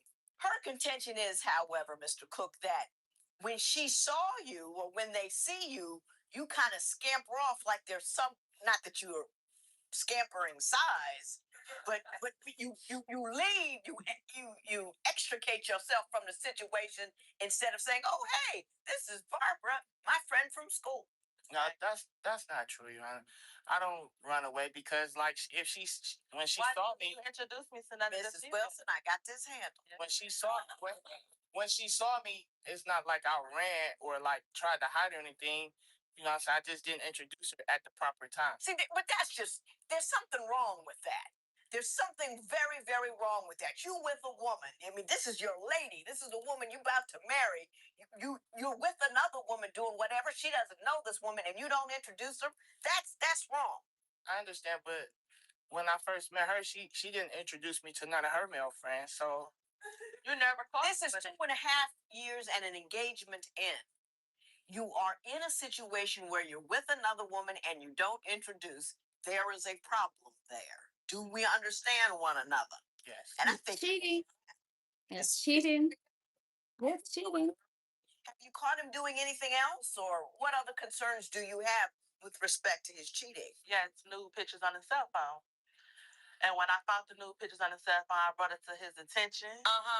He said his friend had his phone, male friend had his phone, and was texting a young lady, and she was sending these pictures. And then after that, Your Honor, he ended up putting a lock on his phone. Okay, Mr. Cook, your response. That's not true. Yes, it is. That's not true. Well, tell me what happened. My friends, that my homeboys. You need to get it. Hang on. It was some girls that they had took pictures of, and they sent me the pictures, and I screenshot them on my phone to keep them on my phone. Meaning save them. Why? Because I mean that's what we do. We just keep the pictures on our phone. You know, they screenshot them. And we keep them on the phone. You know what I got to tell you, Mr. Cook, and I understand that this is a whole new generation. He's and disgusting. I I don't like him. Red flags. You know, fully clothed and everything. I mean, men like him get to cheat. But look at it this way. Some guy's in a sexual relationship with somebody. He takes a picture and sends it out to his friends. How disrespectful is that to the girl? I mean, you treat her like she's a trick or something, and then Derek is like, no, no, that's not what we do, because that's not what I do. It's a red flag. I know a lot of people will say those things like this morning I was upset with this woman because she was like, you know how women we are like, and I'm like, no, we are not like that. You have a bad habit, and you're going to say that all women are like that. She was saying that she doesn't spend her money, she goes shopping, she doesn't spend her money wisely. And when the judge is asking her, she's like, you know, that's what women we do. I'm like, that's not what we do. It's not what we do. You know, she's like, he's like, oh, I take pictures of women, naked women, whatever, put them in my phone, save them. You know, that's what men do. No, that's not what men do. You're a loser. That's what losers like you do. Right? Like there's a difference. Like stop putting and pegging all men onto your bad habits to make them excusable. Like you're a loser. You're the one who does that shit. somebody, and now she's just a screenshot on your. You should feel. I mean, I don't know her. I don't like him. Do you have any daughters? Yes. Don't He's the everybody problem. do you want your daughters, business and coochie all out just because she picked one guy? Do you want that for her? No. What kind of dignity does that give people? You can't claim to be a man and to be dignified and all that and just and treat people like meat and treat women like meat. Do you understand what that is? Yes. You shouldn't want that kind of communication. You certainly shouldn't keep it on the phone. And you should tell your boys, yo, man, that's not right. Don't everybody be a lowest common denominator. Somebody's got to stand up and have some dignity. I mean, do you think that little of us? No. I don't because I don't do it. Next, did a family tragedy bind this couple together? Derek, you're saying if you have a beautiful woman and vice versa, or a good looking, responsible man, why even put yourself in a position like that? I mean, they are losers, right? They are losers in life. And I think, that's what they do. And to do that to you. Mm-hmm. And I'm like, Damon, yes, you do. I see you with my own eyes that you cheat on me. My eyes ain't gonna lie, my age ain't got nothing to do with it. You can see. Right. So he feel like I'm acting young when I say he's cheating. I'm acting young when I go on social media and see him having sexual contact. I'm acting young when I confront him about it. Do you believe she's a little immature? And if so, tell me in what ways? No, I don't think. I think she's well above average age. That's the reason why I picked her to be in my life. Mm-hmm. But sometimes I just feel like she just accused me for a lot of things that I don't do. You don't see that any of your behaviors, even though you can explain them away, are suspect, even This if you're man not is doing anything gross. wrong. Don't you see like how him. that feeds her jealousy? Because you do behave inappropriately with respect to women, even if you're only doing what you say you're doing. Yes. See what I'm saying? Yes. You're responsible for how you make your woman feel about you if you're doing things that are just not quite cool. Can't imagine a time when I would be with a guy that my husband doesn't know, look up, see him, and not speak. You know what I mean? Mm-hmm. I'd be standing there, he'd be standing here, and somebody would be dividing our house. So that's just not cool. You understand that? Yes. He's a loser. He doesn't need to be told that. Has done a great deal to support you when He doesn't need anybody telling him that. He's a loser. He doesn't take care of himself. You were dating for 4 years. 2.5 years in, you moved in. He doesn't. He's not responsible for his body. He doesn't have proper sexual boundaries. Way, and I was kind of feeling down and out. He looks boring. I met Miss Wilson. We started talking and we started engaging. I started telling her about how I felt and everything, and she took me under her wing, and we dated. We we stayed together. She loved me for just who I was. She helped me out in certain situations where I didn't have anything. And He's boring. came about, and then I asked her, could I move in with her so I can get myself together and get my life back on track, because losing my mom was very, very hard. He's not ready coming from a man. You know, I didn't have no other Look family to at look at it, and she was like, family. Were you still living with your mother when she passed away, or had you moved on? I had moved on. like, what is this? To, you know, I had to come back home and bury her and everything. So, Right. Do you think that, and this is not a criticism at all, I think it's something that happens to a lot of people. This is Do how you they're think making that me you feel. committed to or engaged in a This is the relationship feeling I'm getting. response to loss as That's the opposed to feeling I'm getting. a well thought out decision that this individual is somebody I would like to spend my life with? no, You hear me? You understand what I'm saying? It's not a criticism because it happens a lot. I really love her.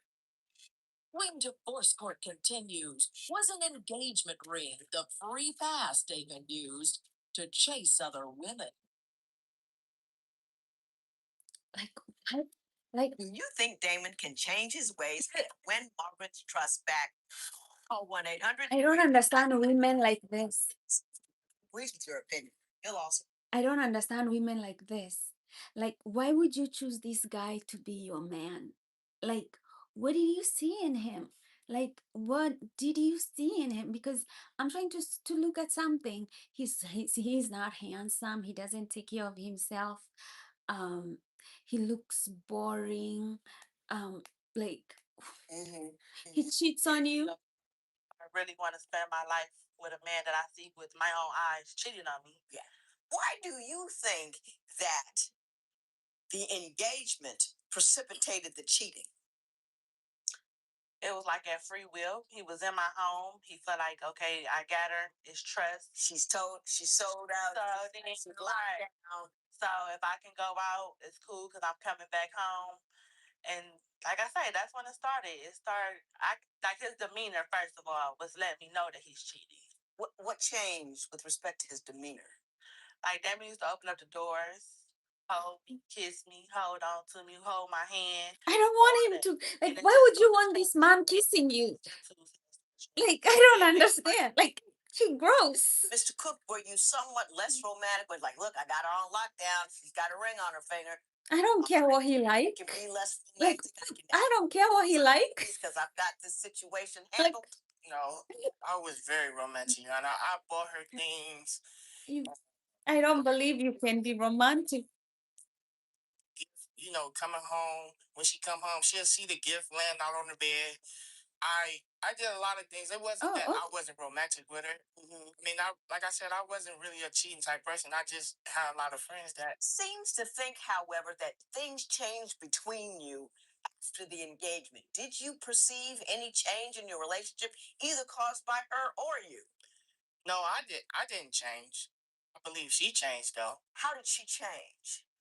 I think just because she just didn't trust me. So her was this new? The lack of trust new? I wouldn't say it wasn't. I wouldn't say it was new, but it was like a difference. And she really changed on me, and it made me change because she would do. You know, She would stop cooking. You know, she would come home and she would say, "I'm not." Okay. Let's go to the conclusion. Like, let's see what the judge says. It was you. Come screaming, come correct. I didn't like this. It was indicative of this. I see this on here. I don't like that. I will not be treated that way. If you're unable to maintain these rules, then you got to go. That's right. You know, but be calm and be cool, because he's going to tag you with hysterical woman, and it'll be all about your response and not about the behavior that elicited that response. Okay. I am not going to give you this money because what you had done in the beginning was you opened your home to him. Correct. And you brought him in here and you cared for him, and he stepped up and began paying when he was able to do so. So that kind of kindness and care, even though morally he said he wanted to pay you back, which I thought was wonderful, he has no legal obligation to do so, and I'm not going to require that. And I think you guys should stay together. But You got to remember that women are people. You with me, Mr. Cook? Yes. I think you got good husband potential. I really do. But you got, a man will never respect the line that you failed to draw. I don't see it. Line and make him respect. I don't see it. I don't think you can make somebody respect you if they're not a respectful person, right? He doesn't seem to respect women. I think he's the kind of person who gaslights women for their reaction after he does something really terrible. Um, people like that, they don't change. Okay? They will get away with whatever they can get away with, but they don't have it in themselves to change. I would not be. He's not the kind of person who can make you feel good. Um, like, I don't know. Me, hell no. Nobody is perfect, but there is things that I just don't want to have to deal with. You know, there's just a level of like people like those, they don't want to work hard in life to make life around the two of you be interesting, you know. Um, hell no. Hell no. I think the judge is looking at them and he's like, both of you are overweight. You don't have, you don't have. Oh, shoot. This thing. Oh my God. It was open and I lost a lot of it. I think the judge is looking at them and she's like, both of you are overweight. You don't have a lot of, mates that you can be with, you know. And she's like, okay, you can leave, you can stay together. you know. Um, but I don't even know. I don't even know who he is sleeping with. Like I don't want to be insulting, but it's a genuine, I'm not being insulting, but it's a genuine thing that I'd be asking, right? Like on with all that weight that you have, like, is it physically possible to even have a sexual relationship, sexual relations with anybody? Like the two of them, especially together, like is it mechanically possible? Um, like I don't know what girl is running to be like, oh, I want that. I don't know. Some people should just look at themselves and be like, I'm with a beautiful woman, and this is probably the only one that will want me. Let me just try to make this work. Let's stay together, go work out together. Um,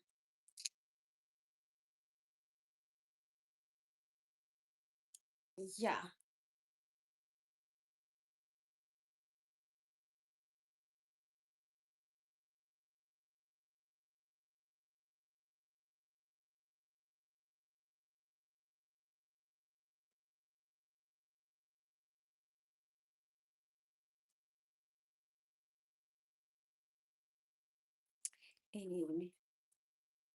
Anyway, anyway. That's all I got for today. Reacting to all these shows is funny. It's better than watching them by myself.